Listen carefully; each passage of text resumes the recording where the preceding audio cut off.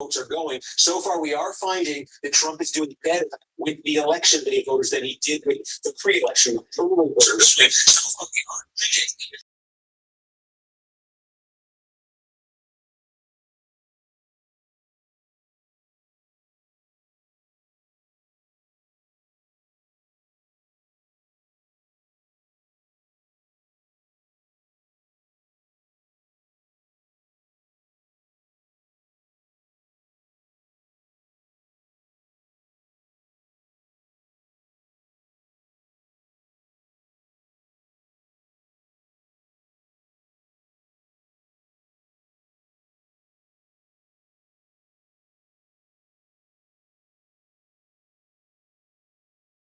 Excuse me about Good evening. Welcome to my channel, The Underrated Darkness. Yours truly, the number one grinder, one of the best kept secrets on social media. Hey, chilling with Ray. What's going on, sis? Haven't seen you in a while. Thanks for coming.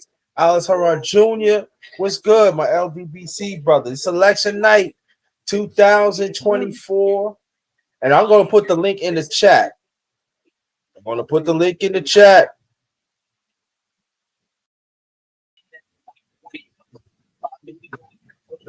you can just see in terms of the burnout question here, which everybody's had in the wake of the hurricane. Look, 38, 57, 839. You're at about 4,700 votes. In 2016, it was 37. They're a little bit above 2020 level here. I think if you're above 2020, that is. What's going on, Gotcha? If you want to come up, you can come up. You can come up. They can say, talk about the election. Very important to talk about local elections where you're at too. Very important. So here goes the link right there. So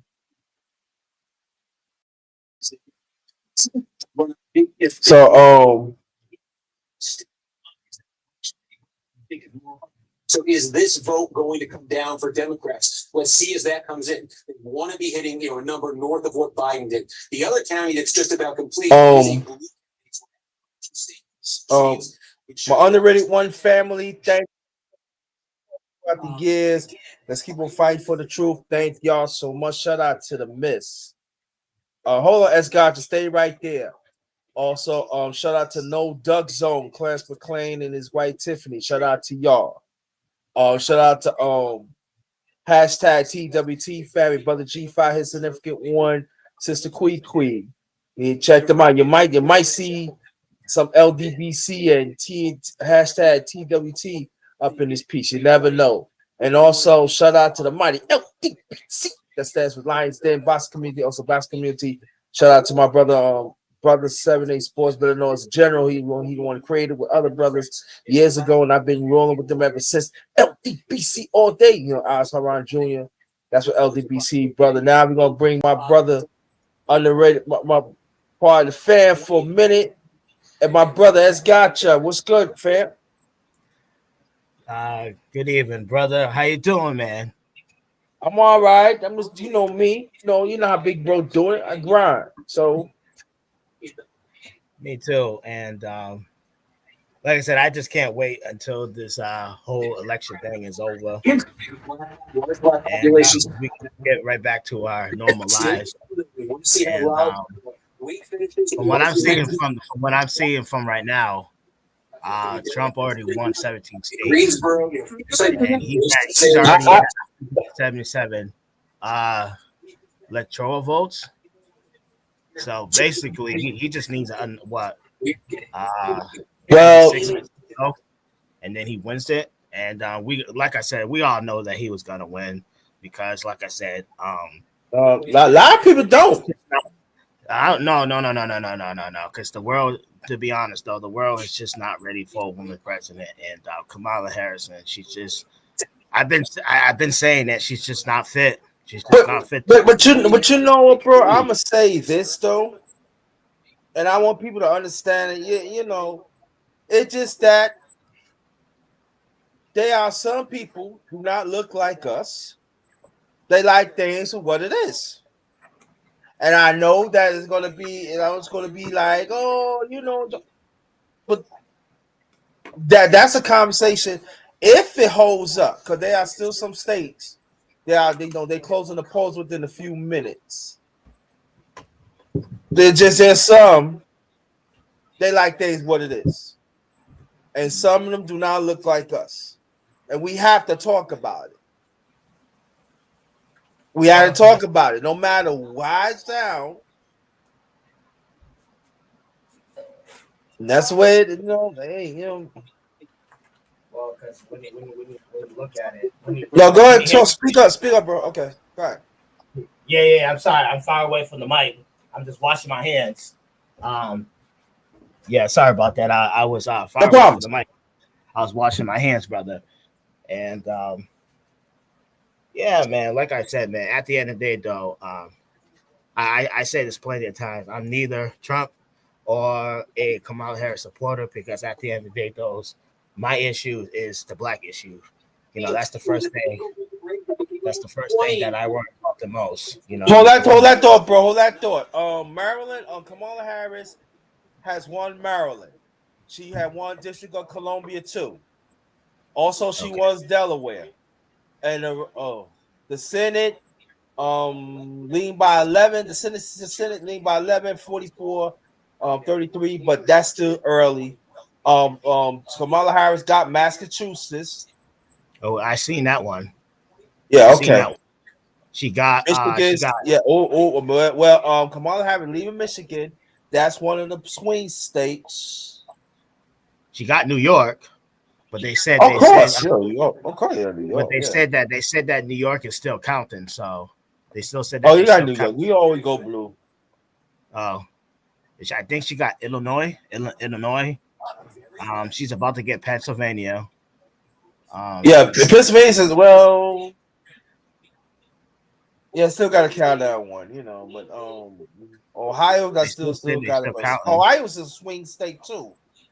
So, but on the road to 270, Trump lead 168-30.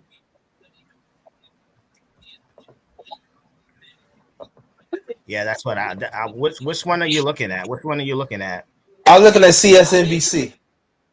Because I'm looking at the one on Google. It says Kamala has 99 and Trump has 177. So okay, it could be, yeah.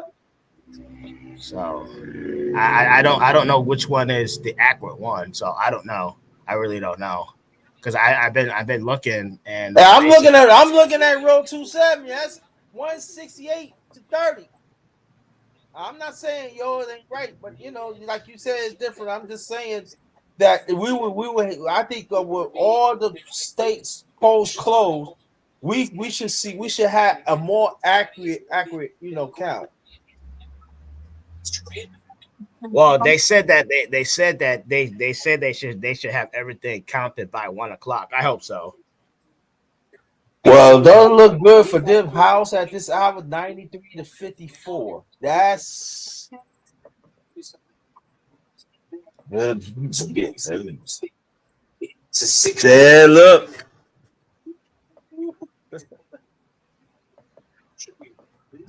I don't know, man. I don't know, brother. I can't. Like I said, I can't wait until it's over. What is Maryland?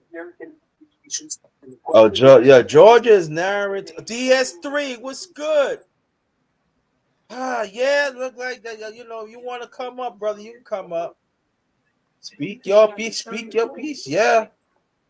North Dakota, North Dakota, South Dakota. North Dakota, South Dakota always go Republican anyway. So they ain't no. I don't know. I'm looking on what's his name, NBC, and they basically. Hold on. Give me a second, brother. Give me a second. Okay. I don't know if this is accurate because they have Kamala Harris at 34 and they have Trump at 168. So I don't think NBC has caught. They've been showing up for the past hour. I don't think it's accurate. They haven't caught up to yet. Because I'm looking, like I said, I'm looking at the one on Google right now, and they said Kamala Harris still has 99, and Trump has 177. Yeah, DS3, Wisconsin is still in counting. The poll should be closing any minute in Wisconsin. Also, Wisconsin is a swing. it's a swing state too.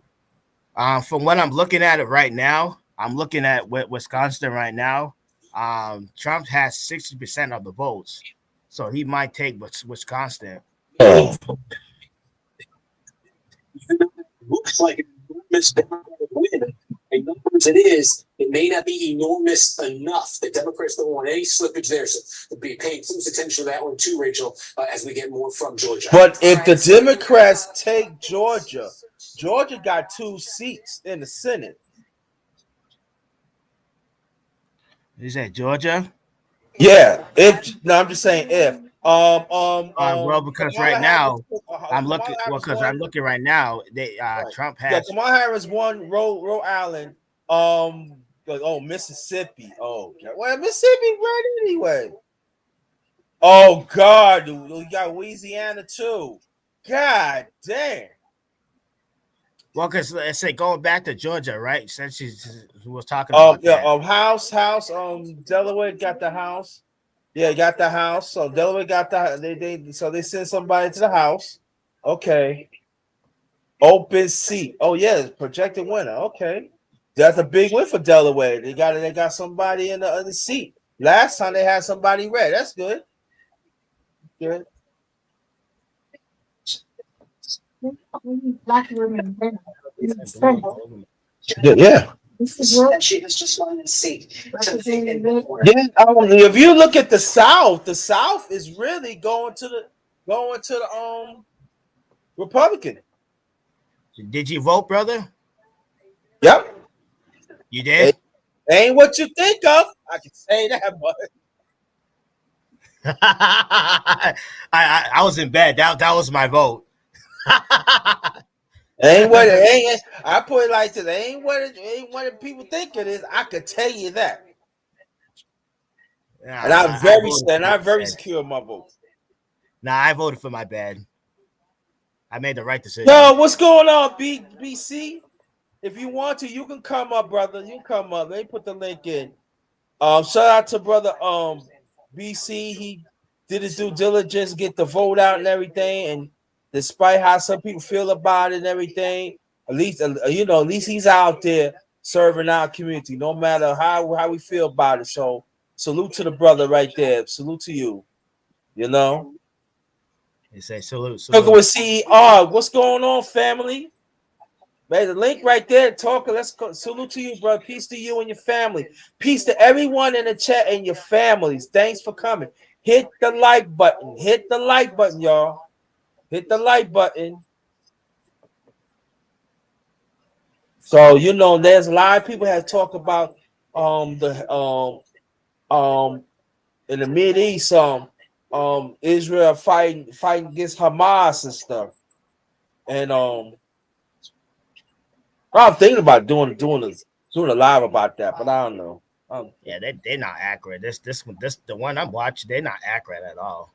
It's not accurate. Oh, yeah. No, they keep saying Kamala has 30. No, I don't think so.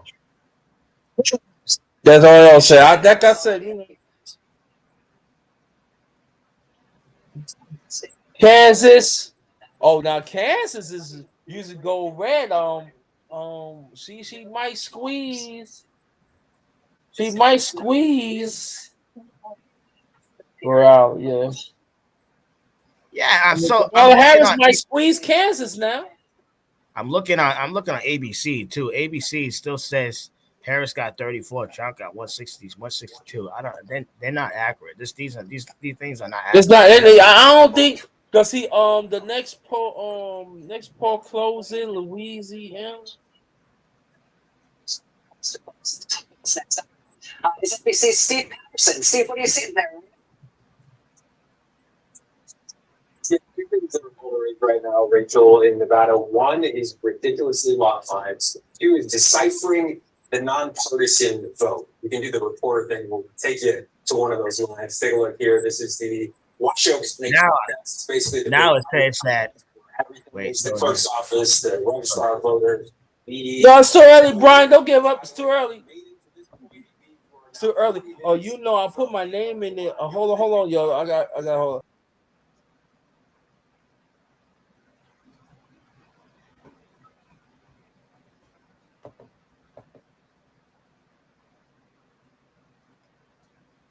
Can you still hear me?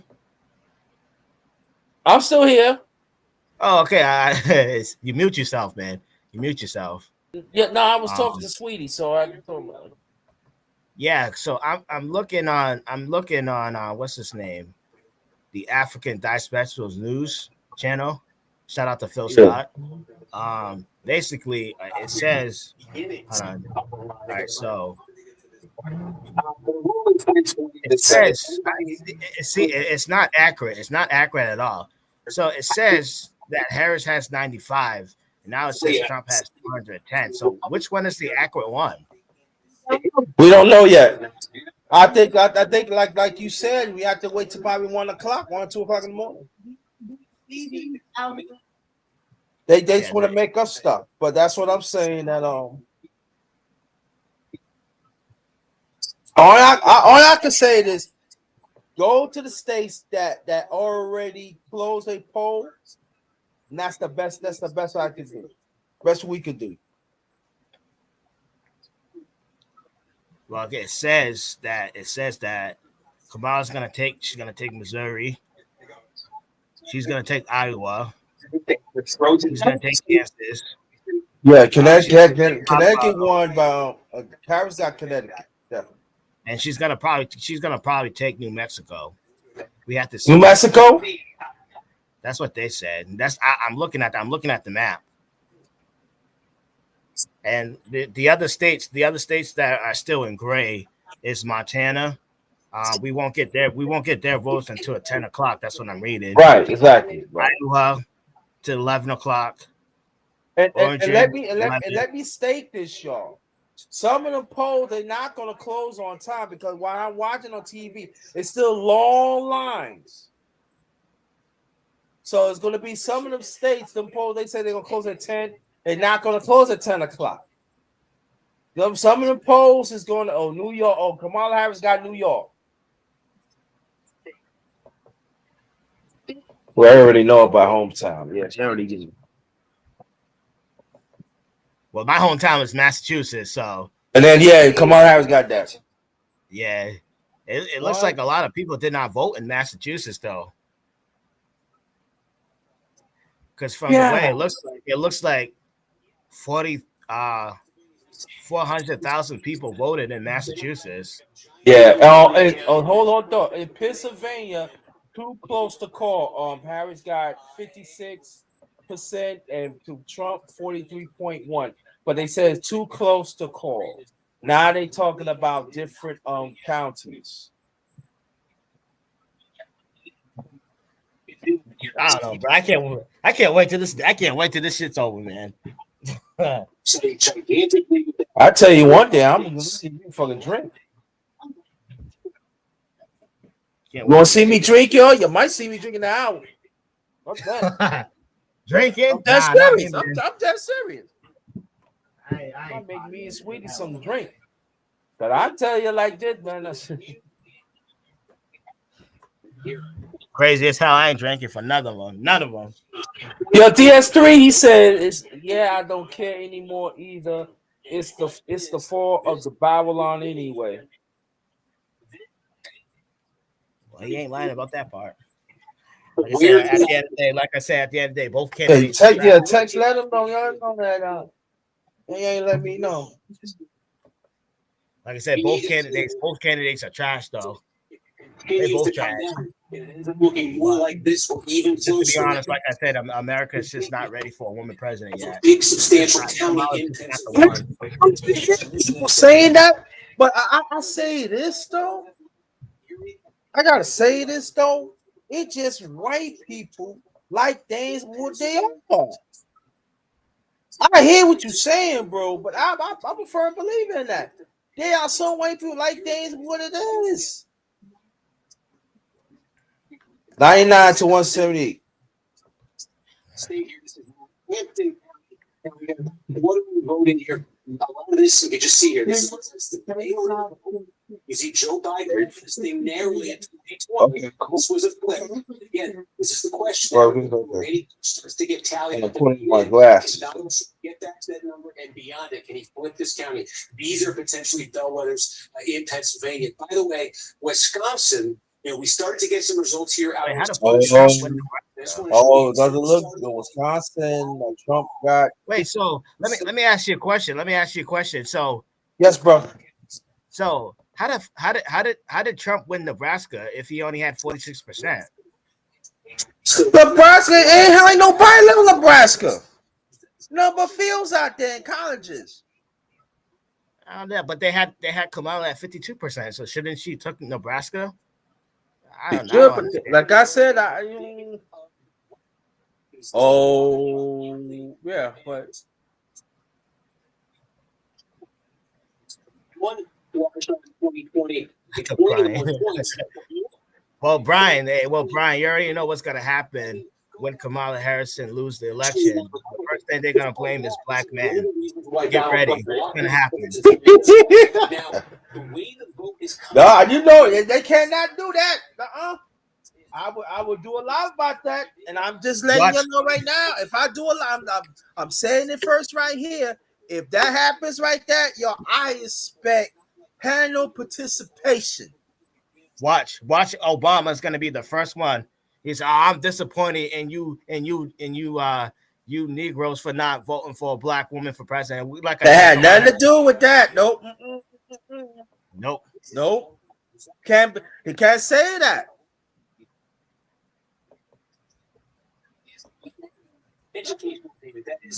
No, I'm telling you, white people like things where they are. They say they patriotic and stuff. They like that. I'm telling they like things who they are. I know they're gonna say, they're not ready for women to be the president. No, I don't even. I'm not even gonna go for that either. They like things who they are. And us as black people, we better understand that. Yeah, some of you, I'm not talking about the people in the chat. I'm not talking about y'all in the chat because y'all on time. But the people outside, you better understand that. And like I said before, and I said it again, I did a live about this 2 months ago. Democrats got it, and I'm saying, oh, you go for Democrat, and I'm saying Democrats got to be a bully for rights. Republicans don't care. They're gonna do what they want to. But you got brother like Brian out there bullying for bullying for the right and all that. What about people like him that out there doing it, do the work?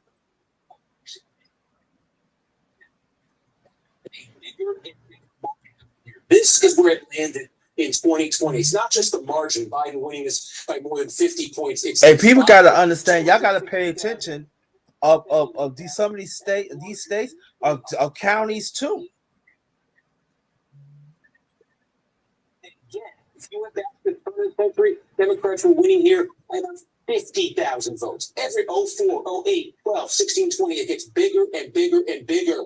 Democrats want to get even more out of this tonight because, again, they're taking such hits in the rural areas of the state. Can they get this thing up to 190? Could they ever get this to 200,000 votes? Every time you think they've gotten the most they possibly can out of Dane, they get more. They're probably going to need more tonight. So, again, a third of the vote in there right now. Let's see that one as it starts to develop. But seeing that in Wisconsin overall now, again, 10% or so in statewide, 13% now, and that's what you got in Wisconsin. Steve, thank you. We're going to go now to Jacob Soboroff, who is standing. I already said this in Columbia. They got Kamala Harris.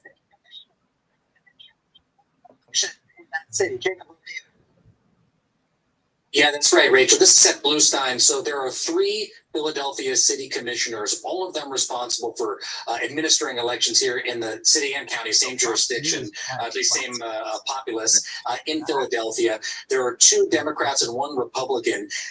Seth succeeded Al Schmidt, who is now the Secretary of the Commonwealth here. You were the Deputy Commissioner to Al Schmidt, who became very famous when former President Trump was attacking him in the wake of the 2020 election. The first thing I want to ask you about, sir, is former President Trump did put out a message on Truth Social this evening, said a lot of talk about massive cheating in Philadelphia, law enforcement. triple exclamation point. Again, a lot of talk about massive cheating in Philadelphia. This is former President Trump. Your response, please. Well, it's absolutely not true that there was massive cheating in Philadelphia. Voting in Philadelphia was safe and secure. We worked very closely with the RNC and anybody else who had any complaints throughout the day to address their concerns. We had open lines of communication, and voting in Philadelphia went really well. And so just to put a fine point on it, the allegation of cheating by former President Trump in Philadelphia is false. Is that what you're saying? It's absolutely not true. Okay, let's also talk about safety and security here. This is the main Rainbow, ballot rainbow. process Oh, no, this one for the entire city and county of Philadelphia where we are right now. You had told me earlier this evening there were some bomb threats here in Philadelphia at or around polling places. How many? What's the nature of those threats? Hey, brother, can you hear me? Yeah. So, on Fox News, which I call it fake news. So they have it for Kamala. She has 117. So voting was extended there for about 23 minutes. Okay, and just finally this evening here in Philadelphia, I know that Where do you see that at, bro? Fox News. Fox. Oh, of course. Wait, yeah, right. Yeah. We play. Yeah. Fox with Trump. Yeah. Wait. Yeah, we know they pro Republican. I know. Fake Yeah, news. That's what I call them. Yeah. We Fox News doesn't count. Yeah, they can say they say yeah, Trump got 195 and Trump got 76. No, that's all right. I have Fox News. Yeah, they know good, man. That's they something. I'm still looking at the one on Google, and it still says Harris has They 99. did that last year. It 78, seemed so like that's he the one I won. looked at. He lost. Thank you very much. Rachel, My channel already darkness. You're truly the number one grinder, one of the best case speakers on there on social media. On election night, who will be the next president? I'm trying to keep it on as long as I can. And people, hey, look, my brother came up, so other ones, come on up. Come on up. Come on up. So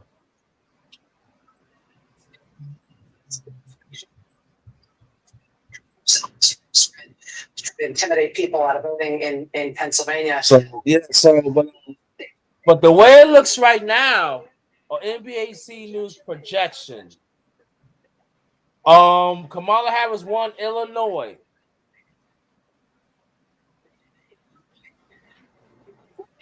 The 270, 68 votes, Harris at 81. We're also got an update for you on a couple of ballot measures. First, I think we could talk about Maryland. In Maryland, there was a pro-abortion rights measure on the ballot, question 1 in Maryland. This is an amendment that would guarantee the right to make and effectuate decisions to prevent, continue, or end one's own pregnancy. As you see there, an overwhelming 3-1 vote in Maryland in favor of abortion rights. Question 1 will pass in Maryland. Also, we've got a result in New York. Now, in New York, it isn't specifically an abortion rights amendment per se, but it does have an impact on that. This is question 1 on the New York ballot. It would create a full state-level equal rights amendment in New York State. And so it's not specifically about... Oh, really? Okay. Maybe we didn't look into that another time, DS3. Thank you. Thank you. Care and autonomy. So the effect of this measure in New York will be to undergird and cement New York law, where abortion is currently legal up to 24 weeks. In New York, the abortion rights measure, this equal rights amendment measure, will pass. I don't know why they say that. Coming up on 9:41 on the East Coast right now. And again, you can hear me, brother? If y'all can hear me in the chat, press 1. If y'all can hear me in the chat, press 1. In the 2 states that we've got the most, Carolina and Georgia, as Steve. If y'all can hear me in the chat, press 1.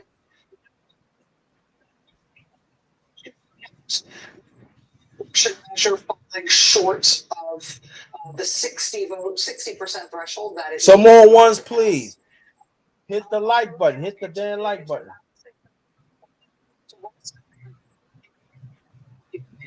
One of the things that we talked to David Clough about it last time we got to Sunday night was the way in which some of these abortion measures might influence the electorate.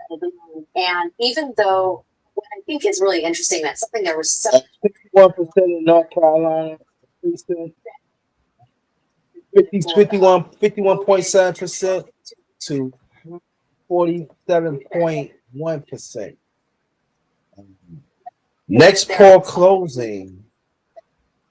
Less than 16 minutes left. Thank you, y'all. Just give me the ones. I want to get some more ones in there, y'all. Who else in there? But abortion nationwide. And one of the phenomena. all I'm just saying, y'all, is pay attention, U.S. history in the past, and you're gonna find out a lot of truth in it. Not trying to tell you to swing wherever you think of. That's what I'm coming from.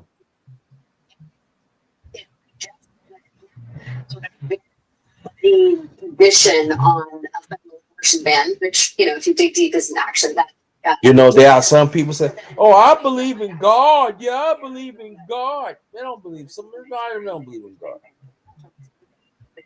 That they can talk all they want to.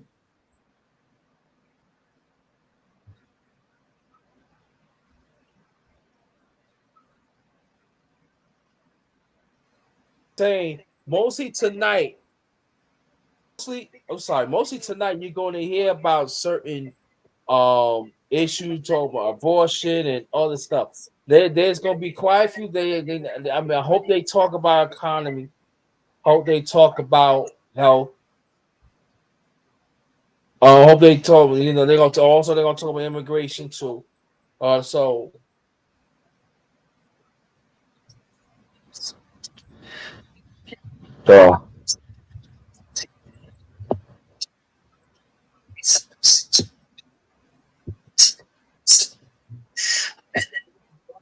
we know about Pennsylvania, really know how important those Western states are to the whole thing. But regardless of what happens with the presidential, we are seeing a sort of a splatter painting in terms of the way that voters are plotting the valence of their politics here, their ideology.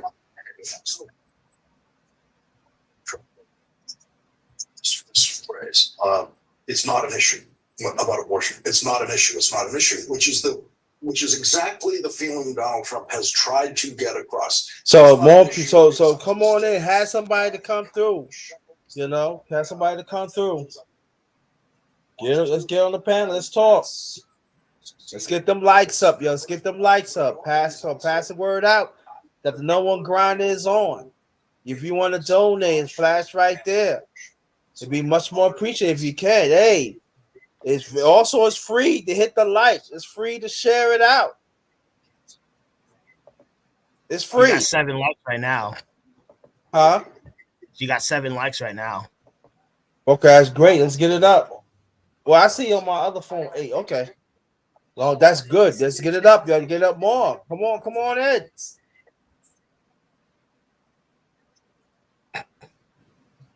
Oh no. Donald Trump got Ohio. Oh no.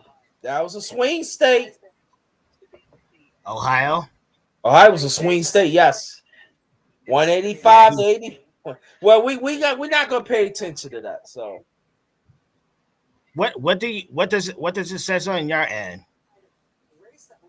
Huh? What does it says on your end? My end just showed that Trump just won Ohio. Because mine still says I'm looking at the House. I'm looking at the House. Republicans leader of the seat 118 to Democrats 75. So mine still says 99, and it still says Trump has 178. So which one are you listening to? I'm just a CSNBC. CSBC. Okay. Let me look. Say that's what I'm listening at.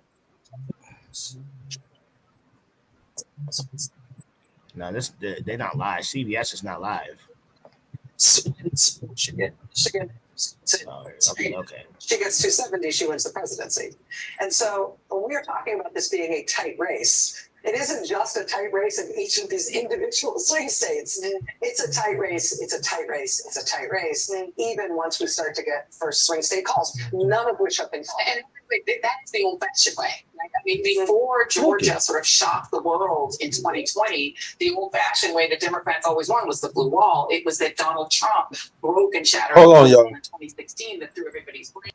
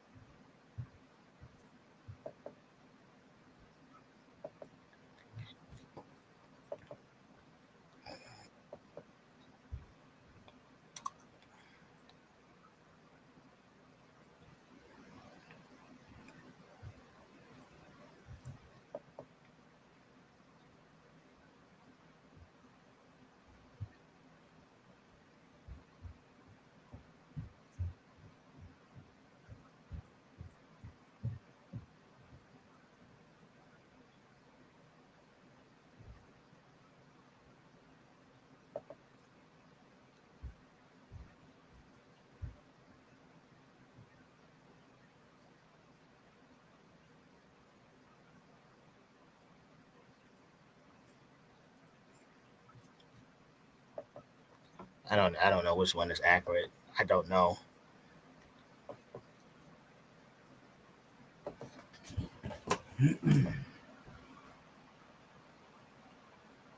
At the Wisconsin, I don't think we're gonna know until all the polls is done. This had previous this Wisconsin Senate race as too early to call. It is now. Oh, good. Oh. We've got a similar shift. This is incumbent Democrat Bob Casey. He holds the Senate seat in Pennsylvania right now. His challenger is Republican Dave McCormick. I think I said Republican Bob Casey. Democrat Bob Casey. This was previously too early to call. It is now too close to call in the Pennsylvania Senate race. We also have an additional change in characterization. This goes back to the presidential level. This is in Michigan. In Michigan, the presidential race had previously been too early to call. It is now too close to call in the state of Michigan. Also, let's take a look at Michigan Senate. No. Similar pattern. In the Michigan Senate race, again, here we have got a Democrat versus Republican. This is an open seat in Michigan. Democrat is Elizabeth Slotkin. Republican is Mike Rogers. This had previously been too early to call. It is now too close to call. So just recapping here in Pennsylvania and Wisconsin and Michigan, all of the calls in those three states that have moved too early to too close. That is true both for the presidential race and Wisconsin. It is also true. Too close to call. You understand? You've been Yes, he is. They get for a range of reasons, one of which the majority of voters there are don't have a college degree. It's a very diverse state. One of the things I've been hearing a lot from Democrats over the past couple of days is about the nonpartisans. There's been a huge surge of vote registration as nonpartisans since 2020. But in 2022, the nonpartisans, that was the closest Senate race in the country. We all remember Jackie Rosen won that seat. She won the nonpartisans by single digits, but she still won the nonpartisans. So yes, you don't exactly know how they're going to vote, but they look at 2022 as a good sign. And that is a sign. That is a state also, I will say, it was so far from being won by the Democrats before there was a change at the top of the ticket. I mean, the internal polling numbers there were devastating. That has massively changed. The Senate, You still here, brother? Yeah, I'm still here, man. Okay.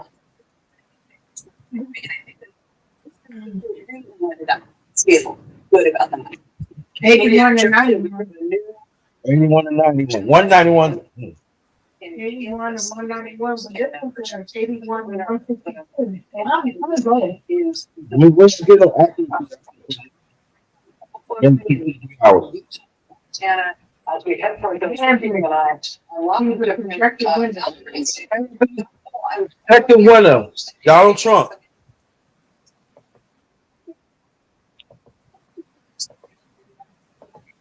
Senate campaigns, namely in Pennsylvania, Michigan, and Wisconsin. And they all feel good about those Senate races. The only two out there that everyone is still biting their fingernails over are John Tester in Montana, who has to overcome a huge Trump margin in Montana, and Sherrod Brown. We don't know at this point what kind of margin he has to overcome for Trump. We don't know what the final margin will be. I know we've called it for Trump, Ohio, but the rest of them, everybody's feeling really good about. And I'll tell you one other thing that people are feeling really good about, Rachel, and that is what they're seeing on college campuses. This is going to be big in Pennsylvania. It's going to be big in Michigan. It's going to be big in Wisconsin. And everybody needs to take a deep breath. Those are the 3 states we need. Don't have to have Georgia. Don't have to have North Carolina. We have to have those 3. And they have been surprised. The campaign has been surprised. But while she's saying that, it's got to be convincingly. Can I be no close?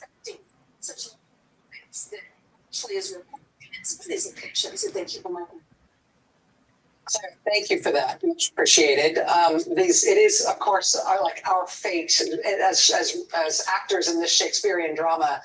You've got to have these swing states that are absolutely unbelievably crucial to the outcome of the presidential race, and they also have incredibly tight fought Senate races at a time when Senate control is going to be very, very important. Let's pass it back over to Steve.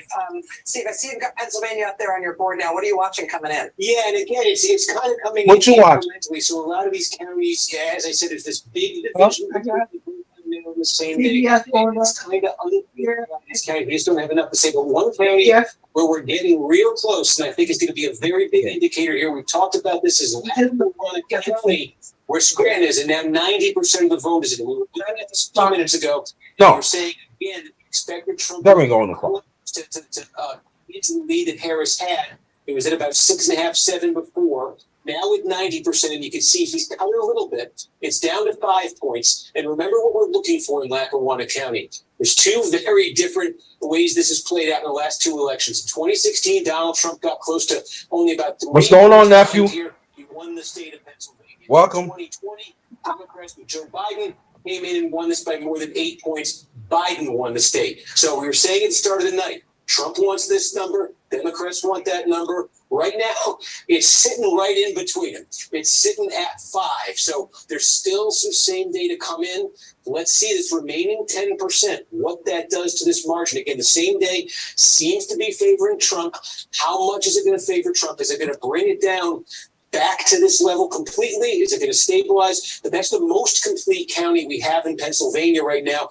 And I think we said at the start of the night, it's a very key one because this region where Scranton is, where Lackawanna County is, this is very contested political terrain. I'm going to show you some of the other counties in Luzerne County. This is where Wilkes-Barre is. This is also where Hazleton is. Hazleton's the majority. Who took Maine? It looks like he's about to take Maine. Again, Trump, That's surprisingly because Maine usually go Democrat Right. for decades. All right, hold on. Let me look at something real quick. The Trump campaign wants to get over that. They want to improve on that number here. If the Democrats can stop them from doing that, Nephew, we still waiting because a lot of inconsistencies of the count. So don't worry, you came in good timing. All right, hold on. Let me see something quick. The metro area where the growth is the fastest, the diversification is the most. Yeah, I'm looking at the last one. It said the Democrats took Maine. Huh? They said the Democrats took Maine the last election. Okay. Yeah, he did. And I'm looking at this one. I'm looking at Virginia. It looks like Trump is going to take Virginia. That's not good. The last one, Democrats took Virginia. in the last one. Yeah. North Carolina. It looks like Trump is about to take North Carolina. He took North Carolina in the last one. Georgia. It looks like he's about to take Georgia. And wow, Georgia was taken by the Democrats. All right. And also, too, let me say this: Nevada polls were closed almost going on almost 3 minutes from now. So Nevada, they're on the West Coast, so they will close. And look at this. Look at this. It says that Trump is about to take New Mexico, but the last one, the Democrats took New Mexico. Took that one, yeah. So it's like switching. It's like switching now. Yeah. Yeah, it's switching. Like I said, we still don't have the results from the other ones, but it said that Washington was taken by the Democrats. Oregon was taken by the Democrats. California was taken by the Democrats. Nevada was taken by the Democrats, and Arizona was. Let me look. That's because more they haven't came in yet, so. They said Alaska was taken by Trump in the last one, so it had to come through yet. See what happens there. We also have look at this. Excuse me, Cobb County. We also have look at this. Getting close in Cobb County again. Take a look at 2020 here. Joe Biden won this by 14 points. Now, right now, it's basically a 15-point margin. This is another one where that margin for Democrats was bigger earlier. It's come down as more same day has come in. And, Cobb is a massive, massive county. Again, it's much bigger than any of those others that I just showed you. 82% more same day to come. That's concerning for Democrats if it starts dropping. Below that, and then Gwinnett County. This is the one. And that's how you feel, nephew. That's how you feel. Stick to it. You said you hope Trump win. That's what you stick to. Stick to it. Like I said before, it doesn't matter anyway. I mean, like for me, it's like, hey, like I said before, and I say it again. Oh, you believe that's right, and that's what I mean. Because I tell you, when I voted, hey, what people don't think what it was saying to me.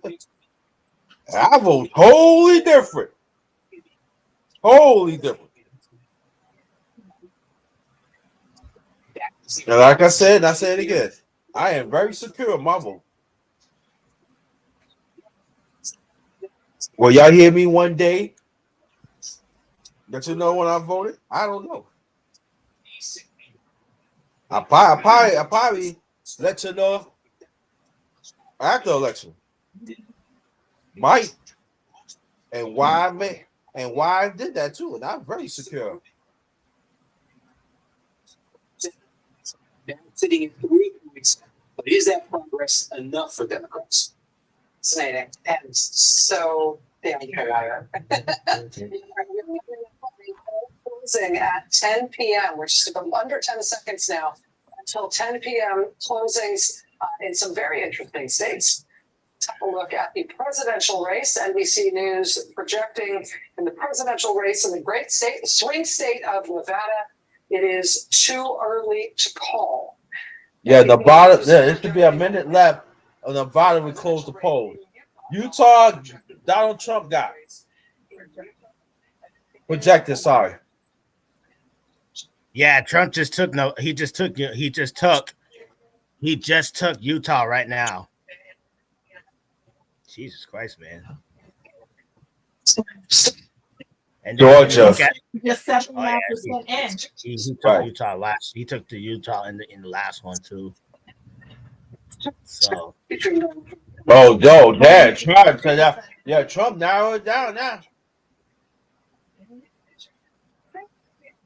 You're supposed to go to Michigan. Oh, Michigan is a good spot for Kamala. Yeah, she's gonna take North Carolina. Oh, good. Okay. She has 51.1 votes. Okay. Leading over 47.1 for Trump. So she's gonna take Michigan. Texas projected with. And then when you look at it, Michigan in the Okay. last. John tested a comment. He's Who a made a long time comment? senator in Montana, too close to call. Senate, Nevada, Jackie Rose, the comment, Democrat, too close to call against Sam Brown. Utah Senate race, Caroline Glenish against John Kurz, too close to call. Senate, Christine Gillibrand, she won the Senate. She going back to Washington, D.C. She a senator from New York. Big as that. Yeah. They comment Kevin Kramer, he going back to the Senate. So underrated. So basically, what I'm doing, right? I'm looking back at the last president then and the current one we had right now, and it seems like there's a lot of swing states. For example, right? I'm looking at the current one right now. It looks like it's gonna turn to Trump, but the last one, the Democrats took that state. Yeah. 34 seats right now. So 22 uncalled U.S. Senate seats at this hour. Woo, it's bright. Woo.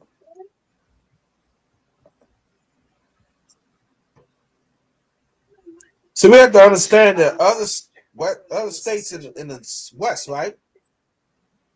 They close at 11 o'clock on our time. So we got to wait for those. Let me see. California closes at 11 o'clock. Washington closes at 11. Iowa closes at 11. Hawaii closes at 12. Alaska closes at 1 o'clock. So you're welcome, nephew. Anytime. Thanks for your confidence in me, nephew. You know, have your lives like this. Thank you. Appreciate that.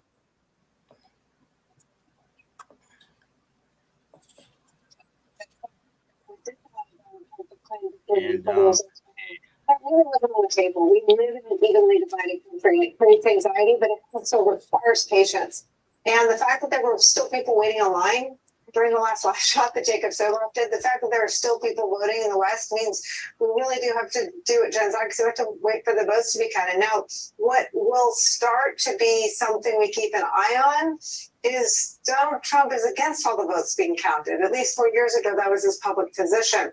And so I think there'll be a moment when it is very much still up in the air, when Steve is still tapping counties and we only see numbers like 34, 40, but we don't have all the vote in. And I think this will become another test for the country and our patient. I think it's Illinois is too close to call, but Kamala Harris is leading. Indiana, home of the KKK, Donald Trump won. 2 weeks. Over here, we keep it real, right, bro? of course, man. Hell yeah. We keep it real over here. Hell yeah, man. Ain't no in between. Ain't no in between on this channel. Ain't my truth. Ain't the brother's truth. Ain't nobody's truth. Truth is the truth. False is false. Tell you.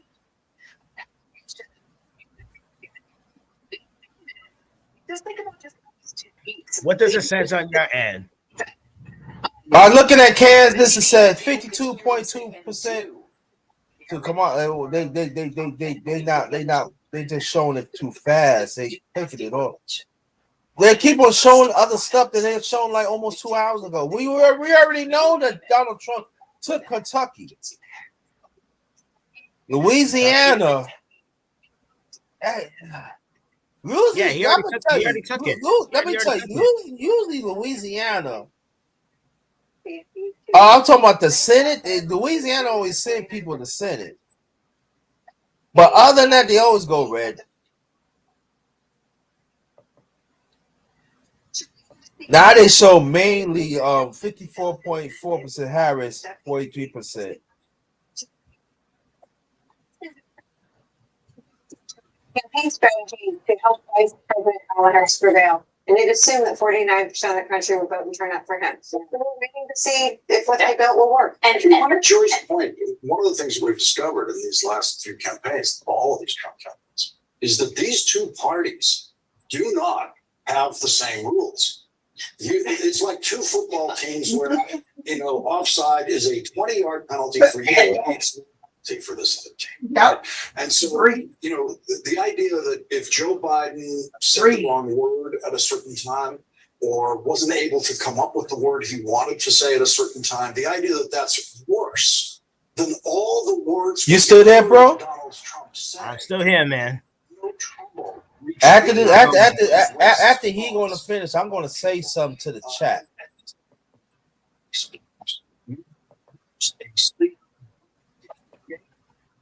But you won't lose what, no matter what you say. That is a new phenomenon, and it applies only to one party and not to the other. One thing that as Steve Kornacki keeps doing his updates to us that I think is striking and maybe striking about the evening is the rural and urban divide. And we talk about divides every presidential election cycle. But part of this, I think, is it's just a cultural different world. And I was talking to this strategist in North Carolina, he's in North Carolina, he was telling me about North Carolina, he said, really, it's like rural Alabama and Northern Virginia, and it's two states and one state. But that is true in almost every state. As we go through the numbers, we look at, can the Democrats and Ken Harris run up the numbers in the city and the suburbs? And then it's like, can they decrease the massive loss in the rural areas? That's where we still are, despite everything that's happened. And that has been a divide that has been... Y'all talking in polls now. But to me, it's interesting. Won't you just go and say that white people do not want to change in these urban communities around the country? Won't you say that? They're not gonna say it. But you're talking in fucking code. Come on. Am I done? Am I right? Huh? I can't hear you. No, the TV. Don't see. No. You right there. Because I want them to hear it. Yeah. Look. Yeah. That's man.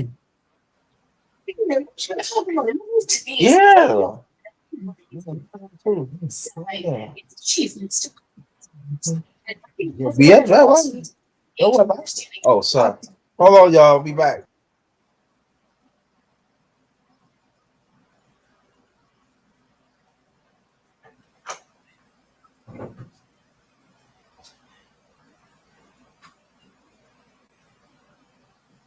Happy Tuesday to me.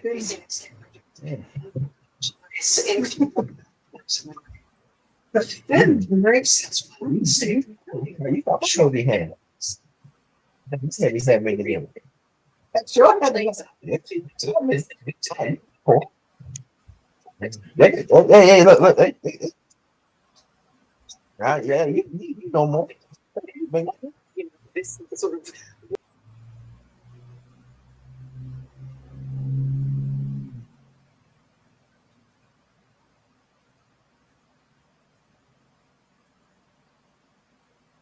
before. But am I right, bro?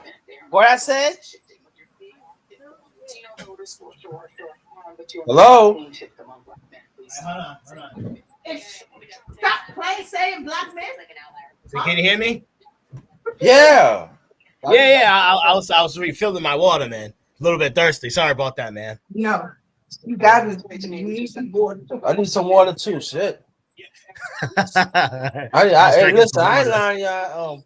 The Miss make me some good drink, and I drink some spirit water. I got some spirit water, and I got to drink some water. And I'm telling you like this. And see, this what I don't like about mainstream media. No. Don't be sorry. No. About what's gonna come out his mouth. No. I'm good because brother, no, I've been talking this shit for years. Stop paying attention what mainstream media is, and understand what this country is really saying. That's good. Am I right? Did I do say that, bro? Yeah. Y'all pay attention with social media. Social media, y'all gotta understand what mainstream media runs by. Next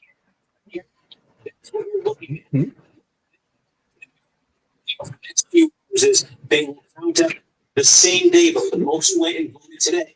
That's typically a Republican friendly batch of voters. So you'll see in the next few hours these numbers change, and then you will have the majority of the vote in Maricopa County. Yo, these white women is with us. No, they not.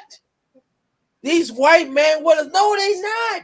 These Chinese and all of them is acting on white supremacy policies. Do you understand that? And bro, do I say that throughout the year? Of course you, man. It's true. Huh? It's true. And do you see it? Of course, man. I see it all the time on social media. All the time, man. It's on fucking X all the time, man. That is. But see, y'all don't listen to me. Y'all don't listen to us. That's all right.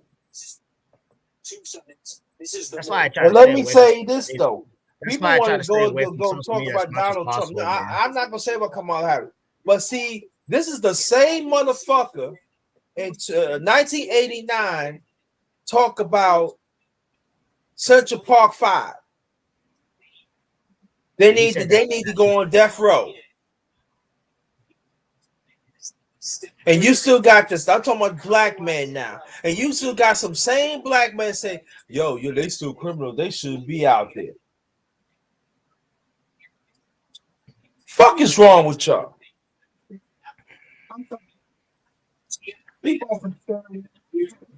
No, they had nothing to do with spirit water. No, it had nothing to do with spirit water because I've been saying this without spirit water. But I'm saying other black men raw. I don't give a fuck. I've been raw for a long fucking time without spirit water. Fuck yeah, I don't give a fuck. But see, some of your black men, some of your men, y'all fail to understand that. But y'all still want to support Trump.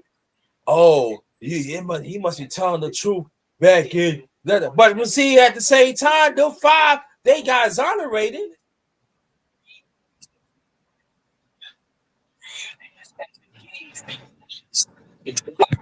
Y'all some mother, y'all trying to sell your black man. And then you got some that vote for Kamala Harris. And y'all know how that she treat us. I'm fair, Bo. I'm fair. So that actually let me know. Y'all actually let you know who I voted. And I don't fuck that. To the 2016 level in a big blue collar county. You still on? Blue collar counties like this forgot the contested northern tier of the battleground. This I'm flagging for you because that might be also because it's complete one. It's looking for complete counties. You've got the complete county here. It's down, baby. What you holding? Answer. Slowly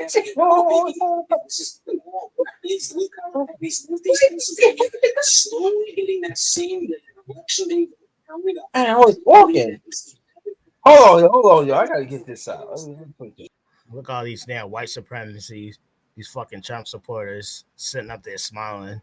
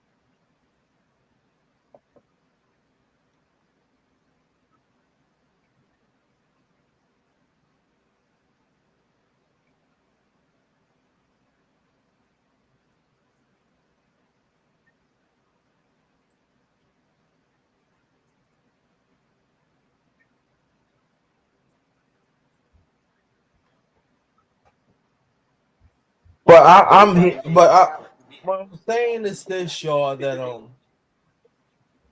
all jokes aside, brother, you can hear me? Yeah, I can hear you. I'm still here. Okay. Huh?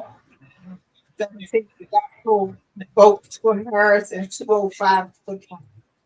170 to 117. To what? 117 electoral votes to Kamala Harris, 117 and 205 to Donald Trump. And which one is That's this what on? they said on, Which on one is another this network. one? What network? Which network? Now they said now this one I'm looking at 201 to Trump to 91 to Harris. That shit ain't fucking accurate. Which one is Because that they one? right, but I'm saying because we still gotta wait other part. Like I said it before, and I'm saying it again. The other polls is not gonna close on time. Which network did you see that one on? I'm looking at MSNBC. Oh, that's of course. One That's 117 is MSNBC. from Fox. The Oh, miss that's MSBC. They just that's pro. right, exactly. We ain't fucking with Fox. She's just checking in. That's all. Now MSC is just pro Democrat. I don't fuck with them. I want like the one that's like neutral. I don't CNN.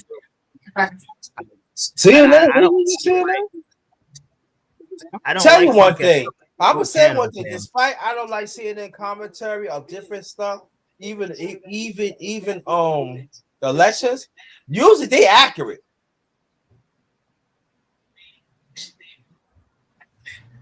Is that we just saw this happen in Lackawanna County? Is that going to happen in Fulton County? You know what? I'm gonna say this, y'all. Only I got one people. Somebody pay attention. Come on, y'all. This election, y'all. Come on. Y'all got to come in, y'all. Come on now. I'm not even gonna pay attention to that shit either. I know, see it. I know. That is true. 2016, while it's still deeply red, it's actually gotten less red. This has been a bit of a growth area, suburbs right outside Pittsburgh, some rural areas too.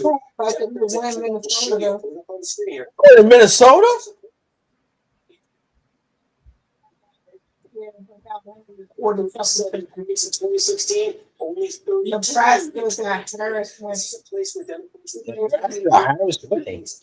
Nebraska usually red for decades. That be a historical moment if Kamala Harris won Nebraska, y'all. Because long as I live, now I talked to my late father, he said Nebraska always red. Nebraska? That's facts. Even Nebraska. Huh? Nebraska. Nebraska, yes. Nebraska always go red. Yeah, it's always Kamala red. Harris take Nebraska. That's a historical moment. It is. No, Trump already took Nebraska. No. They did. He took Trump took Nebraska? Yeah, he took it already. Okay, fuck it. Well, that's how fuck. So that's it. That's all right. Fuck it. He already took it. All right, hold on. Let me look at something. They said going by what the Miss told me. She looking at it. They said it's still counting in Nebraska. Nah, he already took it.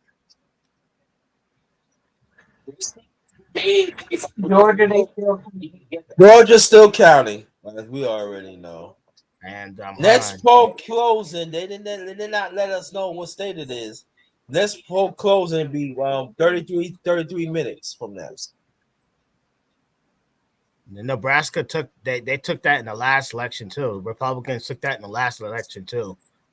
So Nebraska was always red. What Trump just did in Allegheny County.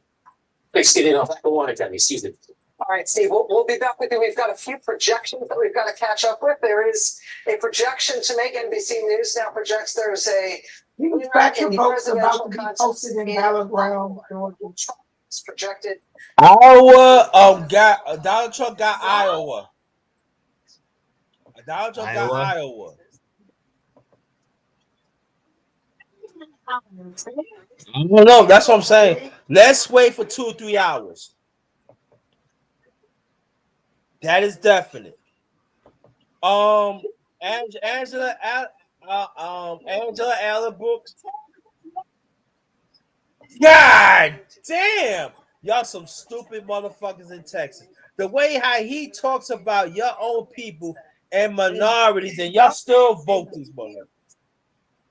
Who's that? Ted Cruz in Florida. Oh, Ted Cruz, oh idiot, oh asshole. Is that he's a fucking asshole? Fucking dickhead. I said it. Nebraska special election projected winner. Republican Pete Reagan. Yeah, you know what the minister was saying. No, I'm gonna tell you though. What the miss was saying that she don't want to see Republican party. I mean Republican president and Republican Senate and Republican Congress. That means they control all. They control all branches. And I'm saying like this, that is scary. Look at this. Look at this. Look at this. Look it must have cut up by itself and shit. Look at this. Look at this. It looks like Trump's about to take Pennsylvania. What? No. Yeah. No, yeah, he's at 50%. Yo, the Democrat, they cannot let him take Pennsylvania. Yeah, he's taking Pennsylvania. Yeah, you know, we talk about Pennsylvania, bro. Yeah, and it's crazy. He cannot get Pennsylvania because when you look back at the last election and the current election now, there has been a lot of states that were blue has turned into red. There's a lot. Because if you look at it, Missouri was blue, Wisconsin was blue, Iowa was red, and Illinois. But bro, they flipped that. Them states are flip flops. So fuck them. Nah, they flip flop. They flip flop. It's going red. It's going red because he's leading in those states. Yeah, they flip flop though, bro. Some states, yeah, we gotta see some states who they are. The states that you mentioned, I'm glad you talk about it. They flip flop. Go fuck them. They flip flop all the time. They have a history of flip flop. At least Nebraska, fuck it. You know, yeah, they red. Fuck it. We red. We ain't changing and all that. Thank you. And fuck it, man. That was crazy, man. Pennsylvania was blue. Now it's going to turn red. Jeez, the miss says this. No, what you said? You ain't gonna put it. Put it here. They still count. No, what I say, they just still counting. So. New York. I can't believe New York turned blue. Who? New York. New York always blue, bro. That's what I'm saying. You know that. If New York ever gonna turn red, I'm letting you know right now. I'm drinking some Hennessy, straight up.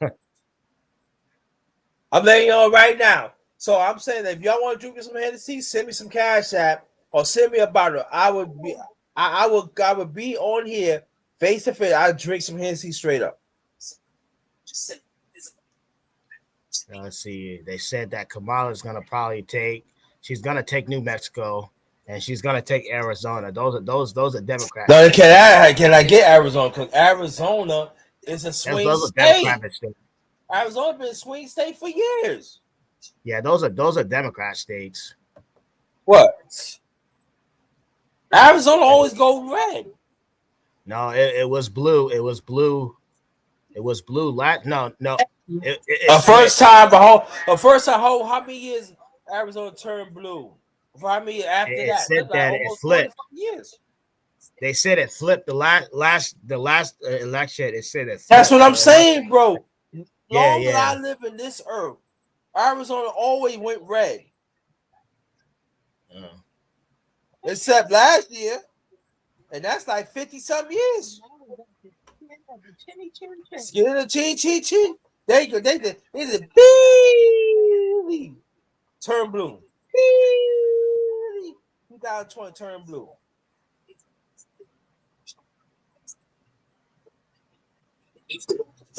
Tennessee. He took. Of course, that's red. Texas. That's 40 electoral votes Donald Trump took. A few months ago, Texas was in the purple. People don't want to fuck with you, man. Sorry, y'all. Of YouTube guidelines, I gotta mute my mic because I'm drinking some spirit water. I'll be right back.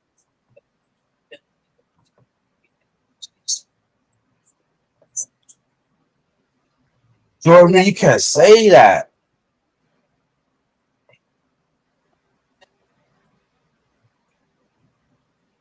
You cannot say, Jordan Reed, that people just don't want to vote. That people did vote this. Kamala Harris got Vermont. Whoopie-doo. I can't say that. I'm being nice. They be nice. Bernie Sanders. I mean, like, yeah, you know, but Vermont always go blue anyway. Vermont. Virginia's is 31% of the vote. Still waiting. Virginia got 13. I'm gonna tell y'all. Virginia's very. Virginia close. cannot let Democrat. Y'all got to get Virginia. Virginia's very close. I live in fucking Virginia. Almost 13 fucking years. They both are sitting at 49%.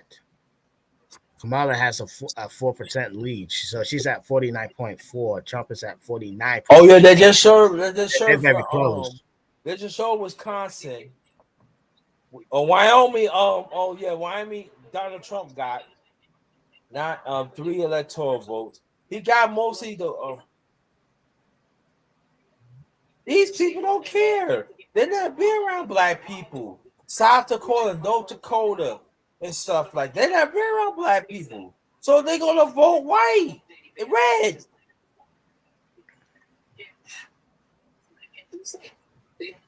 Some of them don't even come out their state. We don't. We gotta keep it real right here. On the Reddit Darkness channel, you know, hey, look, listen. Look, no one granted. We keep it real right here. They never come out their state. They eat corn, wherever it is. They don't come out their state. Tim Kaine, the Senate, won Virginia. Long-time senator. That's a good win. That's a good win for Virginia. For Senate, that's a good win. Long-time senator. Thank you, nephew. Thank you, nephew. But let me say this, but nephew.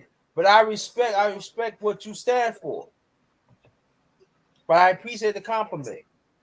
Oh, nephew, listen to your uncle. Listen to your uncle underrated. Don't listen to him right now. No. He didn't listen to me. Whatever you pick, even we disagree, you still my nephew. Real shit. Bro, I'm gonna tell you, right?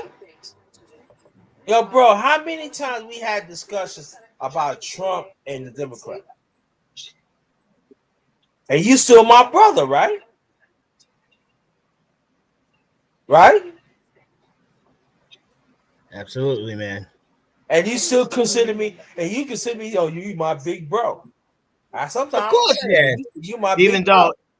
Even though George Page, even though I love George Page, he's a Democrat, but he's still my big brother, man. He's still my brother, man. And I'm saying we should be that way. We should be that way. At the end of the day, see, at the end of the day, as me, you always say, yo, you my big bro. So I'm gonna say, I'm putting it out there. You can ask Escotcha. I said, nah, yo, I'm just your brother. No, you my big bro. I gotta set the example for doing what's right. But at the same time, I gotta respect my brother right here. Whatever decision they made, I still roll with you. Despite Right. So the disagreement. I'm rolling with you, bro. How many motherfuckers can say that? well, let me say this though, because like I said, this whole election thing was just nasty, and I saw people, right? I saw people like longtime friends, split up because they supported the Republicans and his other friends supported the Democrat. See, I would not do nothing. I would not do something like that. If you support the Republicans, that's fine. If you support the Democrats, that's fine.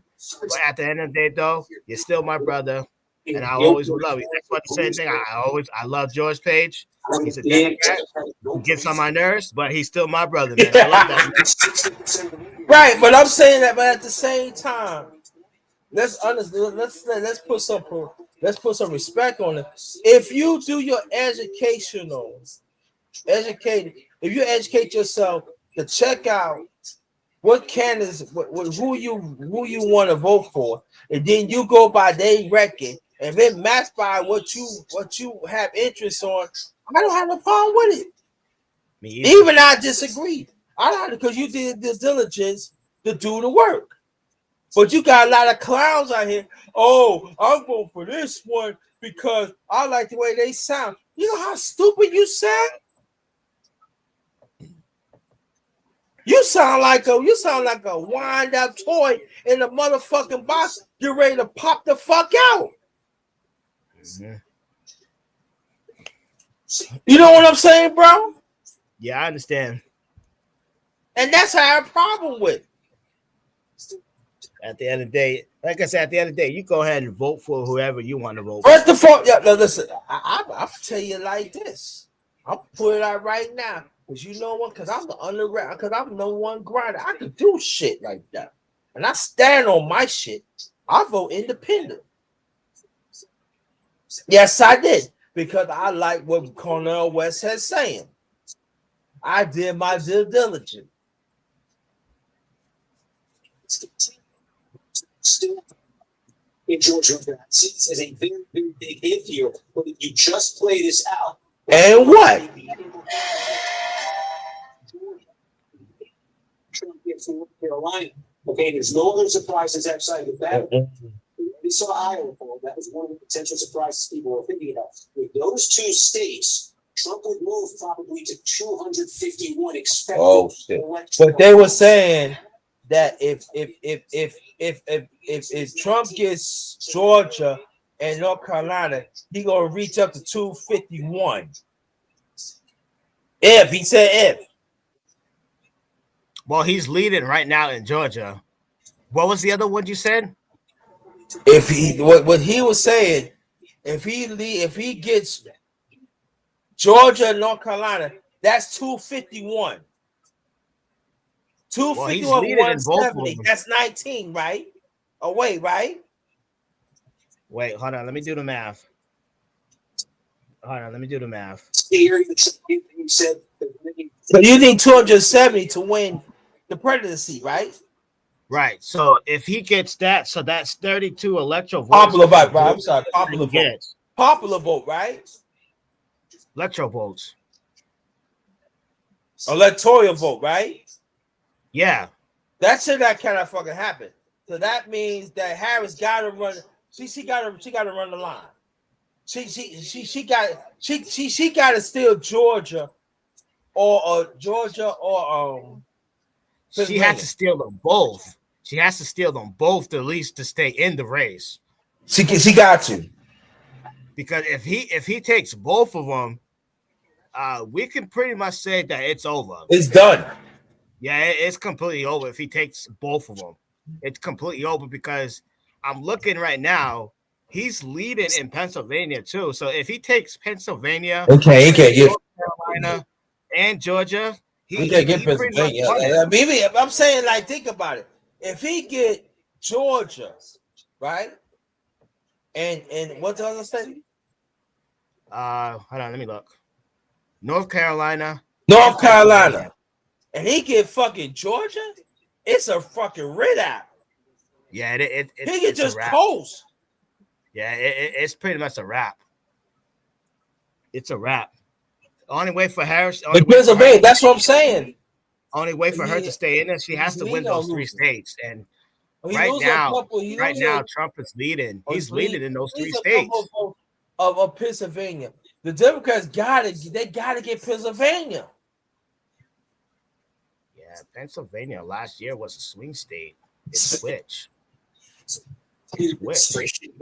So I'm just saying. I'm just saying. I'm not. I'm not even gonna put it out there. I'm gonna tell you like this over here, right here. I might do an aftermath of here. Harris won what? Yeah, I'm still saying this right now. People could talk about Trump all they want to. It would not surprise me that Kamala Harris will come back and beat him. And I'm gonna tell you how it's gonna be. If Kamala Harris come back with the presidency within a few hours, and I'm saying right, that's a good point. Thank you. Because I said Kamala Harris win the presidency, she come within a few hours, win the presidency. I'm guaranteed the Congress going to be Republican. If I'm just saying if they have some, I'm not going to say that. If the Democrat made a certain stretch to barely win, if it's a tiebreaker, right? If Kamala Harris gets the presidency, Tim Walsh, he gonna be the tiebreaker. But even then, that's still gonna be hard.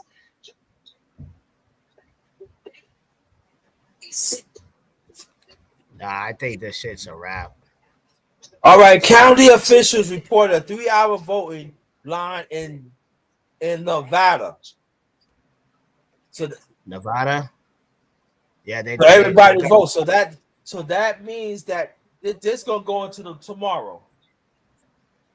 That's what I'm saying. Oh, you with Trump under it? No, I'm just saying if Trump said we ain't no, we're not hell no, we ain't no Trump supporter. Yeah, hell no. Nah, hell no. Huh?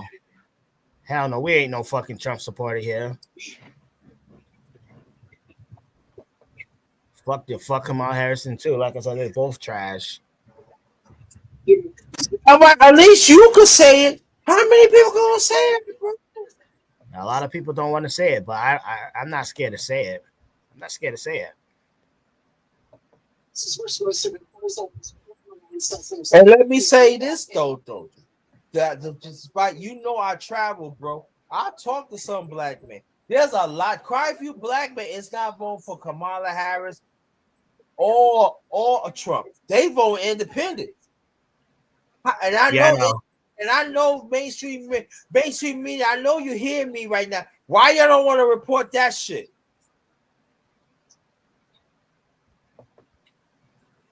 Why you don't want to report that shit? And I'm talking about even men that don't look like us. I said, no, we're going independent. But I guarantee you, when you want the independent, well, I'm vote independent. Oh, you want our vote? Oh, you should pick. I ain't picking a motherfucking thing. I'm sticking independent. Fuck y'all. It's my right. Oh, you just doing that because you don't like. No, I'm doing it because hey, look, that's my right.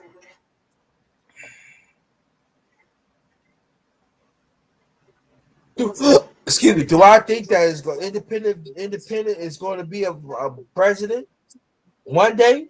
Not in this lifetime, not.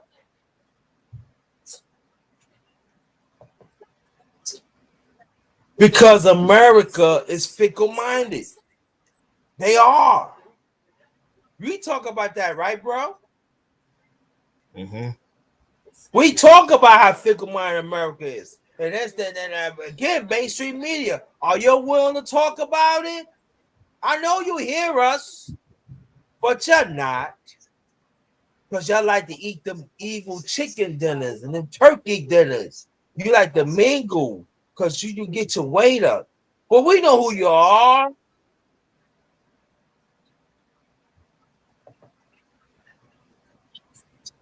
So I know y'all gotta play your role. Y'all gotta get those passes. You know what I'm talking about.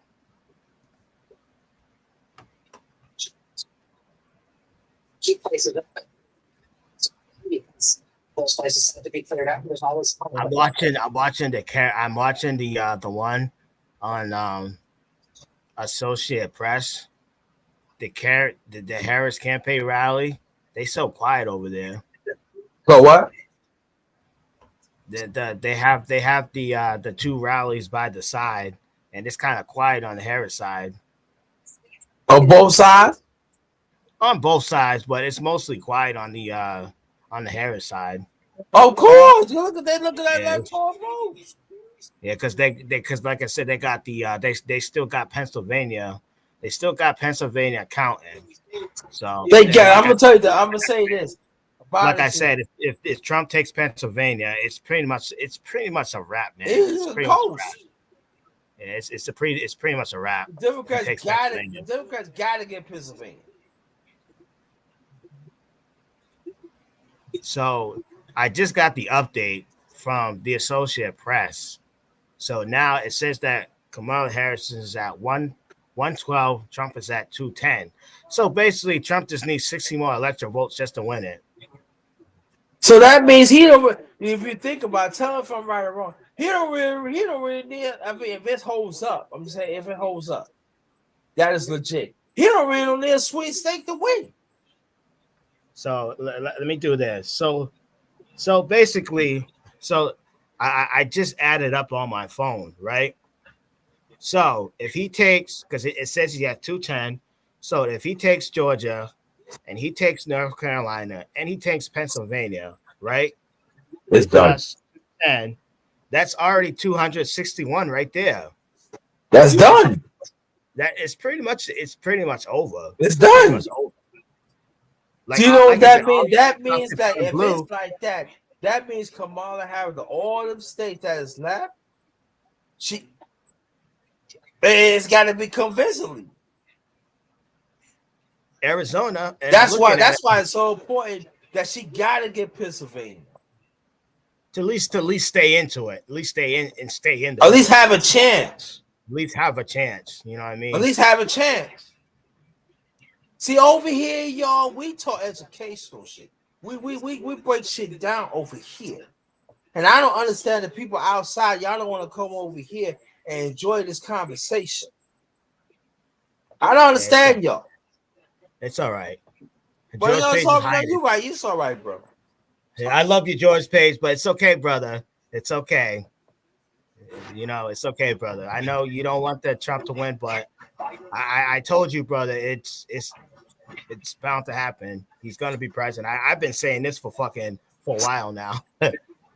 You know, I mean, I've been saying it for a fucking while now. So the Trump campaign wants to see in counties like this where they have slippage in counties they won in 2020. They want to get that slippage back. We saw that. We always said that some people we want to engage, but when people get a platform to engage, y'all don't want to engage. See, your next open is Livingston County. Okay, this is a stop fucking complaining. Fuck out of here. And then I don't understand why some of y'all could come on here and talk about where y'all at for the local elections. Because local elections is almost much more important than the presidential election.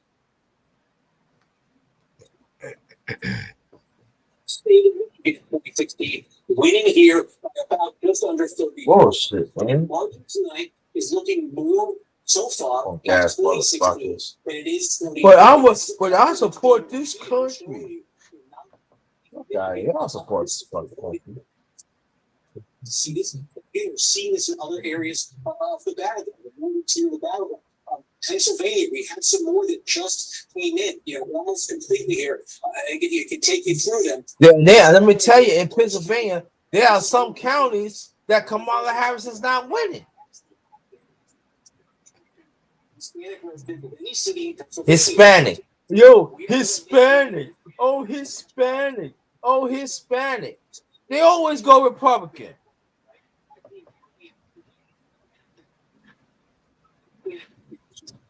$210. Something Yeah, from that's it. City County, New Jersey tonight. In here in She don't have Georgetown, one. again, this is one of the larger Hispanic populations in What Pennsylvania. you were saying, bro? I can hear you. Like I said, I don't like MSNBC network, but they keep saying that she has 91. This is exactly what the Trump campaign She doesn't have 91. She has 113 now. double digits. They've made it double digits in Brooke County. We check in on Missouri County, and again, we've been talking about this one. He saw another county in Pennsylvania that Trump got a double digit lead in. I'm like, what the fuck's going on here? And these are rural counties. It looks like she's gonna get Maine. Like she's getting well. They just started, so Maine. It just switched from blue, so she might get Maine. It's a little wild. This is a big Democrats in Pennsylvania coming into that. Again, 95% means basically it's all in Cumberland County. Again, 2020 looked like this. It's basically the same. It's a fraction of a point different. But that's a win for the Trump campaign because of the rural counties, they've been voting like this even long before me and you came in the picture. You know what I mean? They wanted to keep us going tonight. They didn't. Trump was able to stop the losses in Cumberland County. So again, that's something that encourages his campaign exactly wanted to see right there. We're starting to get Erie County. Again, this is why else gonna be she got to go on the road.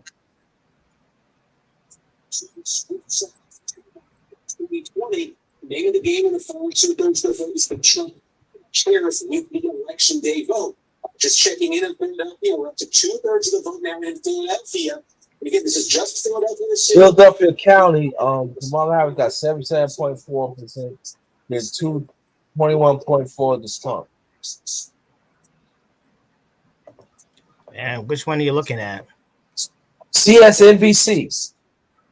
Okay, let me look.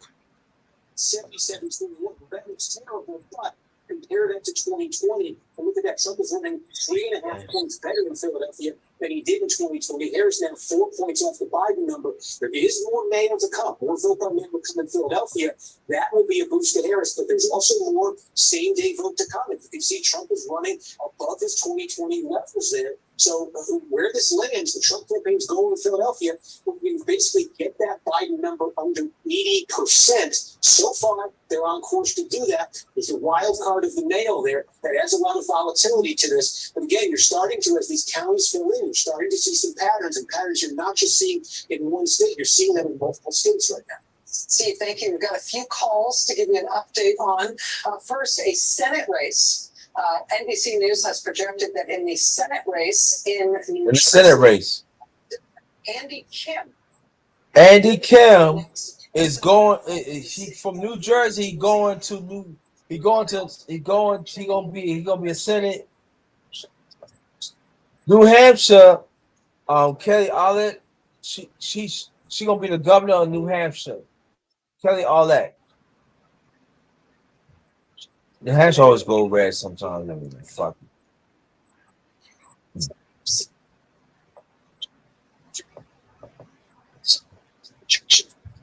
207. I don't know if that's accurate.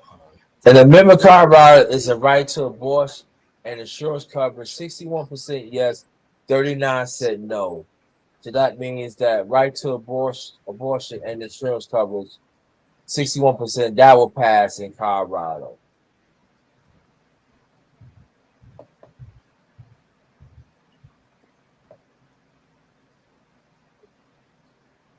They'd be closing Colorado,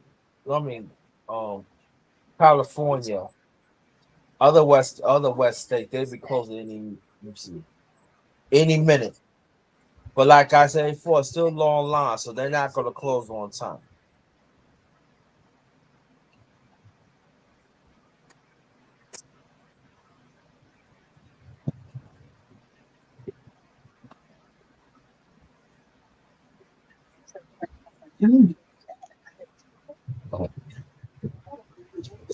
No.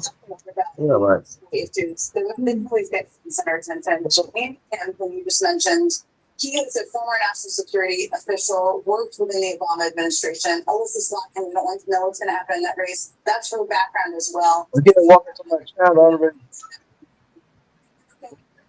A sort of part of some new people potentially who do come from a background where they care deeply about building neurons, where they care deeply about defending them and talking about them and elevating them.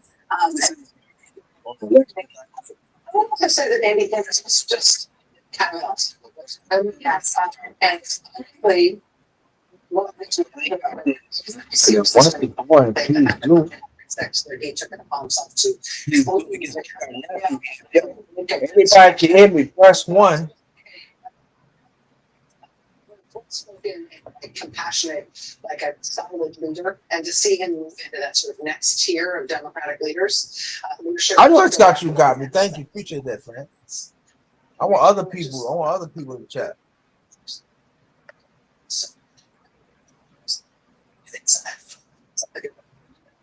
We head towards California. Again, these are states that have swing states in terms of the presidency. They're going to be really, really important, particularly in control in terms of who's in control in the United States House. So we know that the longer Western states count very slowly, particularly California. We'll get our first look at this poll closing in 7 minutes and 10 seconds left. What state is that one? They don't say no state. Oh, okay.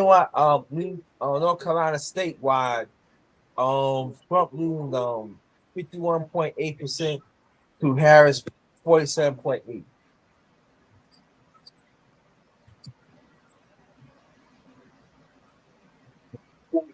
Mecklenburg County in North Carolina, Harris leading 65.2% to Trump 32.7%.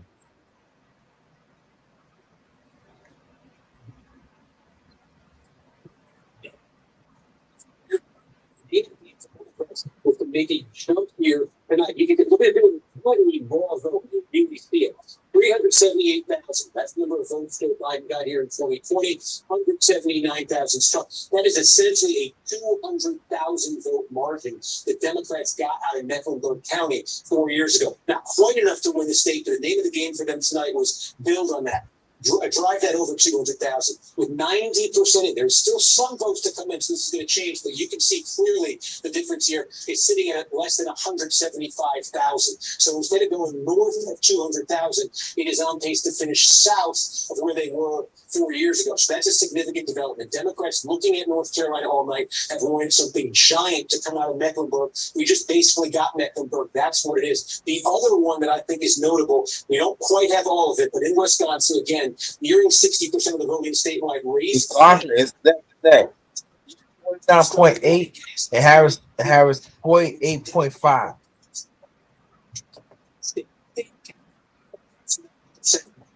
We're getting close to all the voting Dane County. Significance here, Democrats rely so much on Dane County in Wisconsin now because they've lost so much ground in the rural areas of this state. I said at the start of the night, every single presidential election this century, the Democrats have added to their margin in Dane County. They've squeezed more and more and more out of it. Take a look at this. 4 years ago, Biden wins Dane County. The University of Wisconsin is here by 53 points, and that is a margin of about get that marker working. That's a margin of about 182,000 votes. Name of the game tonight was to hit that number and go further, like they have in every election this century in Dane County. With about 90%, it's still some votes to come, but you can see how far short they are of that number. 149,000 right now. 182 was the number back in 2020. This is a county Democrats rely on here. Also, in the WOW counties, the question coming in tonight, the WOW counties being the big suburban bedroom communities right outside Milwaukee. Coming into the night, they're red now. They've consistently been red. How much? He's breaking down the East County of Wisconsin now. 60%. Significance here is Trump lost Well, in 2016, he won the county, but he lost so much ground that this was the worst Republican performance in Ozaki County since 1964.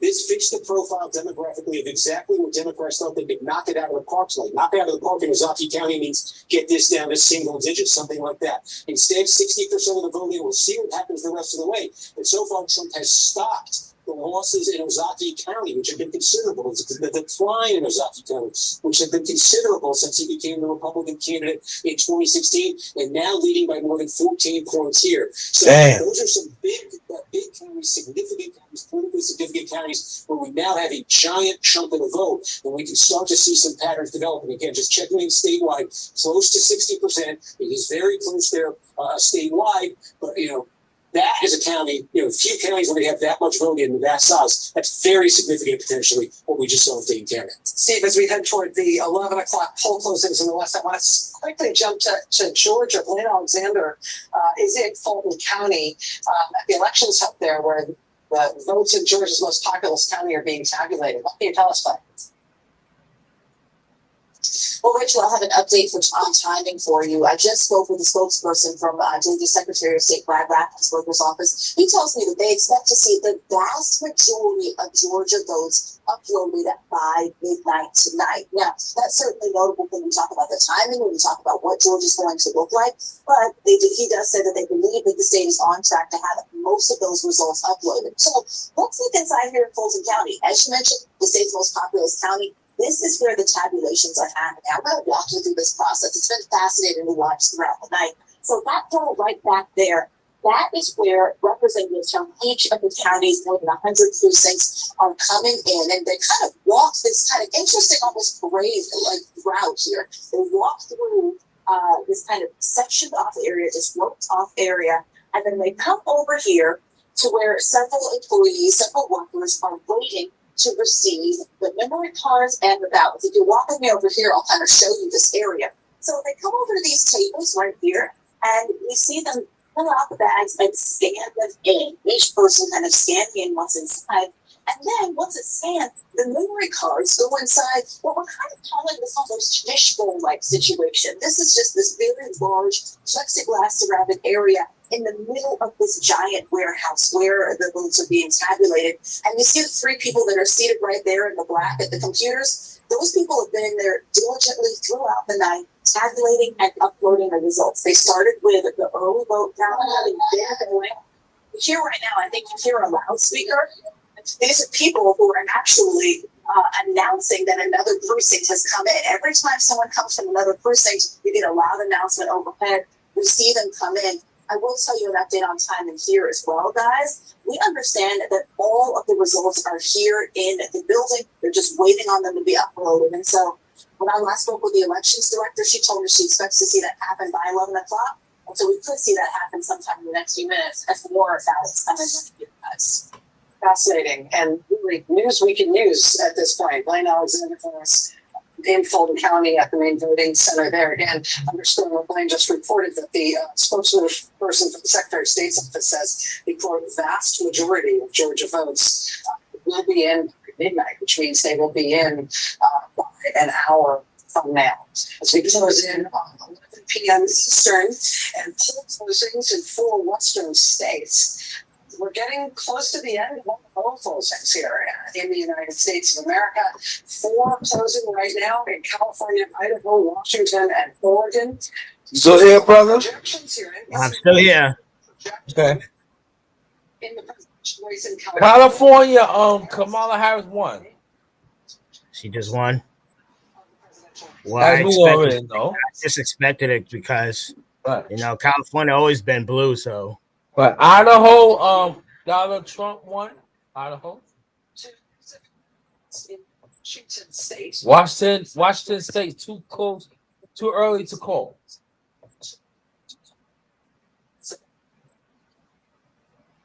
Oregon, too close to call.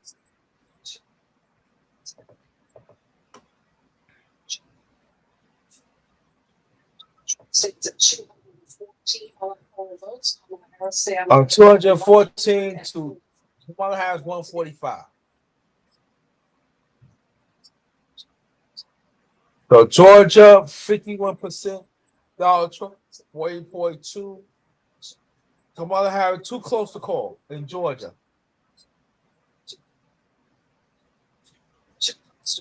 Too close to call. 50.7. Kamala Harris, 48.2. Michigan, too close to call. Kamala Harris lead. Wisconsin, Donald Trump, 49.9. And Kamala Harris, 48.5. 58. Oh, man. Arizona, Donald Trump leading, too close, too early to call. Too close, they just start, too close to call.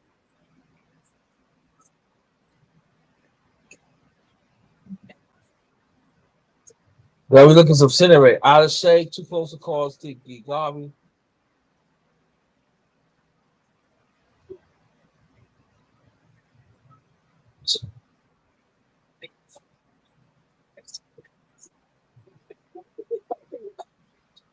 Sarah Washington, a convict. Catwell gets Roy Garcia, too close to call. Washington State.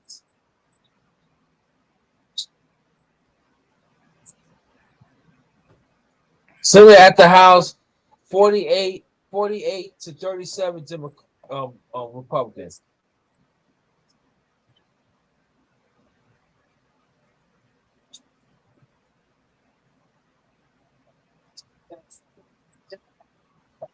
Uncalled seats in the United States Senate. Again, we don't have any more full closings coming. We got one at midnight. We got one at 1 a.m. We got full closings everywhere. I should tell you, in Arizona, where we do have polls closed, Arizona is yet another state where we have had some delayed results. Again, welcome to my channel. I'm ready to talk to y'all true level on GRINDA. On election night, who will be the next president? I don't think we're gonna find out tonight. I think we're gonna find out tomorrow. That's what I think. Please hit the like button, please.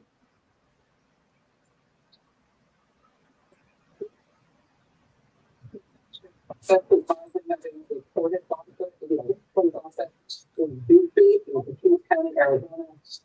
can add on, brother. Go ahead.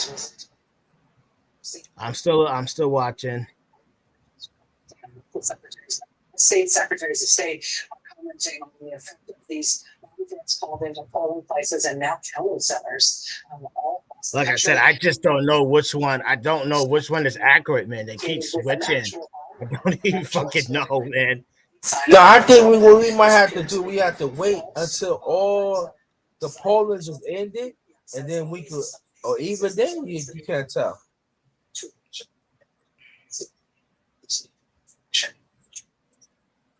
Again, oh man, North Carolina, Arizona. be ready to go to bed. All right, if you want to go to bed, you go ahead, bro. I'll be up. Not yet. But Maybe stay thank up you for 1 more hour. to make your last remarks. Not yet. Well, now yeah, okay. Not yet. Bro, gonna chill me for a few minutes. Okay, thank you. I appreciate it. I'm so low. So we could be approaching 2 hours in a few seconds. This shit should be done in an hour, no? We should be better. What are you talking about? No. This whole election should be done in like in an hour or something, right? Well, he just has to hit what's the name 270. No, I'm surprised though. I'm surprised people ain't come to the chat and voice their opinion. I don't know, man. You can't. If they don't want to talk, they don't want to talk. It's, you know what I mean? In either direction. And so I think it's going to be a late night. And I think it's the polls. I mean, I guess it's slice of good news that the polls have accurately dead heat. Since you were last with us, I've got nothing to report. In a couple swing states, we've got back. Too close in Georgia, and then the blue law, Pennsylvania, Michigan, Wisconsin, and we've got too early in North Carolina, too early in Arizona and Nevada. What's caught your eye? What have you been watching? Freedom is just another word for nothing but for it. We don't know who's going to win Michigan, Wisconsin, and Pennsylvania, which means that when you actually put aside a lot of the energy and the understandable emotion and commitment, we are in a similar place than we were a few hours ago. I have seen people start to jump on trends, but we don't know who's going to win those states. If Kamala Harris wins those states, then she would be in a path to win the presidency. We can see, because we have so much great numbers from all of our teammates who rigorously collect this, that there are other trends that don't tell us who's going to win the election, that show Donald Trump outperforming some of where he's been in the past, including among some of those groups, including among Latinos, and perhaps in the total national vote. But the total national vote doesn't determine the outcome. So that's what I'm watching. Pennsylvania, there's a reason why Kamala Harris, they have their own plans. They can hit more than one state in a day. She spent her final day campaigning, doing all 5 stops in Pennsylvania. Yeah. The campaign, and we've heard from a lot of people there that still feel that's the path. While at the same time, I've heard some interesting conversation at this table, at the same time, Donald Trump, over in the entire country, in places that may not decide the election, doing better among certain groups is a striking and noticeable development given the year he's had and how he closed. But yes, I will tell you that the boring thing, the simple thing, the repetitive thing is the true thing. We're watching those 3 states, and no one can really confidently say at this hour who's going to win them yet. I do have one call that we need to make, and let me interject here. NBC News can project a winner in the presidential race in the state of Oregon. Vice President Oregon, Kamala Harris got a electoral vote.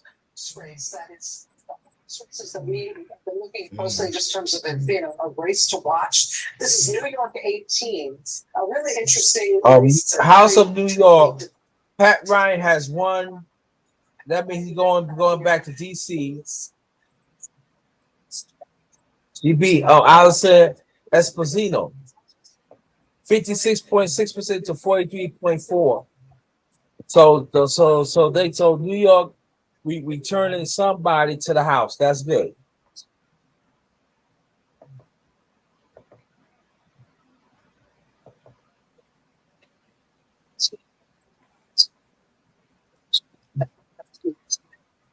And so these people who speak and can't hear anything. So go ahead. Go on, bro, if you want.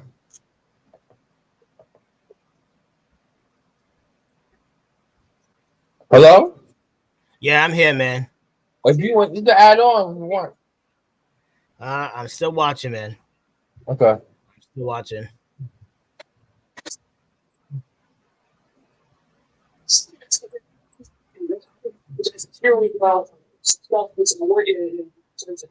Oh, so don't look good. Kamala Harris. Trump went up 51.3% to Kamala Harris 47.7%.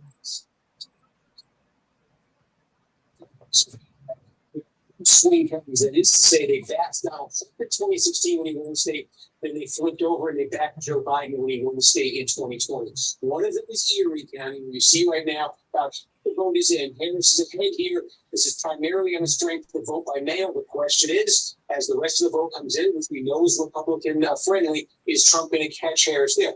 Only pin in that one because the other one we pretty much have all the vote in right. We got pretty much have all the vote in right now, and it's flipping.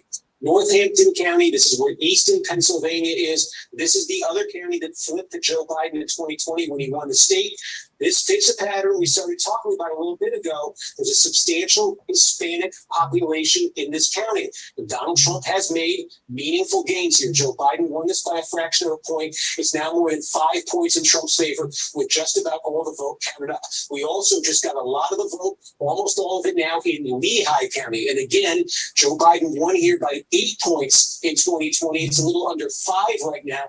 What's in Lehigh County? The city of Allentown is in Lehigh County Pennsylvania is a majority Hispanic county. Both candidates paid a lot of attention to this. The Trump folks have bet on making gains with Hispanic voters, particularly in cities like Allentown in Pennsylvania. We don't have all the returns in from the city of Allentown yet, but what we do have shows Trump making significant further gains in that city. We also have from Monroe County just about all the vote in. This is the city of Stroudsburg. East Stroudsburg is here again. Substantial growing Latino population. And look at this. In 2020, Joe Biden won here by 6.5 points. Kamala Harris now ahead by 0.7 of a point with just about all voted. Something else we've been seeing tonight. This is really, I keep pointing it out because I keep seeing it. I think it's important to know. There's a lot of counties like this in Pennsylvania and Michigan and Wisconsin where Donald Trump either won or came very close in 2016 and he lost meaningful ground in 2020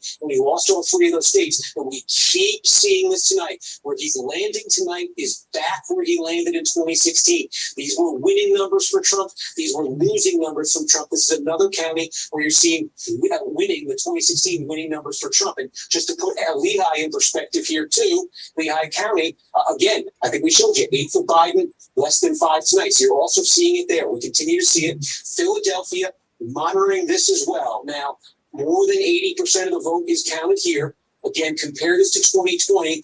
Biden won here, 81-18. We're going to take it a step further back because I want you to see the longer-term trend here. In fact, I can take it all the way back to 2012 because I think it's an interesting story. In 2012, Barack Obama won this county by 71 points. Okay, good county. It's Philadelphia. It's the city of Philadelphia. Donald Trump in 2016, he brought it down to 67 points. In 2020, Trump lost ground in the state. Trump lost the entire state of Pennsylvania. But look at this. He basically brought it down to 63 points. From 71, 67, 63. And tonight, right now, this is down to 56 points. From 71 in 2012 down to 56. Again, what are we seeing here? What we saw in 2020, the Hispanic precincts of Philadelphia, we saw meaningful improvement for Donald Trump. We're not talking about 10, 20, 30 points here. We're talking about enough to bring 67 point gap down to I'm still here, y'all. Still here. 56. Philadelphia is just about 300,000 votes. Democrats would love to see that land tonight at 500,000. Boy, they got a long way to go to get there. The one thing Democrats have to hope for in Philadelphia right now is there's a large number of vote by mail ballots that are going to be released. Looking at my clock here, I think in the next 45 minutes or so. That should boost the Harris number in Philadelphia. That should boost the margin there. But she needs to get that back at least to where Joe Biden was 4 years ago. She needs to get that margin way up. I'm just going to take a quick look through the collar counties here because I think we're starting to get some meaningful vote. Again, these collar counties, especially Delaware, Chester, and Montgomery County have become big, core Democratic vote-producing counties. Delaware County is the most Democratic of these three, and you can see it was 63-36 here in 2020. The name of the game in all these counties, Democrats want to be landing north of the Joe Biden number for 2020. They're on the Joe Biden number in Delaware County right now. Take a look out in Chester County. Again, this is what Democrats, I said at the start of the night, they want to land over 60% in Chester County. 59-8 for Harris right now. But the wild card is waiting on a lot of same-day vote. Is that going to affect that number for Harris right now? And move up to Montgomery County. You got cities here on the towns on the main line here. Old school, 26 points for Joe Biden. It's 30 right now. Again, 30. Still here, y'all. Still here. Danger for them, though, is there's still a significant amount of same-day vote there. But Democrats need Philadelphia to come through on the mail. They need massive margins to hold in these counties. And they're also going to need that. We'll just check quickly in Allegheny County. We'll get I'll be right back, y'all. I'll be right back. Harris number here right now is under small, but it's slightly tested better than 4 years ago. But this is basically a push for 2020. The Trump folks, if you offered them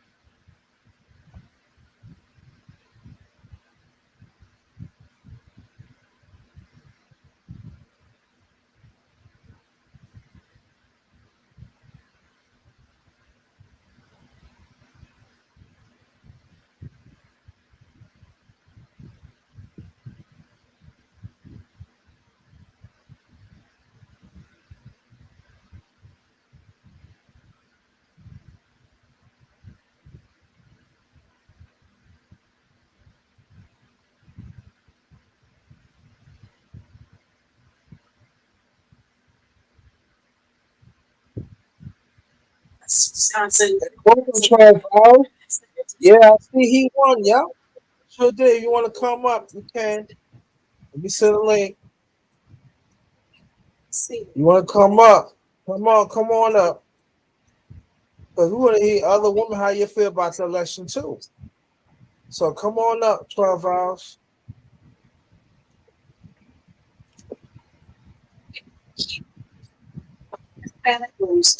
So come on up. Come on up. Escarcha, you still there? Still here, brother. Okay, good. Thank you. 12 hours, you can come up. I sent a link in the chat, so please come up. Because you want to hear what Hold on. So, all right, hold on. So Trump just took North Carolina. who? Trump just took North Carolina. Oh shit. Yeah. Yeah, they was showing Alabama. We already know he took Alabama. North Carolina. He already took it. And it looks like he's about to take Georgia, and he's about to take Pennsylvania. He's at 51% versus Kamala at 47%. Yeah, for 12 hours. Yeah, I understand you in the chat, but I want you, if you want to, I want you to come up on the panel so you can talk. Because we want to hear what some women think about this chat. I mean, think about this election. Mississippi. Yeah, he won Mississippi. Well, Democrat already had already have New York City, Washington, New Jersey. They had it last year too. The last one too. Sure. On 12 by yeah, he won Mississippi. We understand. We know in Mississippi what they represent. It never changed. Yeah, Trump did win Mississippi. He just needs 40 more to win. Like I said, if he takes Pennsylvania, it's over. He takes Pennsylvania and Georgia, it's pretty much a wrap. And also, let me throw this out to I already know. Republicans leaving the Senate by seats too.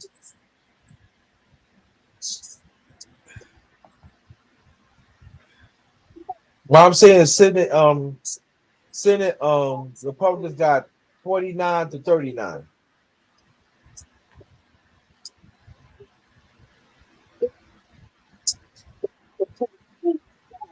And the folks specifically with very close to the Clinton have always made clear that this is going to be a close race. They believe that Pennsylvania is still in play. So Florida projected winner of Trump.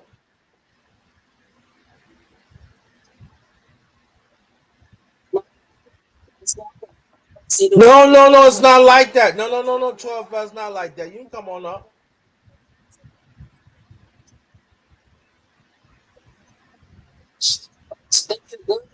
Hell no, I did not vote for. I'm not voting for neither party. Exactly, 12, but you can come up. I'm neutral.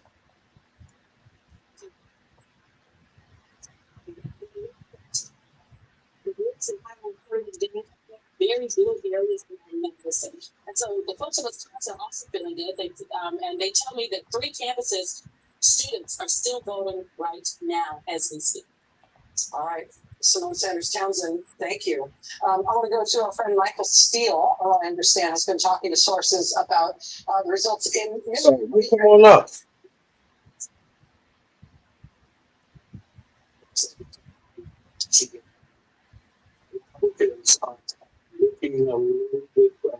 How should we say, skeptical of holding Michigan for Trump right now, looking at some of the numbers that have been coming in. I know as we still have big centers like Detroit that are going to land, but the reality on the ground there, they have a lot of hoping that they look like they will flip the House to the Republicans, but may give some ground to Trump. They're still looking through some of the numbers, but it's a little bit up in the air for the Trump hold on Michigan. So the narrative around the blue wall still holds a bit. I mean, Pennsylvania and Michigan are really kind of those. Right there, 12 bars. You can come up.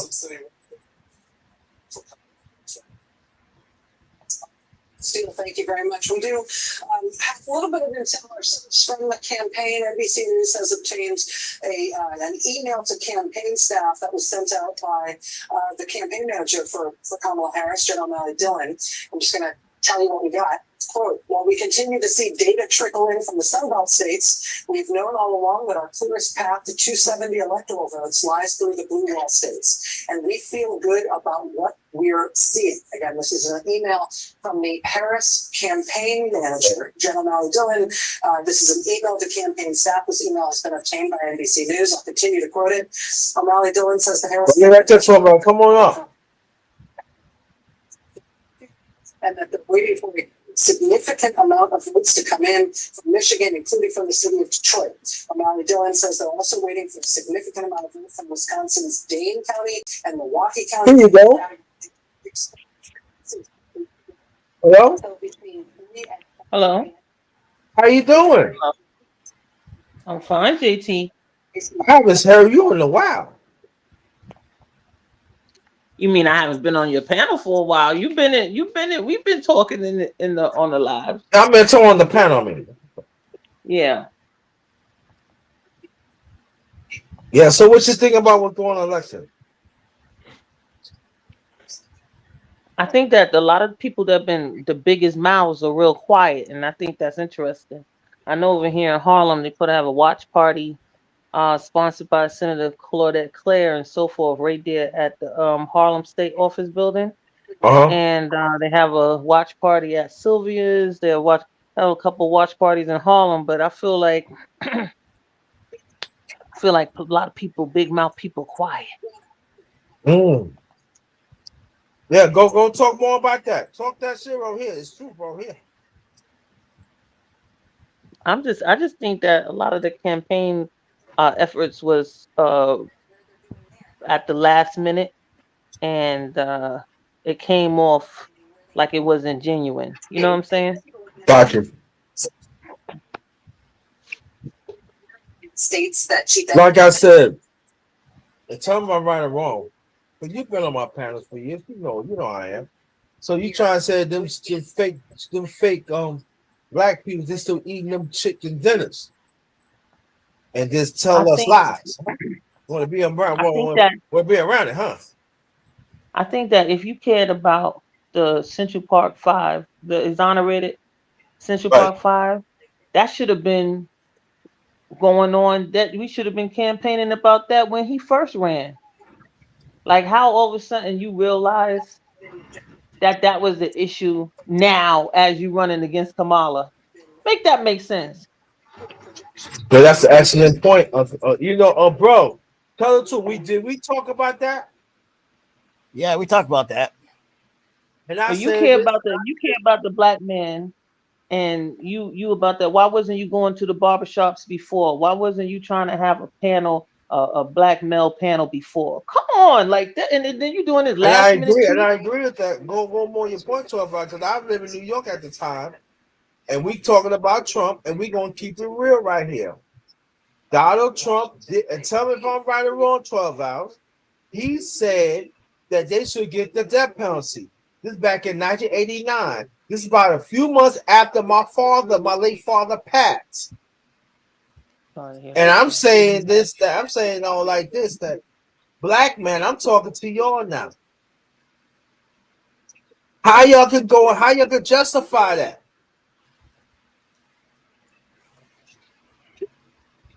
And black woman, how you could justify that?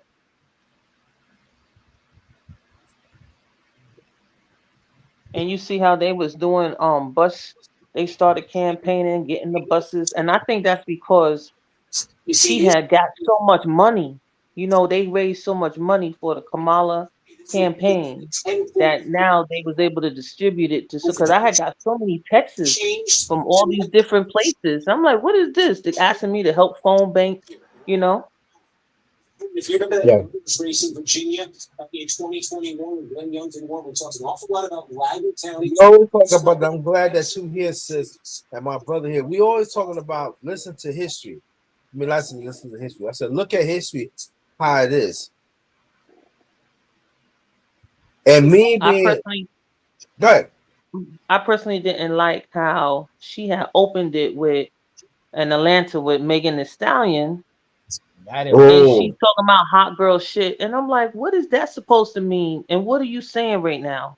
Like, I thought it was oh, crazy. Like, how you gonna, what are you trying to say? You so you supposed to be you supposed to be the chief commander of the United States of America, and you gonna you gonna open up with hot girl shit and talking about. I just thought it was outrageous. I was like, where we going here? Yeah, that was kind of but disrespectful. 12 hours. I want you to get into it, bro, because I want you to get into it too. But 12 hours. As me and you born and raised in New York, right? I'm Right? raised in New York. I was raised in New Huh? York. Yes, I was raised in Right? New York. Yes, in Brooklyn. Right. No, exactly.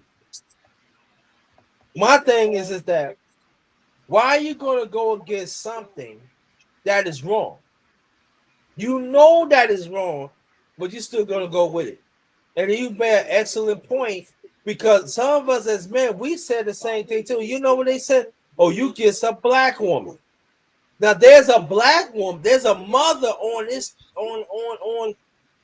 on this panel, a mother that always go out there for her community, not just for women's rights, but for our rights as a people, because she have a son. And she introduced me to her son. But what 12 Val saying is wrong, right? Now I'm talking about people outside now. But see what 12 Valve, right, and other women that protect our community, that believe that the black man has a place and believe that family has a place. Oh, you pygmy. How you could do that? But she is stating right then and there, Kamala Harris is doing or had Megan Stallion that bothers her.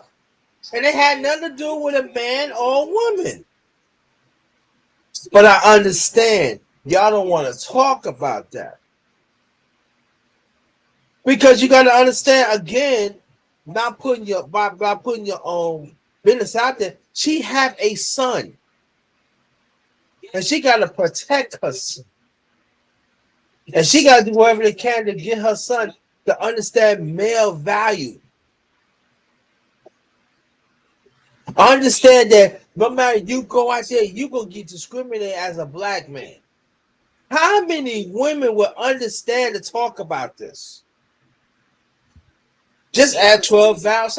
Now people talk about 12. Oh yeah. Oh, you saying right because you always get on black woman. She get on black man too. So you got to understand, as a mother, she got to think of everything was going on for her and her son and her family. But I see some women, y'all don't want to say nothing about this. Y'all men don't want to say nothing about it because maybe you got a long one in your mouth. Oh, did I say that? And y'all go comment. And you can't forget about wrongful convictions, right?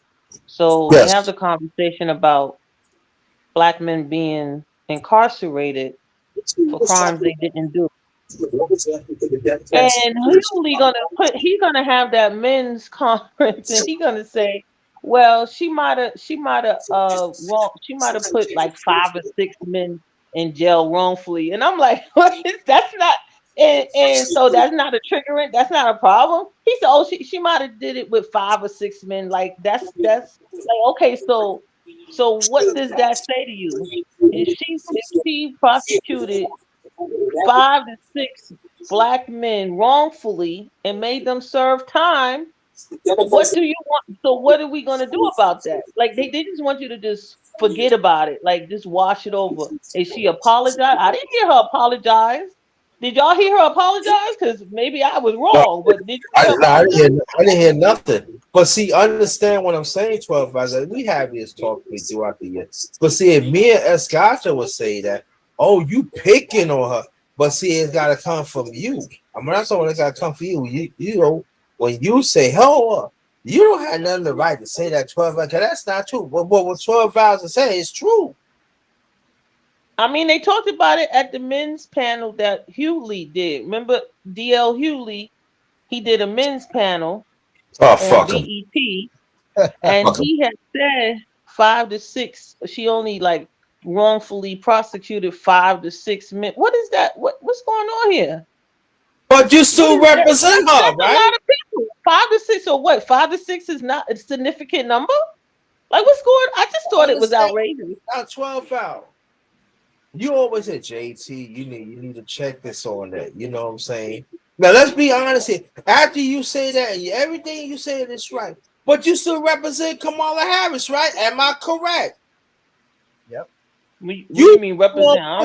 Vote and everything. So DL Hughley, I gotta look at it. DL Hughley and XA Scotcha, we gotta look at you a certain way.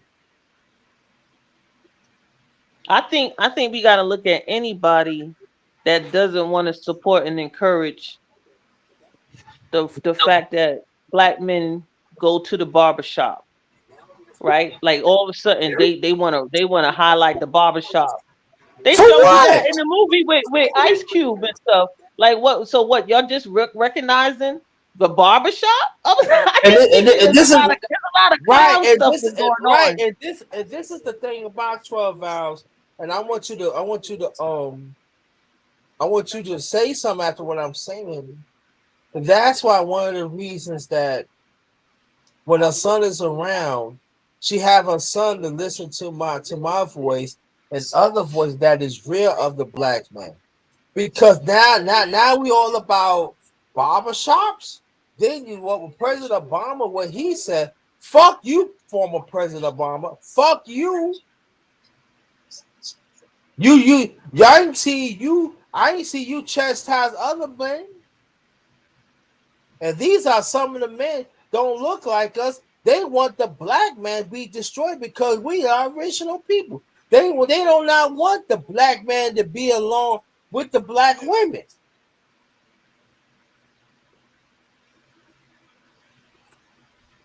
But see, I'm going by what I'm hearing, President Obama. You got some skeletons in your motherfucking closet.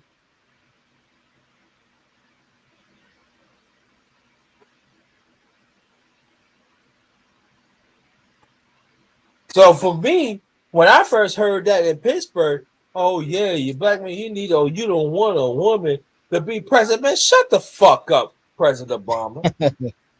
Shut the fuck up with that bullshit. Total bull. It is fucking some bullshit. And mostly the black man who was around a black woman that is single parent. What the fuck is you talking about? And so he right there in Chicago.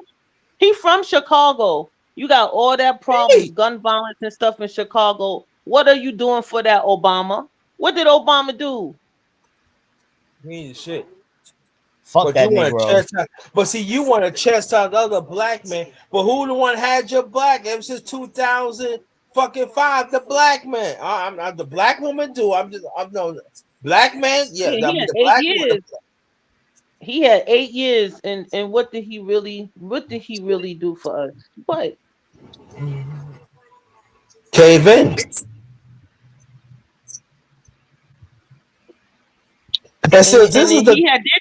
He did the Brothers Keepers program. He did the fatherhood initiative. He had poured money, right, and a lot of those things. And so when it came to talking to the black men, why didn't they highlight those groups? We got these men groups, right, that he's supposed to, because it's all just they just playing games with us. That's what Democrats like to do. Right. And let me say this though too. It had nothing to do with age and everything. But I'm a 60 baby. I was the same year that I was born in 66. You hear what I'm saying? Kwanzaa was born. You hear what I'm saying? Other stuff was the Black Panther Party was born. You hear what I'm saying? And so I'm around those times. I was a baby, but when I got older, when I'm saying back in the mid 70s, you hear what I'm saying? I had an ultimate respect. And so, people when they told the Black Panther Party, Stop talking about like, oh, no, only black men. It was black women that represent too. But there is a different aspect about it because they know of the disenfranchised of the black man. I gotta protect this black man because I know they are not killing them. Just as the black man gotta understand it, she's sticking up by me. I gotta protect her because they don't want me to be next with the black woman. They don't want the black woman to understand, yeah. And so we have to understand how America is. America, we never want the black man and the black woman work together anyway. And even have to have families. So when you look at that selection tonight, there's people it's shocking. It's not shocking. We've been saying that shit for throughout the years. But number one, yeah, but that's what so. But that was so weird, right? Now all of a sudden you want to give the black man a platform. You want to hear his voice. You want to sit down in the barbershop. You concerned at the last part of the campaign? Like what I don't understand that. And then they had Martin Luther King's son, Martin Luther King the third. He had wrote an article saying he don't want them to blame the black man if Kamala loses. I said we didn't like why are you feeling you gotta be responsible to apologize? Like why are you trying to put this on any particular group of people? Hold that thought, sis. Kamala Harris had got Virginia. North Carolina, oh goddamn. North Carolina got Donald Trump. That's projected. Mm-hmm. And North Carolina is a swing state in this election. He already took in it. He took that, yeah. He already took in it. All right, Minnesota, too close to call. Kamala Harris leading, but that's a go back to your point, sister, my sister. You absolutely right, but they don't want to talk about it. I think it's just weird how then they want to act like one minute you opening like you want to be about empowering the woman only, all about woman leadership, and then all of a sudden toward the last of your campaign you want to make it about no, we got to be together, we need the black man and the black woman. Just like it's just funny to me because it's like one minute when one era we with the Wakanda forever, then we leave that, right? Because kind of with Obama, we had still like a Wakanda kind of thing. And then we come over here, we in this day and time, and they kind of trying to push woman empowerment, woman not needing men. Then all of a sudden it dawned on you that you need the man. So now you want to come at the latter part of your campaign and trying to make it about wanting to hear the man. Get out of here with that. Chico, brother, I want you to get into this too. Let me ask you a question. I gotta scope this right.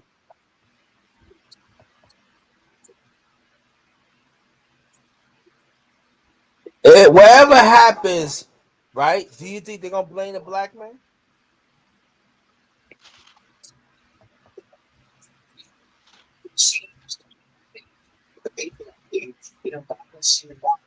Hello? Who are you talking to? I'm talking to He talking to you. I thought you I'm just talking to you, Father. I was Oh, I thought you was talking to X. You as a mother, no matter what outcome is going to happen, right? As a mother, do you still think they'll still go blame the black man? I don't think they have no right to do that because you didn't start bringing him into the conversation until the end of your campaign. So you just crazy right there. They would have to shut whoever tries to make that argument, they need to shut them down. Because if that was the case, if you care so much about the black man, right? Why did she have anybody wrong? If I feel like if you really about supporting and you saying I'm here for everybody, whoever was claiming that she put them in jail for wrongful conviction, she should have tried to have them on the panel and explain how that happened. You know what I'm saying? Like, not ignore it. You know what I mean? Not try to make it like it's some kind of gossip or hearsay. Address the issue, because wrongful convictions is a reality.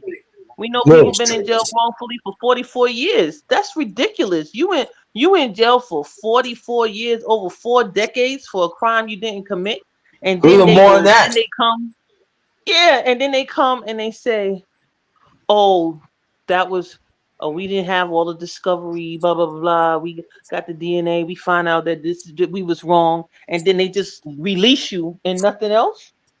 I mean, it's crazy. Like, some people don't even get full exoneration. There's no money. There's no monetary anything. And then how are you going to really repay a person for decades? Decades lost. Some people, family members are dead. It's ridiculous. So you should be coming to me. I feel like you should be coming with a future plan of, if I get elected, how we would make sure these things won't happen or whatever, like make sure full discovery, have some kind of package. You know what I'm saying? Yes. No, don't ignore it. Like, she came in, she didn't want to acknowledge it, but yet you're gonna run the exonerated 5. Okay, you have the exonerated 5 talking about Trump, but what are you as a president gonna do to make sure that kind of wrongful conviction will never happen again? It wasn't that kind of conversation. And that's because we don't demand that kind of stuff. Right. What law are you going to put into action that will make sure that won't happen? And better yet, for me, and I have said this openly on a panel with National Action Network, I said, what can she put in place as a president to make sure whatever cop kills an unarmed man can go to federal prison? Because And why are you killing somebody unarmed? But also unarmed women too. Yeah, but it's unarmed. They pose no threat. There's no threat, and they're dead. You done unloaded the whole clip on this man with no weapon. And They they got should go done to said they federal prison. scared. I'm scared. It's crazy. Yeah, what? You supposed to be a professional. You supposed to be trained, and somehow you killed an unarmed anybody. I mean, it doesn't even have to be about the particular race, but being that we have put things in place for Asians only, for LGBT only, right? For minority women, business owners only, there should be something specific for Black people that were killed unarmed, no threat. You know what I mean? Yeah. Immediate federal prison. Immediate. You should have some kind of. We should already have some kind of protected class, in my opinion, because of the these ongoing. We got Trayvon Martin. We got it ongoing. And every year Don't we forget got the these lynching. things going on throughout different Don't forget states the in lynching. America. Go ahead, bro. Don't forget the lynching. That shit is still happening. And I'm gonna say Still one happening. thing too. Yep. 12 Vows was on here when I was talking about they killing us, right? To wear us as shoes and clothes and stuff like that. You remember that 12 Vows? Right. Yeah, I remember that. And this is White real. people. They doing it right now. Putting faces on sneakers and shoes.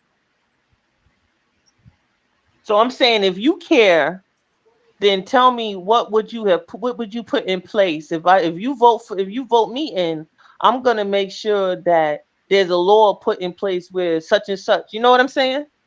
Yeah. She's not talking about that. She's talking about home ownership opportunities and all this stuff. Come on now. But what about these issues, racist issues that continue ongoing? What you gonna do about that? How we gonna stop? What you gonna put in place that's really, really detrimental to the community? Is it that, or is it something we've seen from time? Yeah. Going back to the beginning of elections, and we don't matter what the economy, they vote against it. I mean, right away you see Baltimore, Maryland. Baltimore. What about the places that the devastated communities that don't have resources.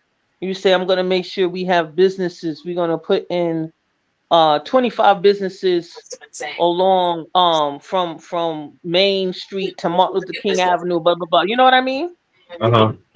We're gonna make sure that we have community centers. We're gonna make, because that's what they can do. They got the money, they got the Right. budget, but they refuse to pour money into disenfranchised poor areas that white people are not going to benefit from.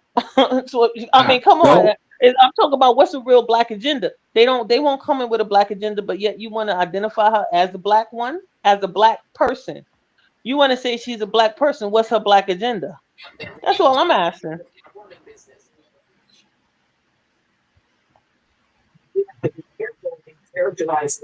Yeah, that's true. And I don't feel like we insist on it, because we'll have black people saying that they support this black woman. Oh, I support her, but support her in doing what? What is Right. she doing? We know that you got an issue going on in Chicago, right? We know we got an issue in Baltimore, Maryland. We know we got an issue in Hold all that thought. these 12 hours. different Hold that thought right there. I want you to continue it. Bob Ferguson, projected winner of governor of Washington, Democrat. Go ahead. So I'm just saying, when it comes to really, like specifically trying to say it, I care about you. What are you bringing to legislation to get passed? Like now they always trying to push the George Floyd bill, and Biden had signed. He didn't make it a law, but he trying to appease the people in their outcry, right? So no more chokeholds. And then look, Daniel Penny comes in, a regular, he's supposed to be a civilian, and he chokes a guy out. Ain't that some nonsense? It's crazy. Isn't it? Yeah. 37,000 votes left, but now the two ballots. Now you got that. I mean, it's just ongoing nonsense. Unarmed people being killed, and they still trying to roll out that they're innocent. How are you innocent? We all witnessed you killing this person. Why are we in the trial? Why are we doing this? Why are we doing this? Because he's white. So what? So it's just foolishness. Yeah. Exactly. Before we continue, and when we continue, we got D Freeze up, and if you want to come up, brother, hit the link in the chat. Yes. Yeah. Oh wait. Yeah. Hold on, y'all. Hold on. I gotta mute myself. I'll be right back. And no. Damn, what the fuck going on?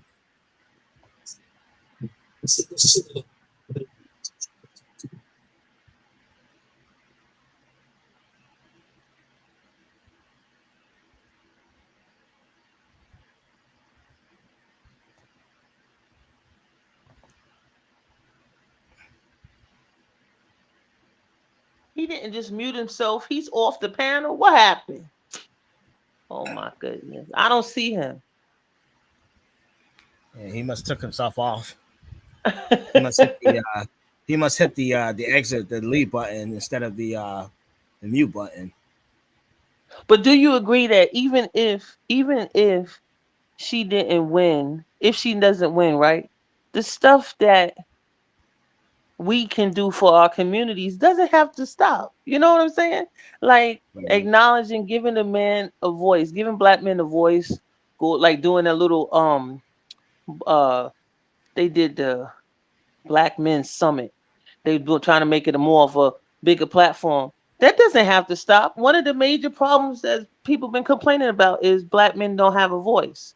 So all of a sudden now the summits are mainstream. No, let's keep that going. Since that was the issue, that you don't have a voice. Am I right or wrong? You're right, man. Black men's supposed to have a voice. If we don't speak up, it doesn't really get done. You know what I mean? So a lot of these things, it's just they know that it was a desire. They know that people wanted it, but they're not really giving it. It's not really becoming something that is ongoing. That's a problem. That's a problem right there. Problem. I mean, all of this stuff is just it's just fluff. It's just for trying to garner attention, and then they don't get their way. It just stops. No more money. There's no investment. All of a sudden, everybody give this money in for Kamala to run because they want a female president. But the same money that was able to be collected, y'all can still do that for other issues, right? So it's just nonsense. It's Well, nonsense. You can you see have that. to look at this though. You have to look at this though. Most of the people that who are endorsing Kamala, they have something to do with Diddy. Have you noticed that? Like who? Who was that something to do with Diddy? What? No, Like no, no. J The Lo? celebrities. The ones that I keep like the ones that endorsing and giving Kamala money. They have Yeah. something to do with Diddy because basically the because the like Jennifer Lopez, Beyonce, Jay-Z, Usher, the list goes on. They have something to do with Diddy because basically they know that if Trump was elected, right, they know that those tapes will be released and they will be in major trouble. So that's why all these celebrities are like they're endorsing her because they don't want those tapes to get released out to the public. Oh, interesting. Hey JT, we see you. Okay, go on. Oh, Dean Freeze. Okay. We hear your background though. You give it all. No. Thank you.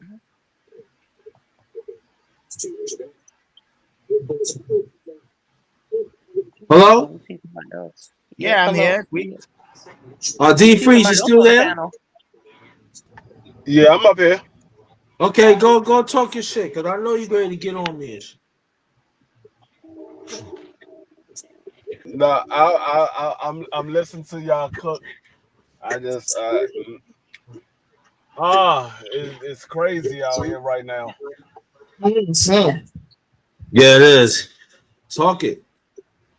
Yeah, I don't understand how Trump is even able to run for Right. president. I don't even understand it. This man was convicted on 37 counts of felony. Oh, repeat that again, please. And he was still able to run for president. That baffles me.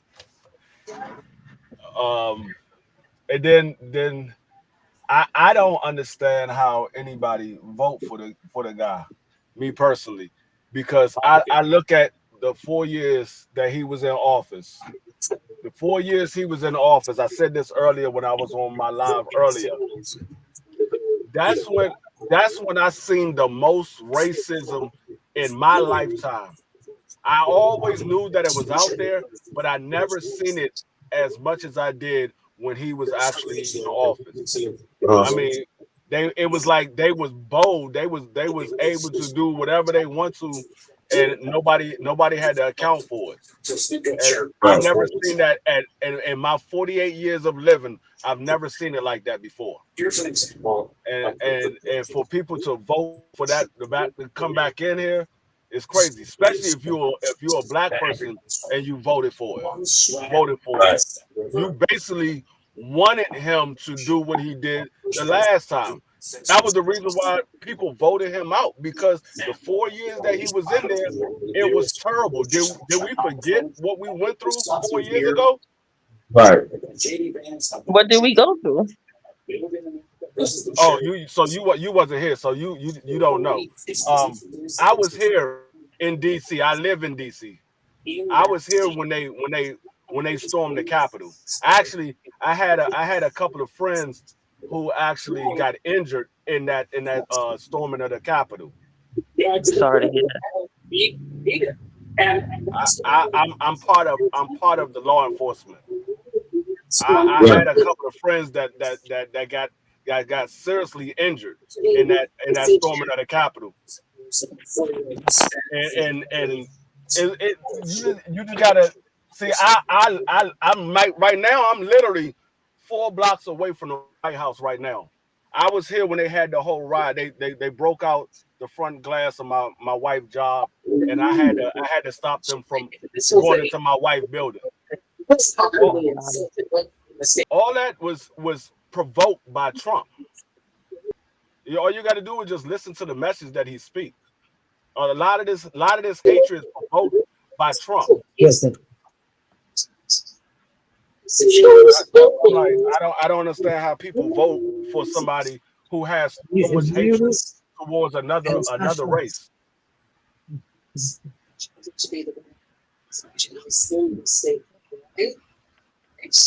Okay.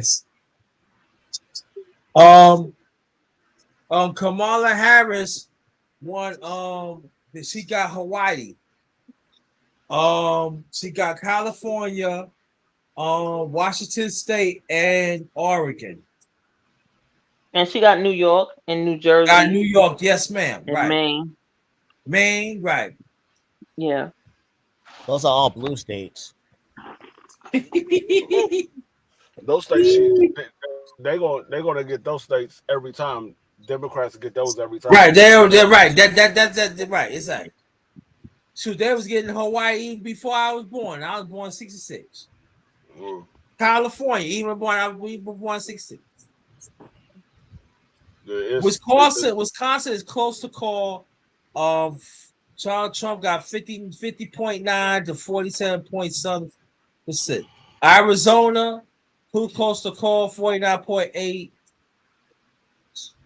Nevada's too close to call. They just started counting because they pulled in like a few minutes ago. Go ahead, brother D Freeze. I'm sorry. No, I was pretty much done. I mean, like I said, those blue states, they're gonna get those every single time. It's like the red states, they're gonna get the red states every single time. It's only a few states that's battleground, and that's North Carolina, Virginia, Pennsylvania, Michigan, Wisconsin. Those are the battleground states. Those are the ones that, if you want to become president, you got to win those states. Georgia, those states, you got to win those states if you want to. Yeah, that's one of the swing states. Yeah. It at first it was a Senate that had like 49 to 30 something. The Democrat has narrowed it down to 49 to 41. So there is a chance that the Democrats could catch the Republicans for the Senate.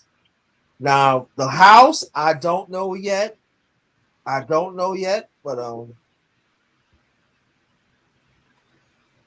you know, if they catch the Republicans, they get the extra vote from if Kamala Harris become president, the extra vote will come for the vice president.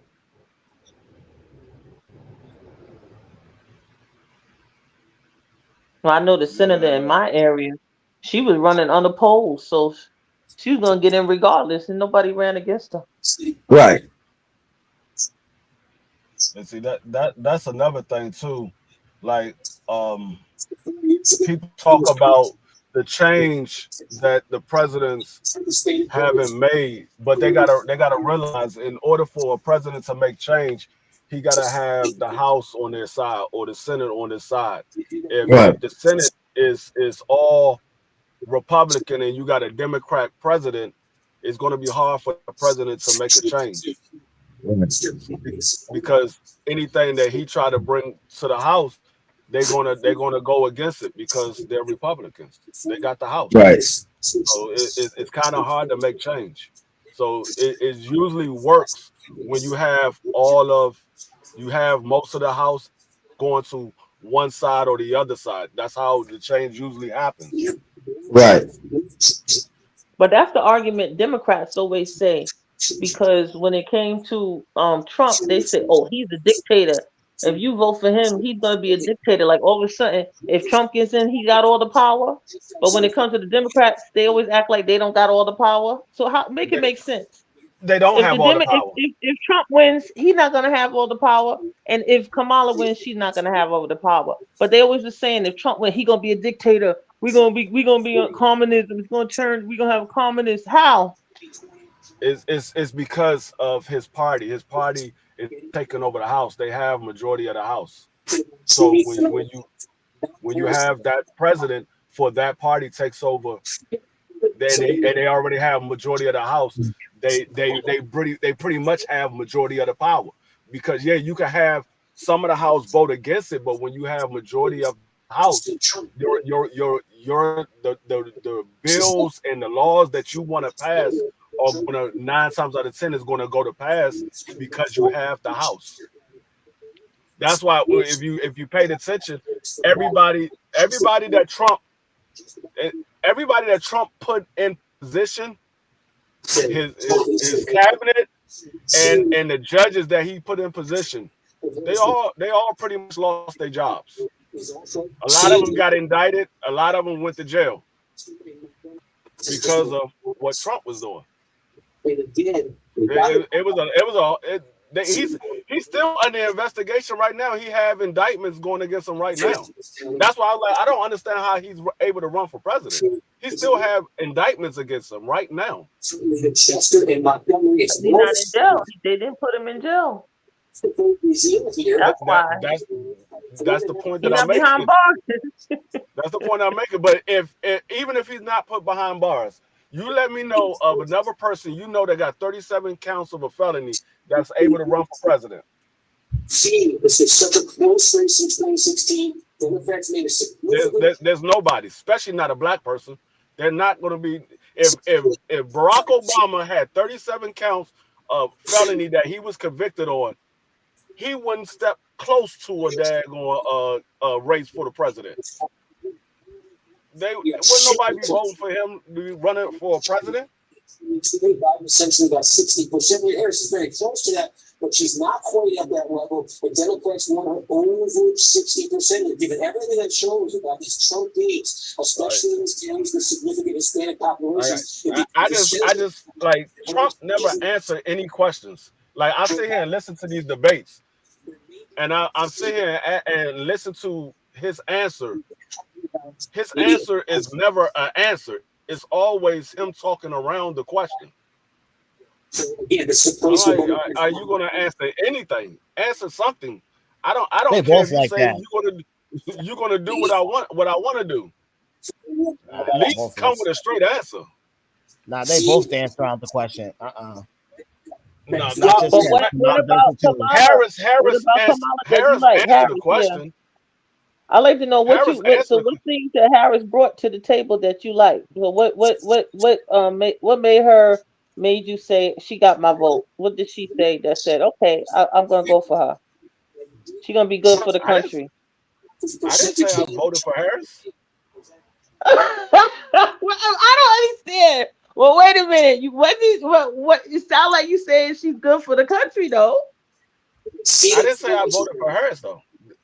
I didn't say I voted for Trump or Harris. I didn't say I voted for Trump or Harris. I said I don't understand how somebody vote for Trump. I didn't say I voted for Harris or Trump. But who else would they? But it's only between Harris and Trump. Say that again. It's only between Harris and Trump. You say there's only 2 candidates to vote for? It's only between Harris and Trump. There's nobody else named on the ballot. Yes, I know that. For Joe Biden in 2020, 16.5 for Harris. This has been the trajectory. I'm surprised Arizona hasn't gone straight for Trump, because they're one of the states that get the migrants coming through. So that's interesting that they haven't completed. Because he won Texas. Why would he want? Why would Arizona want to vote for Trump? In? 2 points, 3 points, and you add those all together. Because the He's Biden planning on sending all the administration. he's planning on sending all the immigrants back to their country. You know, some of this family here is inside the. But that has to be voted on, right? Huh? You just said that they got to pass the vote, so the deportation thing has to be an agreement. They have to agree to that. He can make a promise that he would do deportation, but they would have to agree because the Biden administration changed it around. Are you watching the race? This is just pure Democratic Because if you're watching the race, then you realize that the Republicans have majority of the House. With the possibility out there, so again, you reset it, stabilize, significant change, 118. But he didn't win Arizona, right, JT? You said he didn't win it yet. They didn't. Right. If the He's Republicans leading in Arizona, but he didn't win it yet. Yeah, if the Republicans have majority of the House right now, and he wins the presidency, he can pretty much do what he wants to do. Because it's flip. There have been very few seats that flip from one party to the other.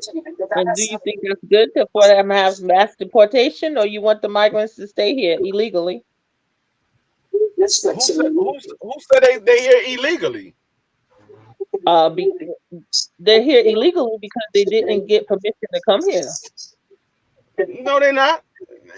Show me which one you know that's here illegally. Show me which one you know is here illegally.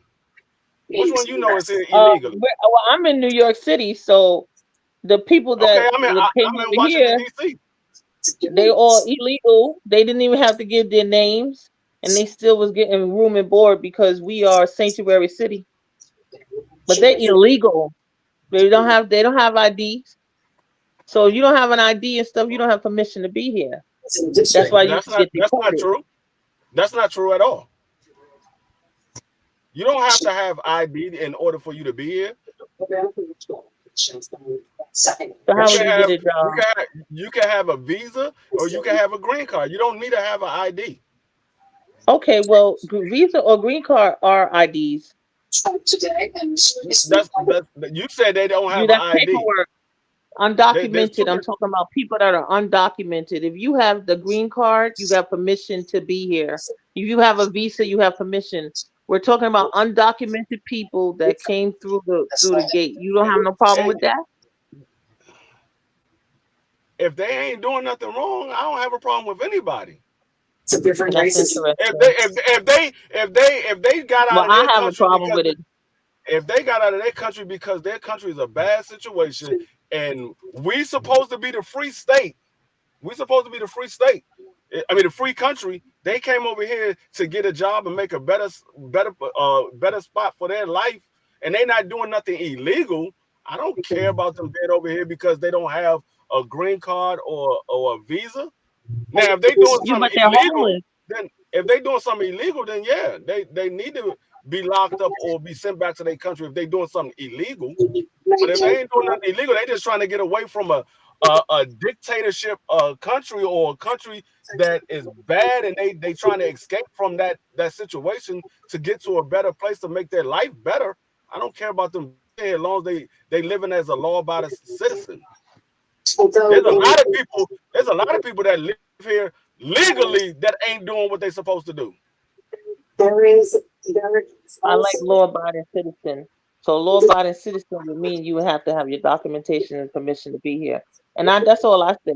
They got to go through it properly. If they go through it properly, I don't have a problem with it either.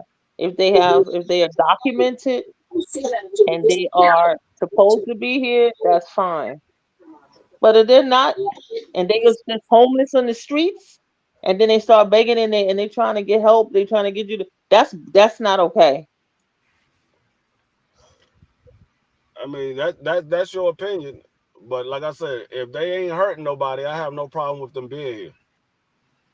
I mean, we open the doors to everybody else.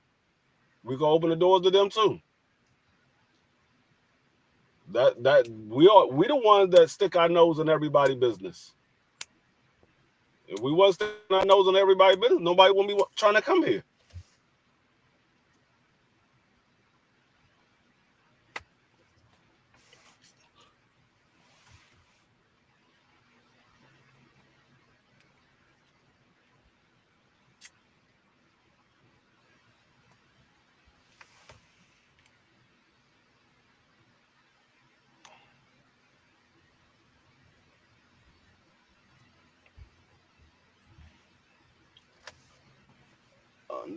Why is it quiet on the panel? What happened to JT?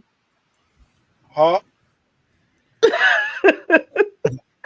JT, why are you quiet? I'm listening. I'm listening. But now you direct a question. What question you ask? That's what I'm saying. What question do you want to direct to your No, panel? no, the thing, no, I'm saying that no, I didn't ask no question yet. I'm just saying a I got few. a question. What made you vote for Trump? Who?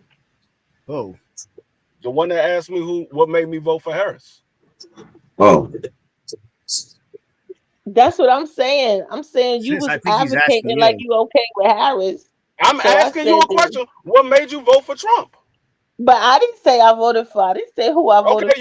you advocating for Trump. What made you vote for him? How am I You just advocating for Trump? First of all, I'm about America, right? America first. That doesn't mean I want to be with whoever the candidate that cares about their citizens.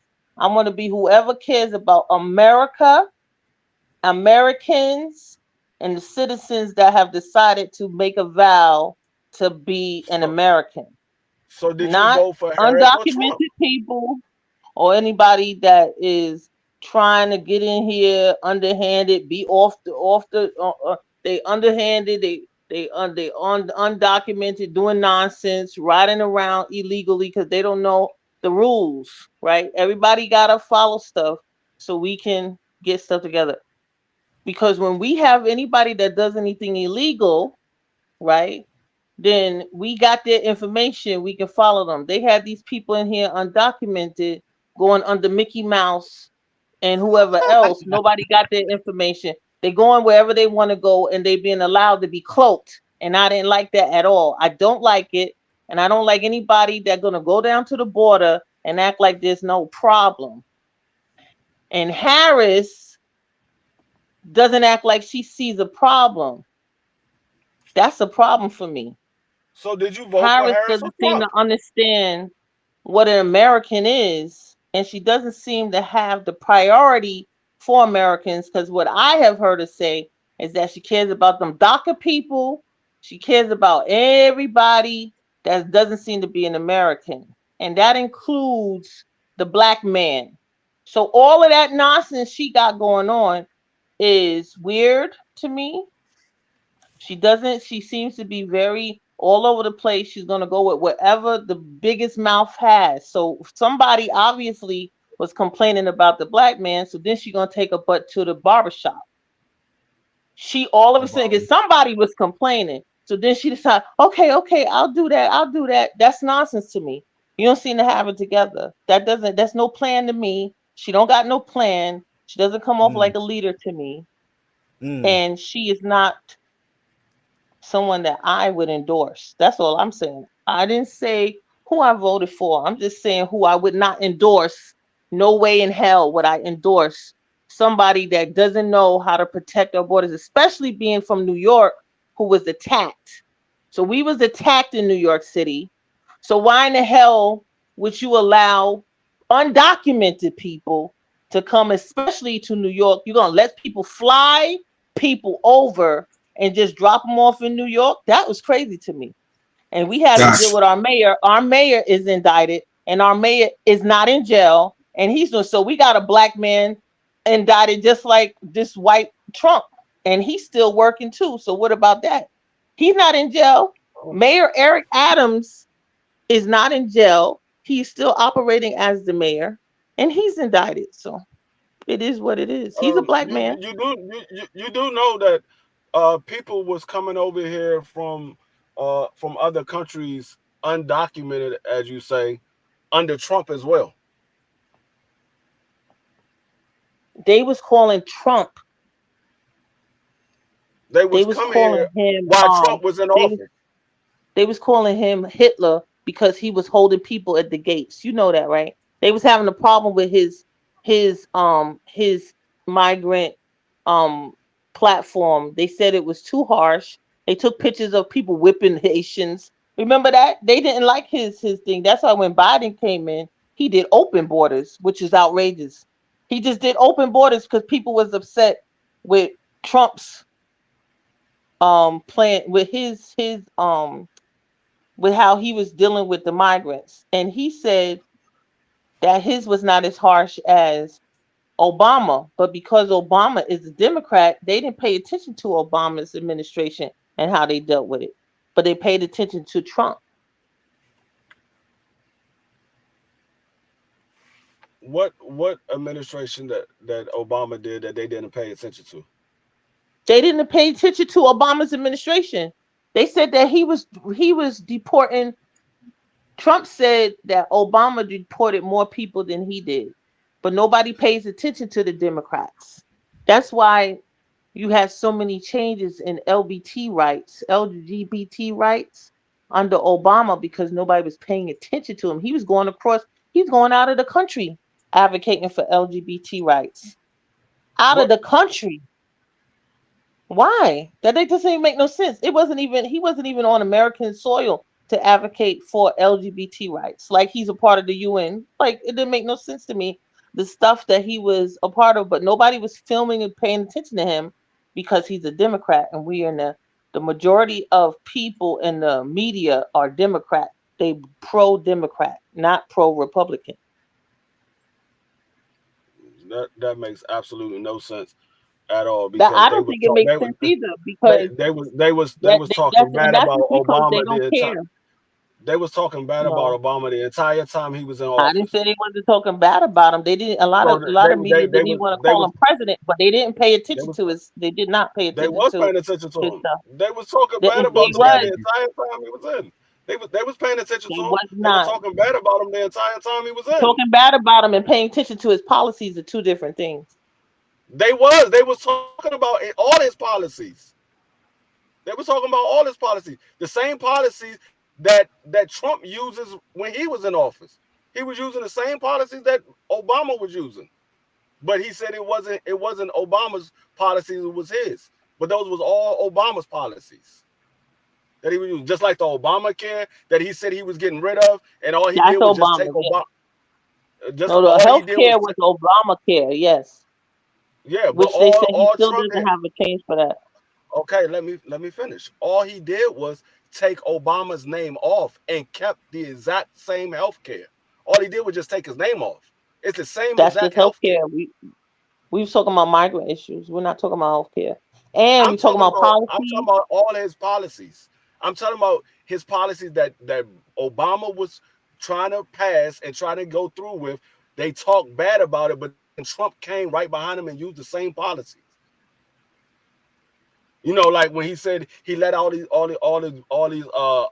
black people out of jail, which that was something that Obama had already put in place, and Trump just took credit for it. You talking about with Trump the ain't one that Kardashian went to him? That wasn't an Obama thing. You talking about you remember when Kardashian came to him and asked him to help with releasing that black guy from prison? what That black guy? wasn't an Obama thing.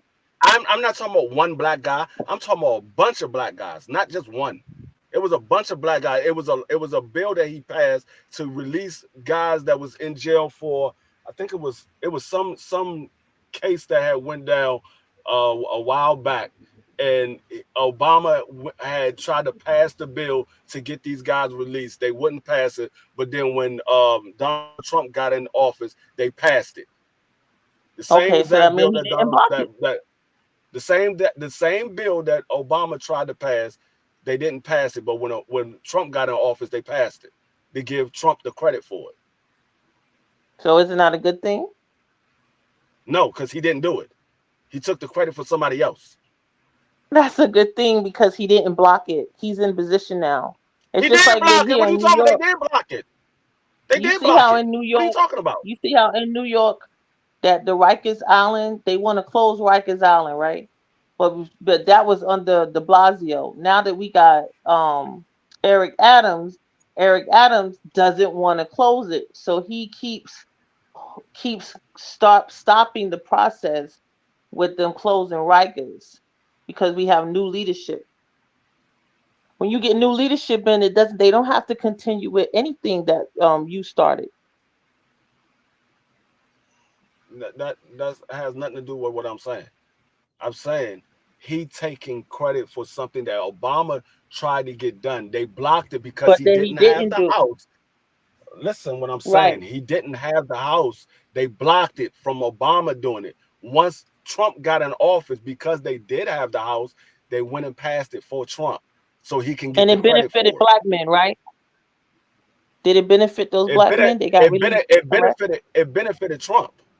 It benefited Did Trump. it He got the benefit credit the for black it. men getting released? Yes or no? Yes, but they should have got released Yes. 4 And years that's all we're prior. talking about. Yes. They should have got No. released 4 years prior. You're not looking at the bigger picture. You're just looking at, oh, they got released anyway. Hey, they got released, and not anyway. It could have got blocked. You do understand that new leadership can block anything that was put in place. They can take stuff off the table. It doesn't have to move forward. That's a fact. It does not. That's the whole problem with new leadership. New leadership can change everything around. You don't have to keep Obama. You don't have to keep nothing. Nothing has to remain. Everything can be changed. Like I Everything. said, That's the reason why we want to be able to vote. Because if we don't like how something's moving forward, we get somebody else in. That's the whole part of democracy. you said you didn't vote for Trump or Harris, No, I said I but you didn't have you. disclose who I voted for. But I said I care about I know America, who you America voted first. for. I know who you What's voted made, for. You already. I like what's made in America. I like the businesses to be here. I don't want offshoring. I don't want people to do stuff overseas. You everything made in China. When we had the whole thing with the virus that happened, right? Everything was made in China. The problem started in China, so then everything stopped. We couldn't get nothing. That was ridiculous. That was ridiculous. And So we I'm couldn't get happy nothing. that anybody moving We could. forward that wants to It make had sure nothing to do everything with is the fact made that it was. here. It had nothing to do with the fact that it was made in China. We couldn't get nothing because the entire world was shut down. You couldn't get nothing that was made here neither. Everything was shut down. Man, it had nothing to do with because it was made in China. The entire world was shut down. The mask was made in China. Everything was made in China. We had to start doing production here again. It should have never left. We should always been doing production right here. Not prefacing overseas, no offshoring. You got to make it here. Make it in America. We got enough people here to work. Let us have the jobs. We need to be the priority. Who doesn't take care of their house first? You take care of your own people. We got our A own lot vet. of people, You a got to lot of make it people don't about the take care of vet. their house first. Well, then There's a we have lot of to, and jobs. you have to There's put a lot. people in position that cares about our people. That's it. We got to put people No, that cares the, about home first. the Home problem first. is the problem is people don't want to work. People is lazy.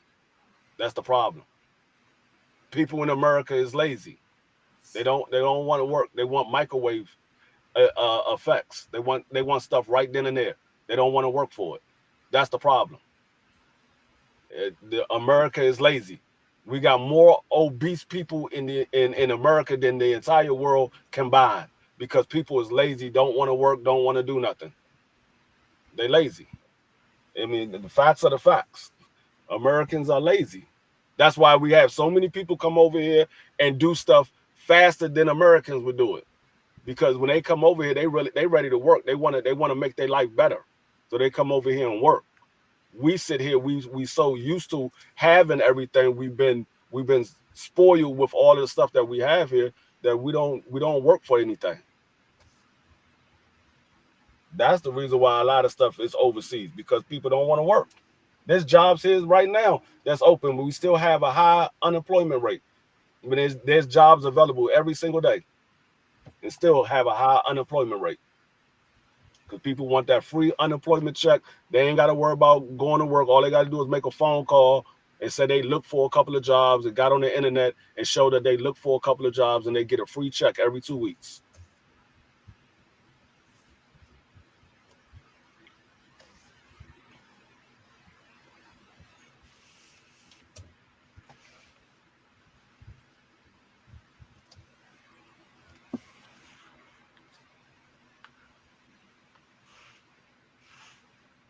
Underrated.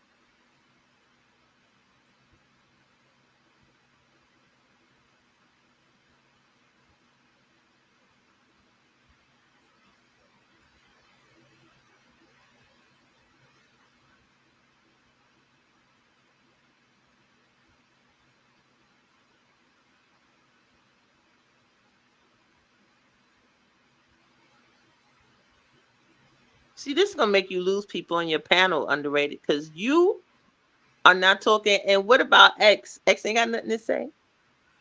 I'm here. I'm listening to you both. Talking. You got that? What I'm saying, we all in the conversation. I'm listening. You know what I mean? I'm You still just the so young guy, so quiet. I'm How you still so listening. quiet? We all Americans. No, I'm listening. I'm listening to you both cook. You know what I mean? You both know more than me, so it's good to listen to. So here. So, so I don't have no We know problem. you still I'm here. still We here. asked I'm you here. What you doing? JP. Underrated must have went to sleep. No, I'm right here. I'm listening. He went to sleep. I was just listening. I was just listening in the background. You both, you know, with your talking points. You know what I mean? I didn't want to interrupt, so.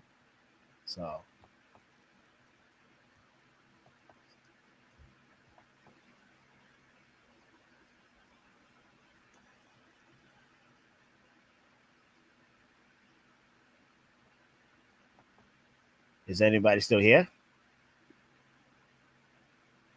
I'm still here.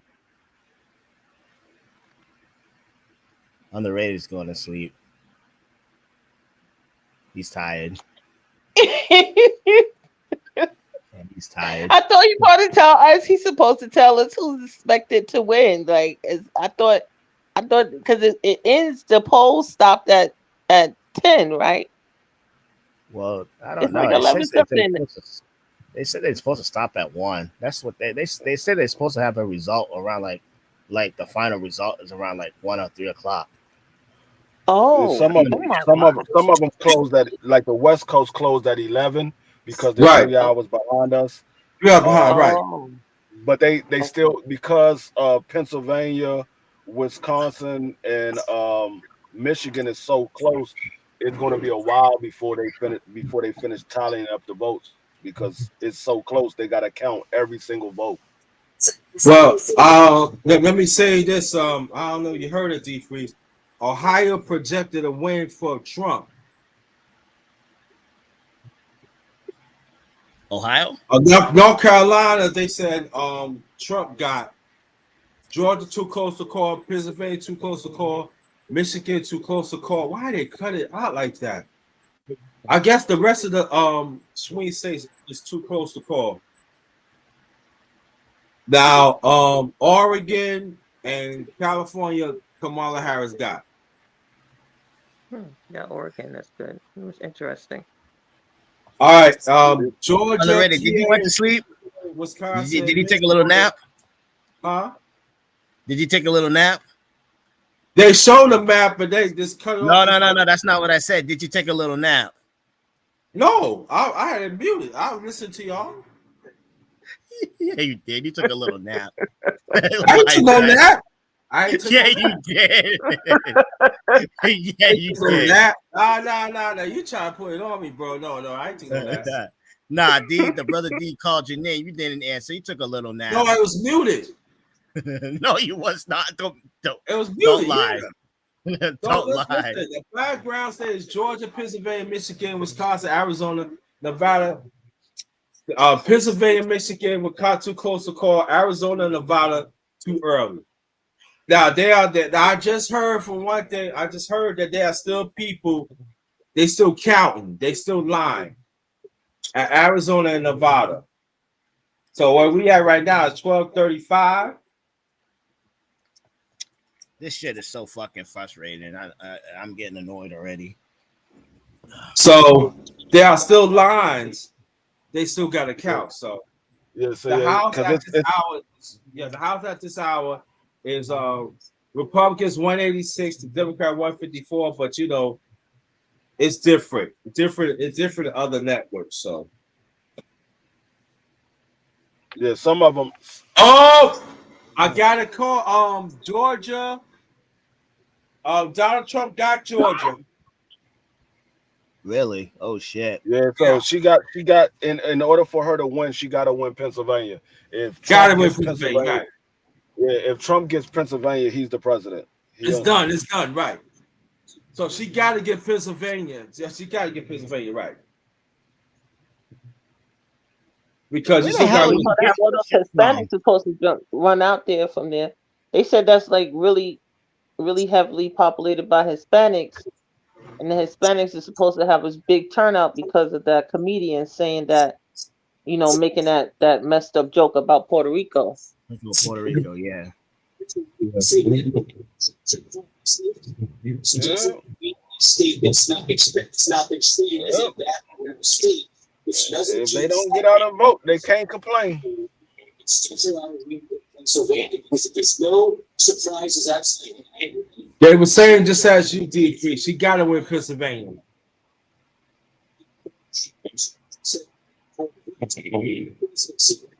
Yeah. Oh yeah, 88. They talk about 88%, close to 90% of the call of Pennsylvania. Trump leaving 50.8 to Harris 48.1. Too close to call. There's still more coming in. Yeah, so right now Trump got 246. 246. Yeah. Yeah, he got Mine 246. still says 230. Mine still says 230. That because you they didn't show what you looking at. They didn't show that they gave him Georgia yet. Once they give him Okay. Georgia, he'll be at 246. Right. And that's Yeah, 'cause not mine far just- from. That's not far. Yeah, mine just showed that they gave him Georgia. So yeah, Right. That's a 246 right show. now. What network you watching, D Freeze? I'm watching it on YouTube. I'm watching CNN on YouTube. Okay, well I'm CNN. watching CNBC. Oh, On cause see, TV. I'm on the MSNBC. Google one. I'm on the Yeah, I Associate like Press. watching CNN because he be showing all of the counties and everything. So I That's like true. watching him. Well, because CNN is neutral. They're neutral. CNN is neutral. Yeah. Yeah. I Channel definitely 13 don't is like neutral, watching too. Fox News. Oh no, I don't Fox like is fake watching Fox news. News. That's fake news. Oh, that's fake Yeah, news. Hell no, Fox is fake news. Yeah, I always watch CNN. CNN, Yeah. they pretty neutral. Yeah, they are But neutral. they little biased at times, but for the most part, they pretty neutral. But yeah, So let me make this he at announcement. Welcome 246. to my channel, Underrated Darkness, yours truly, young So one. he Brian. basically he only needs what 24 more. But let me make this announcement. Welcome to my channel, Underrated Darkness, yours truly, young one. Grinder. This is election. Who's going to be the next president? We got Brother D Freeze, brother, and my brother right here, and my sister, 12.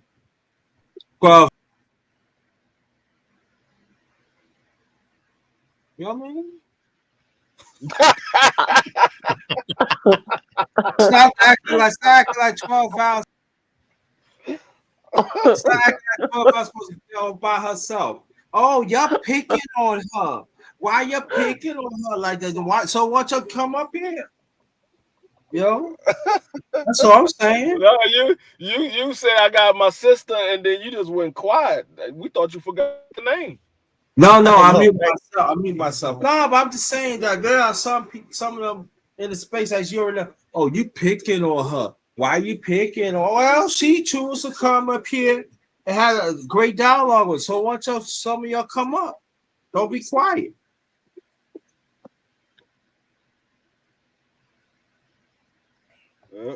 Kamala Harris is at Howard University right now. Huh? Yeah. We'll go ahead and pack it up.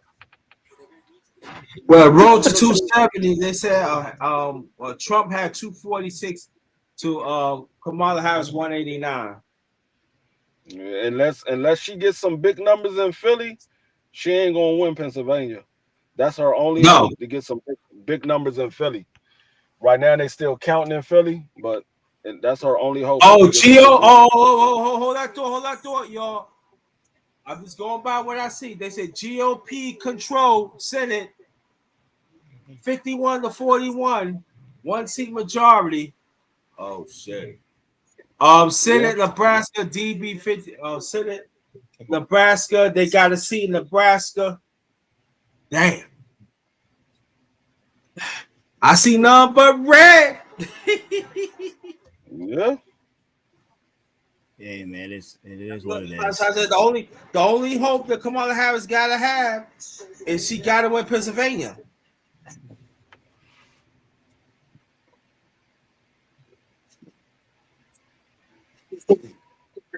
A lot of Senates. She can still do it. Is a slight chance that she can still do it without Pennsylvania. She just got to win everything else. If he gets Pennsylvania, she got to win everything else. Yes, she do. Yes, she absolutely right. And the chances of But that I can happening tell you, are slim to none. I can tell you, y'all, in the Senate, for the last 2 hours that I see, Republicans had pick up. They sorry. Hold on. She's winning New Jersey. They had pick up quite a few seats in the Senate. Yeah, she's the winning House, New I don't Mexico, know. New Jersey. But yeah, he's winning Nevada. And he lost Nevada last time he was running against Biden. He did, right. He lost Nevada, he lost Pennsylvania, and he lost Georgia. So let me ask you a question. If Trump becomes president, I'm just if, what's your thoughts about it? It is what it is. That's all I can say, man. Well, that's all I can say. It is what it is. It is what it is. You know, ain't really much to say. I mean, keep your head on a swivel. You know, just like we just gonna have to, you know, continue with our, you know, regular life, man. You know what I mean?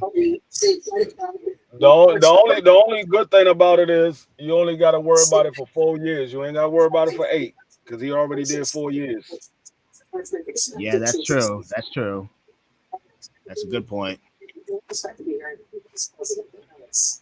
Oh. Senator, Republican control. That's that.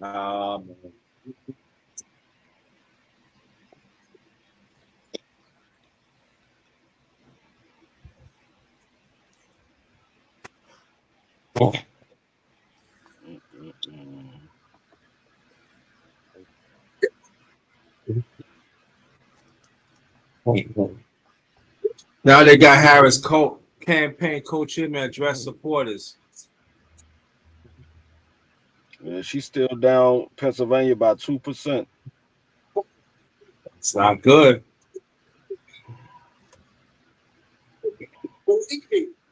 In the Congress of America. Yeah, because on my end, it says that they have 87% reported. So they pretty much almost done. Yeah. Yeah, they're pretty much almost done over in Pennsylvania.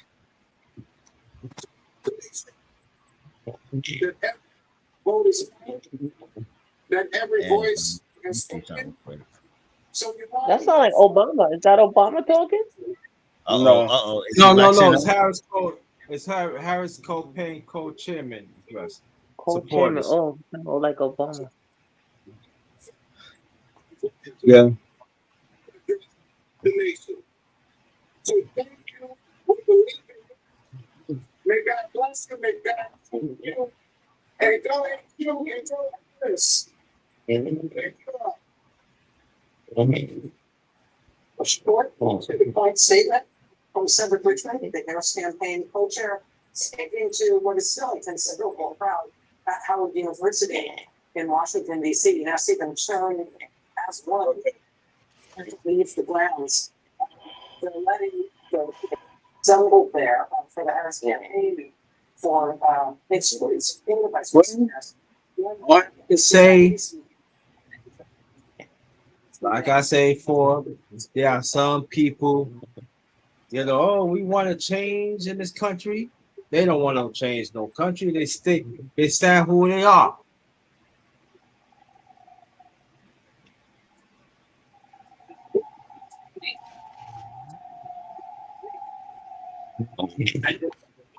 Sort of re-emphasize the point that Lauren speech about where we stand. Okay, Michigan.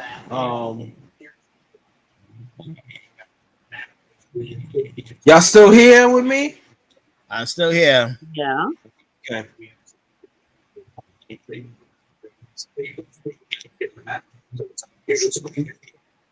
Thank you, brother D Freeze, to be here.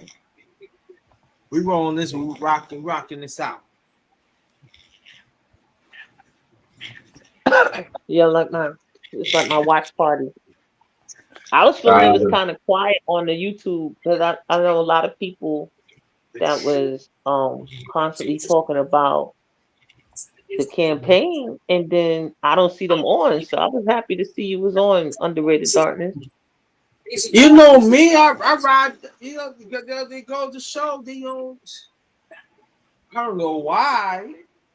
You don't think it's quiet? Like a lot of people been talking politics all this time, and then they not on. I said, "What's going on here? Why they quiet?" I feel like the streets is kind of quiet. I'm a person like this, as you already, or you know, like my brother. You know, when you talk about politics and stuff like that, you gotta stay. You gotta stay all the way on. So I got on like 9:05, and I said I'm gonna stay long as I can to find out who really the president is. Even we don't know this time. I come back on and talk about it. But you know, there are people that they ain't true to the game. They ain't true to it. I'm true to mine.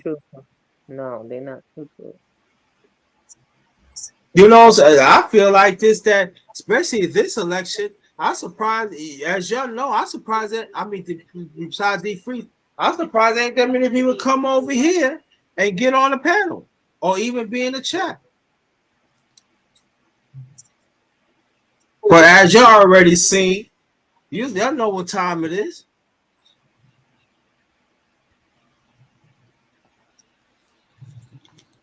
Because the university was not expecting you to come back to probably Oh, so we pushing like almost 4 hours. I know, man. I'm fucking So you know, tired. so that's what I'm saying. Real with mine. It's just like when you do your breakfast talks and stuff.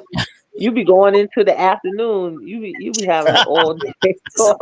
You be starting for breakfast. You be eating breakfast. You be finished. You be doing lunch and stuff. It's like 1 o'clock. Yeah, I do, because you know there are some people that come on late. They want to get. You never know what you know what mindset they in. It goes man or woman.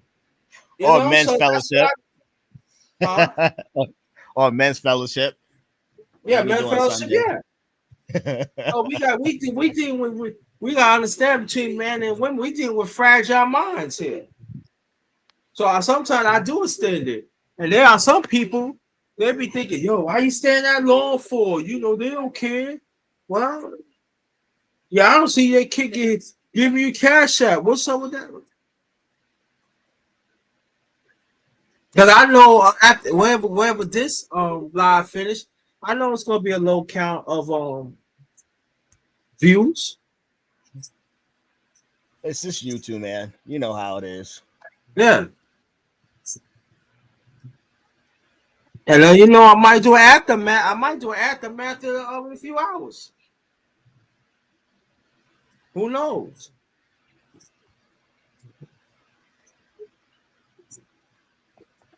I think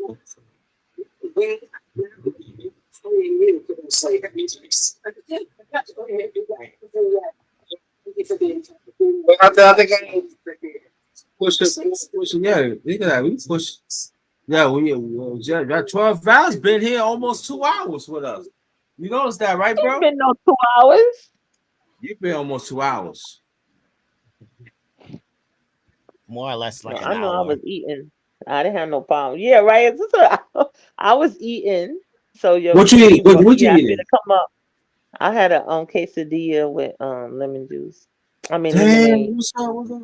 That sounds good. I want some of that. Yeah, I was sitting there eating with y'all, and then So you know, 12 hours before I get to my brother. What's the temperature around New York out shopping about the election? I think it's been really positive because he was doing I think his bus was full with, he did roll out the campaign, and they did a bus out into Philadelphia. They did like he was actually on the wheels campaigning to try to encourage people to vote for Kamala. And I'm sure he got funding from that. I'm sure they must have like asked him to campaign because that's a Bible-based organization that's supposed to be bipartisan. You're not supposed to pick a side. So I thought it was interesting that they was able to do. So I think they were just doing voter education. See how they know Yeah. how to do stuff slick? They know how to do it where they're not trying to say you pick a specific person, but you know that they trying to get you to lean toward Kamala, but it's still overall just about education, encourage to vote, turn out, vote, come out, vote, trying to engage people to vote. And I think that he's been doing a really good job with that. And nothing like that was true yesterday. So obviously this campaign was won. It's not true now. I mean, this really was a historical, flawlessly run campaign. She had but never endorses anybody.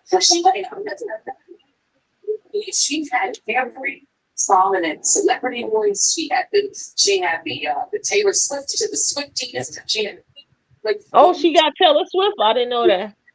I think that's so true. I know that Taylor Swift has said she was for Kamala, but I didn't know she actually had her come out on the campaign trail and openly say it. Where Taylor Swift got a huge following. This is when we get into that point. Does, which is to say, like where we I don't care about Will Smith. I know. So the absentee ballot. It's some, the remaining ballot could change what's happening now. I got goons in Philly. Okay, I got goons in New York. What's up? Oh shit. I don't want to go. I don't want to be. But we're gonna get back to elections. Like I said, Senate control. Senate. I'm reading right here from the Harrison HQ, and then she's telling her fans to go home. She said that she won't speak tonight. It sounds like Harris. Yeah, it sounds like she already admitted defeat. She's not going to speak tonight. So remember when they made Hillary come out and speak? That's rude to not come out and speak to your supporters. That's not okay. She's already admitted defeat. She's already showing that she's once again she's showing us that she's not fit as a leader. She should at least told her, hey, we're gonna fight this to the end. But now you're telling your supporters to go home. Nah, I tell you, she's not fit. By text and not even in person. That's never good. You were supporting you. You're here. Come out. Yeah.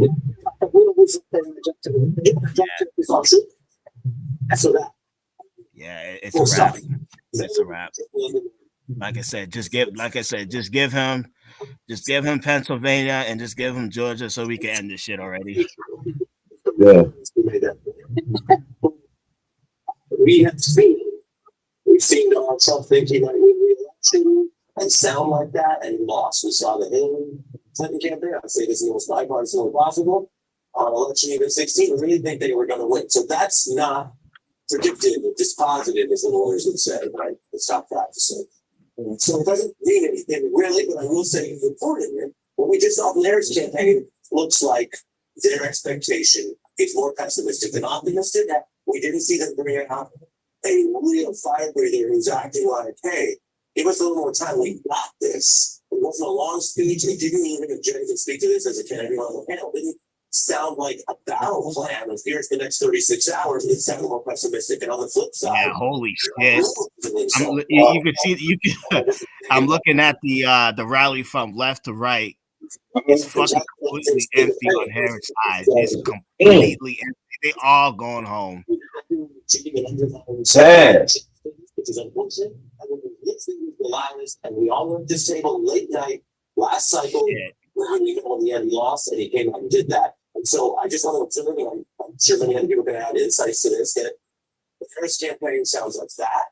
And he is as quiet as we've seen. Yeah, I think that's exactly what we're all observing. It's kind of the vibes that you've seen from people who rush out of a venue that you just saw Cedric Richmond speak at, and now Kamala Harris saying, "I'm so proud to be the next president of the United States." I'm sure, well, I would bet, I should say, to be accurate, that they had debates internally, and you referenced this, that should she go out and just speak?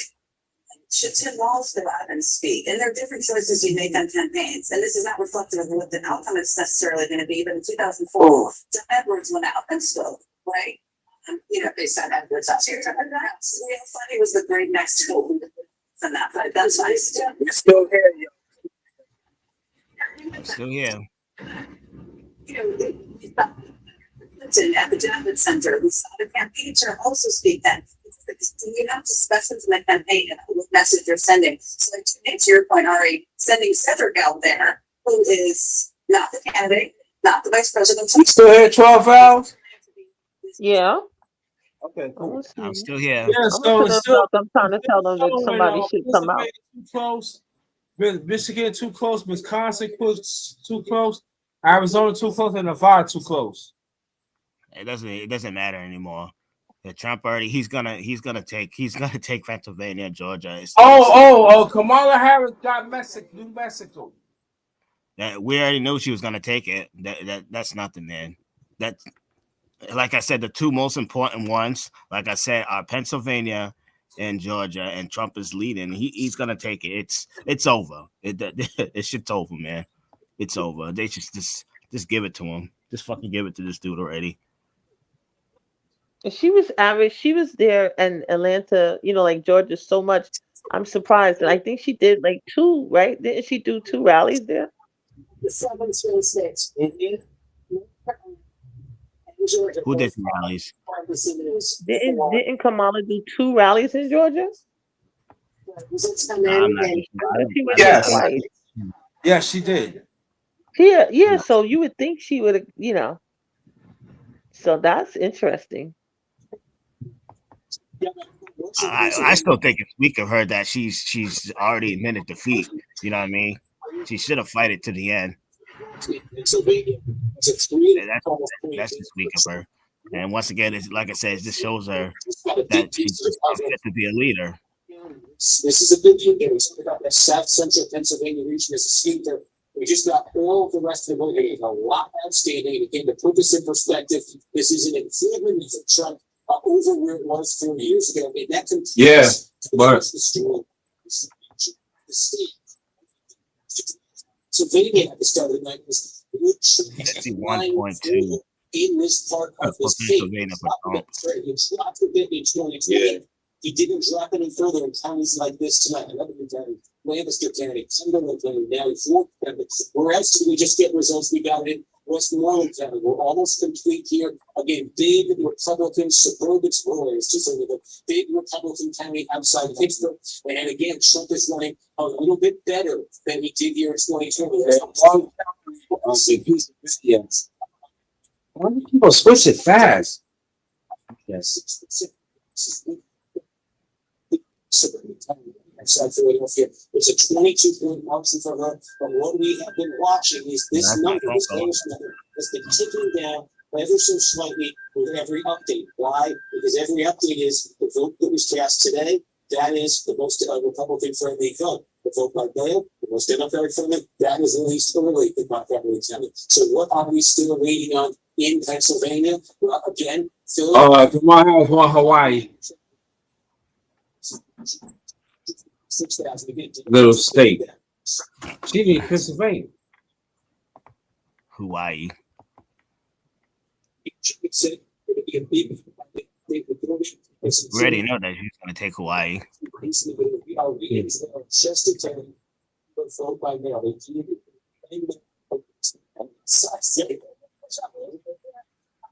this is our final poll for tonight. It is 1:00 in the morning, and these chemists, and that means we've got our final poll closing, and that is in Alaska.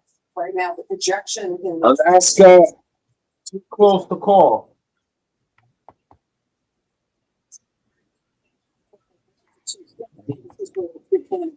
Sitting right now, they both try to get to 270 electoral votes. Shazam! Yes, 246 electoral votes for Donald Trump, 194 electoral votes for Kamala Harris. In terms of the battleground states right now, let's look at the. Oh, you see that somebody said they subscribed to you. Pennsylvania. Huh? Somebody said we subscribed Who? on the comment section. In Wisconsin, it is too close to call with 114. I don't see Yeah, it. what's going on? Hold LT, man. Oh. Yeah, LT man. It is too close to call. It is too early to call. We've got just over half the vote in Arizona. You can see the numbers there, and in Nevada. It's not too close to call. It is too. Welcome to the family, LT man. Fit for fitness. Looking at the Alaska House race, there's Senate race right now in Alaska. There is a House race in Alaska that is of interest. There's one of these races to watch in the country right now in the Alaska House race, where Democratic incumbent Mary Peltola is trying to hold on to that seat, facing Nick Begich from a famous Alaska family. Nick Begich running this business.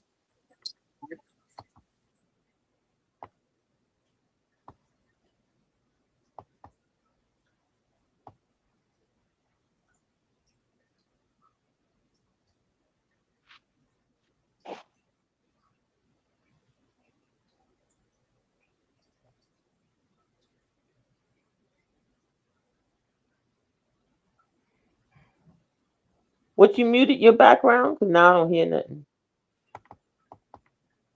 You muted your background? Cause now I don't hear nothing. John, I got the there's some playing. LT, man, stay right there.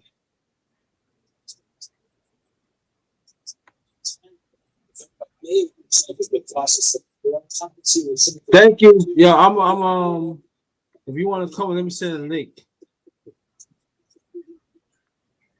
83%, making up against the 220,000, it would be a very tall order for Democrats. I wanted to update Wisconsin as well as we approach 90% in the Trump margin there.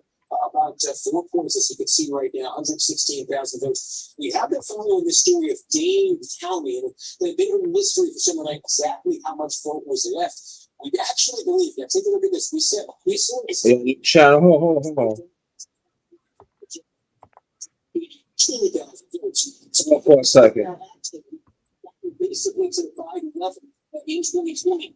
We believe there was a little bit more fun still in Dane County. So there's actually that question we posed at the beginning of the idea that the Democrats squeezed more out of Dane County than they get it. Every election essentially they have, it looks like they may be able to do that. We'll see. Make sure they have a few left that obviously hold on for a second. Expected. It's not going to break decisively for Kamala Harris. And one other thing I did want to point out, just make sure we kind of get on the record, as we looked at the map of the country here, and you see great states that aren't called. You take a look on the East Coast here, and this one stands out. New Jersey, which in 2020 was a state that Joe Biden won by 16 points. That nearly 90% of the vote is in here. And Harris does have a pretty healthy lead over Donald Trump. But a couple of things we can note here. I want to call your attention to this. This is the city of Patterson, New Jersey. Is here. Facilities here. This is a plurality Hispanic county. Working class Hispanic county. 42% Hispanics. Right here. It just says on your end. Trump got Georgia and North Carolina. Yeah, he got Georgia. We knew it. Yeah. So, Montana projected winner Trump. I can tell you one thing. Throughout this evening, a lot of Hispanics had voted for Trump. It's two counties to give you an idea, because this is a good 1,000 of what I can see around the country now. This is what Albuquerque is. This is the big sort of national suburban concentration of house degrees. I know you've been talking about. There's almost gets to the Bible level here. There isn't much of a drop off of here. This is a giant Albuquerque is just giant thing. Let's go to a county that's almost 70% the state of Dallas, Kansas, and you see, again, this is the Harris County tonight. Look at the change. This was almost a 19-point victory for Joe Biden, cut down by 10 points here. 4 Democratic county in Mexico. The counties in New Mexico with the highest Hispanic populations. All Donald Trump has major changes. The reason he got this down to 5 points. The counties with Hispanic population there. So you're seeing that, outside of the field battleground. And as I said, I've been showing you in Pennsylvania all that. One of the stories that actually Donald Trump has gotten this lead to them is done. All of these mid-sized towns that have mid-sized cities in the significant Hispanic populations.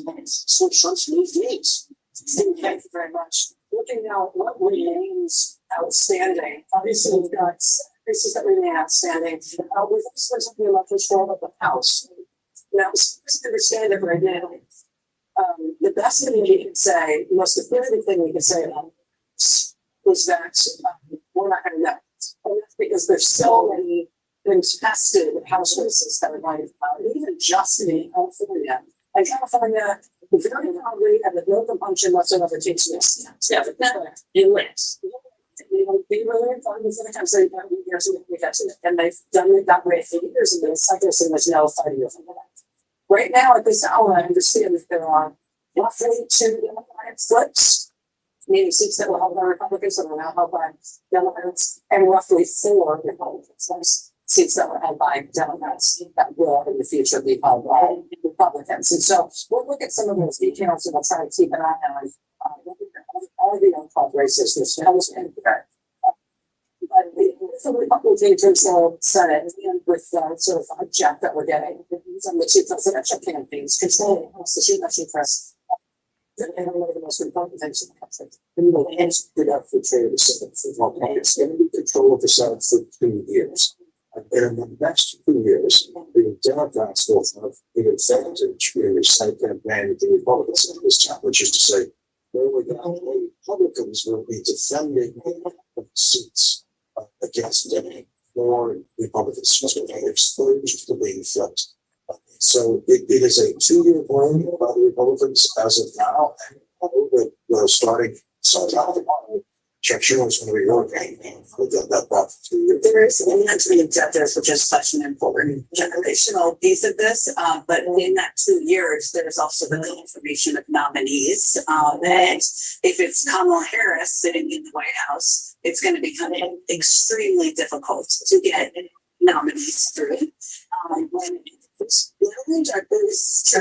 It's the flip side of Trump is saying, some of these nominees, and this might be, and we don't know where things are being, interesting things to watch, might be very easy to get for. Maybe people were, there might be some who feel they're in this 2 years, and maybe they'll surprise us, but that will have a huge impact. The people that Trump would nominate might get through, even if there should be various concerns. Also, not David at this point, but he was on with me the other day, is that Vice President Harris's coalition is broad coalition, but includes the Liz Cheney's and things around. So it's a line. They're mostly, members who are now down. Yeah. And so some existing House, the current majority is very, it's very far right. So about Mark Johnson, who we love the coup, who led the coup. And so even if you have a narrow Democratic majority, it would be incumbent upon James. He would have to do what Stephen Lucy has been able to do, which is to navigate a narrow majority, because it doesn't look like virus. Either way, we have a the Democrats say it's going to be one. We said, Gina Raskin will be the chairman of the Oversight Committee. And there will be people like that who will take on outsized leadership roles and help guide through to be a check. Yeah. If there's a truth in the White House, with Senate controlled by the Republicans, and that could be an interesting dynamic of this that people undervalue it at this moment. I just want to want to fill the explanation about why California can take this and others does. They actually don't have all the balance champions. Yeah. The balance in California, and I think it's not just 7 days after left handed, but for 7 days. So once they get on, it's a very, very close isolation. Then we can start to get. It's not like they're sitting around being safe. They literally are waiting for some ballots to arrive later this year. Yeah. That's in California. There's no against this way. This in California. It's not like people in the state going, why is it taking so long? Then you can still risk, it's 7 days after election. Yeah. It's like checks because there's been saying for years the sort of democratic development about this is more than elections. And the reason I think it's a statement about is it's possible that what the next going to bring the Senate. We've had the Republicans, Donald Trump was up in Pennsylvania, if he was Pennsylvania, he would be the next president of the United States. The House, for weeks, but it's possible. And Donald Trump, Underrated. Still here. In which case, the bulwark, against whatever overreaction could be, whatever those deprivations might be, and if you're having a tendency to overreach if they do, is the kind of thing that's democracy between elections, which is the work of civil society, it's the work of legislature, it's the work of institutions, it's the work of citizens. All that super stuff, we've seen it before. One election in 2016, with their House everybody said it. Fair enough, and then with people that don't care, they tried twice and it didn't work. There was a lot of things that didn't work because basically of the other parts of what culture is. And that was important in meaning to lesson the vibrancy of the American democratic experiment. There's been lots of tests to that. In the intervening years, but those nobody's elected those things, so they're going to call these parts of civil society, those institutions that citizens do. Those things are there on Wednesday, Thursday, Friday. No matter who gets called there. So those are some of the most important things. Yes, definitely. So that very important part of this. And there are some incredible Democratic governors in there who are in big important states like California and Michigan and Pennsylvania and Maryland, and they become part of the defense of democracy and the defense of rights. And then they click on things right? Because if you're talking about policies like mass deportations, if you're living in a red state, you're more exposed in a way than you would be if you're living in a state with a governor who intends to protect you. That's these are the questions that I came for you. We haven't gotten into that yet.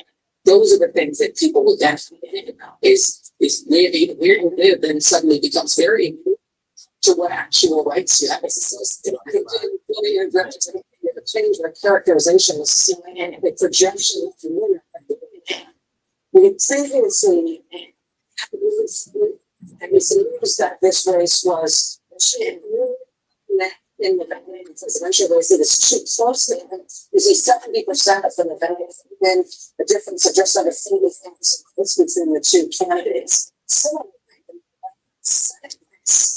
the previous accusation of NBC News, I've been that it was to call in Senate race. This is truthful.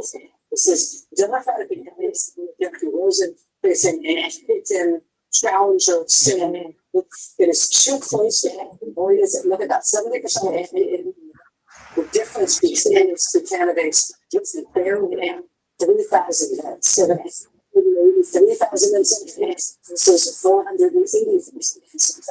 A very close for too close to call race. So again, that's crucial not just for the future of the Senate, that's crucial in terms of the Senate, which has all sorts of consequences for what the senators are capable of doing. We have already did this new exercise. We're not there yet. Yeah. So I like to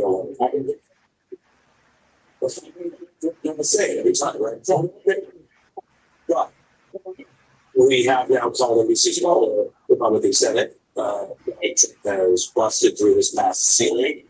Is doing very well for the national titles. And then we've got single race that if goes to balls range of just the money. We're not there yet, but in the event you would have another Trump term, you then have a very important thing if it's a democracy that goes on what you each were saying, which is what did you vote for? Did you vote for a different economy? Did you vote for things that were promised to you to fix prices and inflation, for populist agenda, other things that changes to certain international policies would benefit you in your own community? And just as we talked about the actual inflation, how many years that takes, the issue that people said, democracy and economy really out front there in people's own estimations today of their biggest issue. And do you find in 6 months, 12 months, 18 months, none of those things are being addressed? None of those real world realities are changing? That's why we often see this back and forth. So I don't think anybody here is getting ahead of the calls. We just estimating, and it looks like a very significant fallout.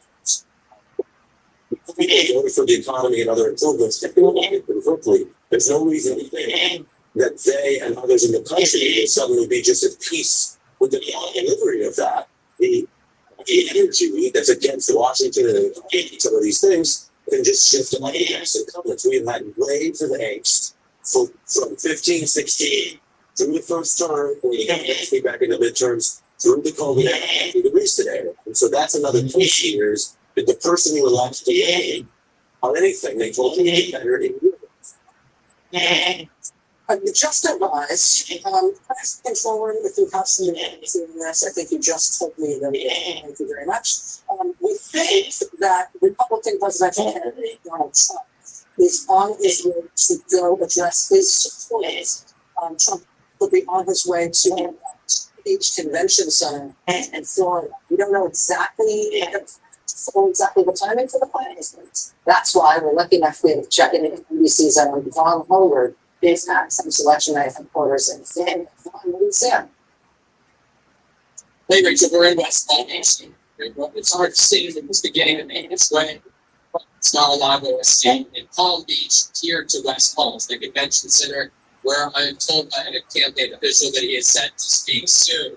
They were waiting the campaign for North Carolina and Georgia to gain, and they were hopeful that they would be able to see a trajectory that was beneficial to them in the state of Pennsylvania before Donald Trump were to come to make his remarks. It's up here, but I think it's a declared victory here, or signal that the votes are coming in and feel like they are in a good position. But this, when talking to folks in his first administration White House, former staffers that are here, as well as political allies, there were folks talking about potential jobs in Washington. They say that are getting ahead of themselves, but there's a great many staff members that have been working here in Palm Beach that have their eyes on working in a second Trump administration. I talked to Roger Stone, a longtime friend and informal advisor of Donald Trump, who was over at the Mar-a-Lago estate where Trump was joined by the likes of Elon Musk and who have since Dana Wright, as well as other who have really uplifting up politically in the last months, including individuals like Robert F. Kennedy Jr. There was a closer political family and allies that were at the Mar-a-Lago estate watching these results come in before now understanding that Trump is making his way here. And Roger Stone, I mentioned it's really he's seen through 60 years of the Republican Party. And this is a moment in which I asked him very directly, again, I understand that we're seeing big votes here at this time, but at the least bit, there's a part of the American electorate that has chosen to elevate somebody like Donald Trump potentially back to the White House. And I asked Roger Stone, what did he make of this for the history books of watching after 9 years of America become acquainted with Donald Trump, somebody who is so transparently brash and somebody who is so willing to denigrate his perceived enemies. And the way that he phrased it to me was, quote, very American. No one argues that he's perfect. No one is perfect, but he's genuine. He's not a construct or handled or managed. He embraced the imperfect. We're Americans. That's Donald Trump. And Donald Trump is on his way now here at a moment, of course, that would potentially in the days ahead lead to many conversations about the potential policy impact of what a Trump White House or the Republican Congress could look at But for now, of course, there are ballots still to be counted in several battleground states before Donald Trump would be able to decisively declare victory. But nonetheless, he plans to take the stage behind me here, just a few miles from his Mar-a-Lago estate, the place that he has all but camped out on over the last 4 years, ever since that January attack, and not attending the inauguration of Joe Biden, moving to Florida in isolation, rising back up to greatest prominence in the Republican Party by helping get MAGA allies of his elected in the 2022 midterms, and Donald Trump here today about to take the stage at a moment in which he and his team feel like they have politically proved from these early results that he is in a good position here. Guys? Well, I don't know if you can hear me. I know there's big cheers going up from the crowd there. You mentioned at the outset of your remarks that they had wanted to see the results in Georgia and North Carolina, and they had wanted to see the in Virginia before he did not win Virginia. Do you know anything about the calculus as to how they're speaking anyway, without another state that they're watching for here to come? Apologies for misspeaking on my part. I meant Pennsylvania, where we go back to 4 years ago, of course, we see that Donald Trump to prematurely declare victory. Donald Trump at 2 a.m. on election night in 2020, he did exactly that. We asked, our colleague Jake Trailer asked Donald Trump earlier today inside of the West Palm Gymnasium where he noted whether he would potentially acknowledge that it may take several days to count ballots and be willing to acknowledge that he may not be able to declare victory tonight. He did affirmatively say that he understood that we may not know the results at this point in time based on the NBC's other news organization. We have not called it. But of course, Donald Trump has shown an eagerness to, in 2012, in 2016, in 2018, 2020, in 2022, to declare victories, even when news organizations have declared otherwise. So, of course, we expect now in a matter of minutes here, guys, to hear directly from the former president. Paul Hilliard for us in Florida. Thank you very much, Paul. We'll be back with you as the night progresses, as well as just reporting there. Some of us were watching election returns at this time. I used to call golf club, and then I learned there's no golf there. Wrong one. He's on his way from there by car to the convention center there at Palm Beach, and we expect him to be addressing that acceptance crowd.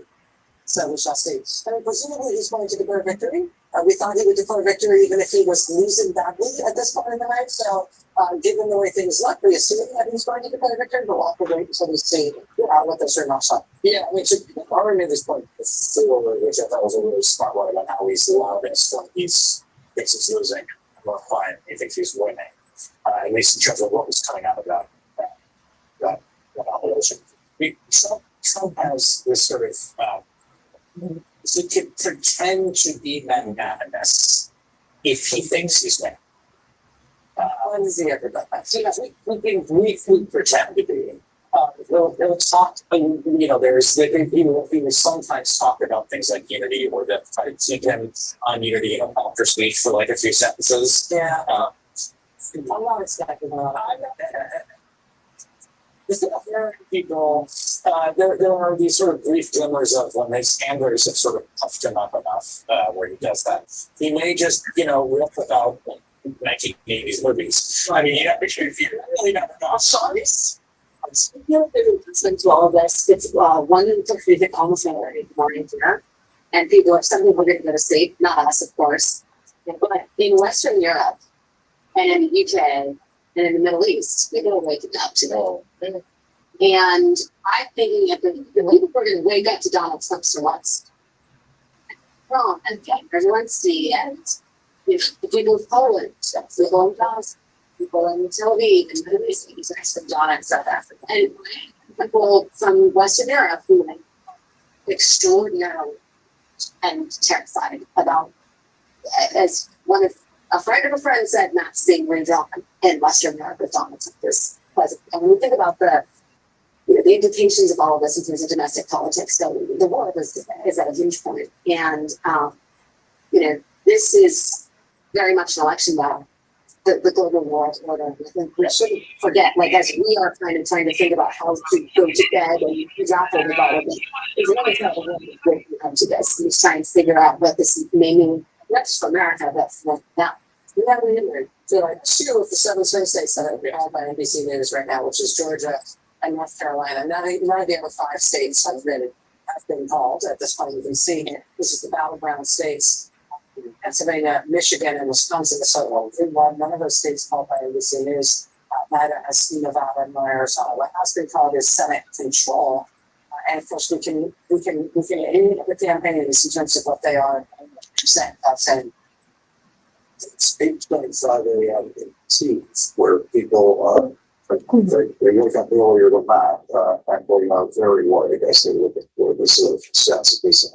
And you've seen, there was a whole conversation over whether the Harris campaign would embrace the uncommitted movement, which actually wanted to move in her direction at the convention.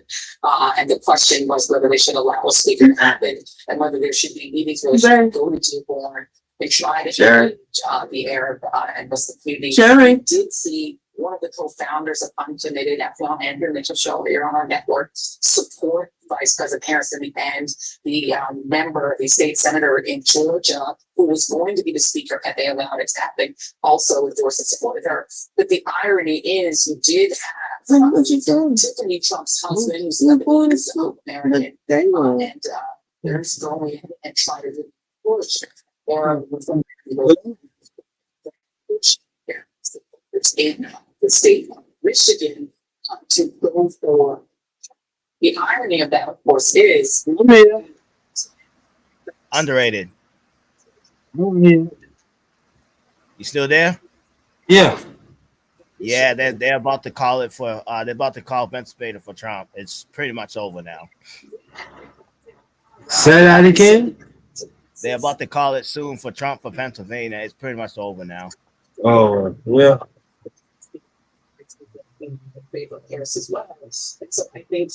I think they said that Trump has taken Pennsylvania. And this is done. Yeah, it's pretty much done. It's done, man. Yeah, it's pretty much done. It's pretty much done. It's over. He took Pennsylvania. It's over. Well, my brother, it is what it is. You know what I mean? If you want to leave, you can make one last remark. Something, I might do it. Man, I gotta take this shower. I gotta take this shower because I got work at 3:00 in the morning. So okay, well, thank you. Make your last remarks and 12 hours. Make your last remarks closing this up. All right. Well, once again, thank you, Underrated, for having me on, and also thank you to the sister as well. Like I said, I learned some things from her inside when she was talking. Like I said, I'm still a young guy, so I don't know much about these politics talks, but it's good to hear, people who knows more than me speak on it. Like I said, it is what it is. Trump wins the election. We just gonna have to move on with our lives, and we just gonna have to see what he's gonna do for the next 4 years. Because, like I said, he ain't gonna get a pass. Because it's the same shit that I said about Kamala Harrison that I said about Kamala Harrison and Joe Biden. He's gonna get the same smoke. And like I said, all the shit that he was talking about, I'm gonna do this and do that. He better do it because I'm gonna like I said, I'm gonna make videos. I'm gonna come at his ass. So he don't get no. He like I say, he don't get no pass from me. But like I said, it is what it is. He wins the election. We're just gonna have to move on with our lives. And once again, I just want to say thank you, brother JG, for letting me come onto the panel. I can inside. Love you, big brother. Thank you. Appreciate you. Thank you. Love you too, man. Like I said, George Page. I know that you didn't get the result that you want. I know you're a Democrat, but brother, I still love you, man. I still love you, man, to death, man. You're my brother, man. Like I said, this election is not going to break us. We might have a disagreement, but this election is not going to break us. You always will still be my brother, man. And I love you, man. And all I can say is good night.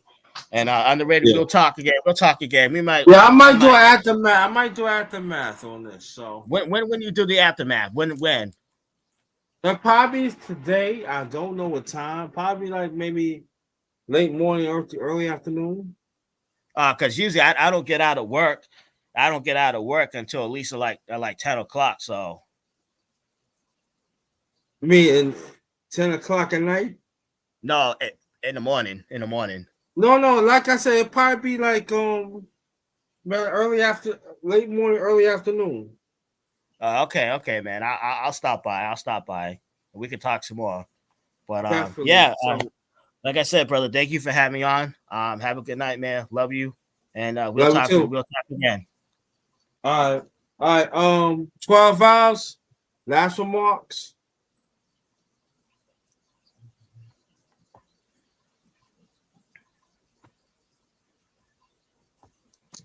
I guess she gone. Well, I said thank y'all so much. And that's what it is. And yeah, have a good night. 12 hours, you still there? Yes, not. All right. I might do aftermath in a few hours. Y'all have a good morning. Peace. This one is Ghost.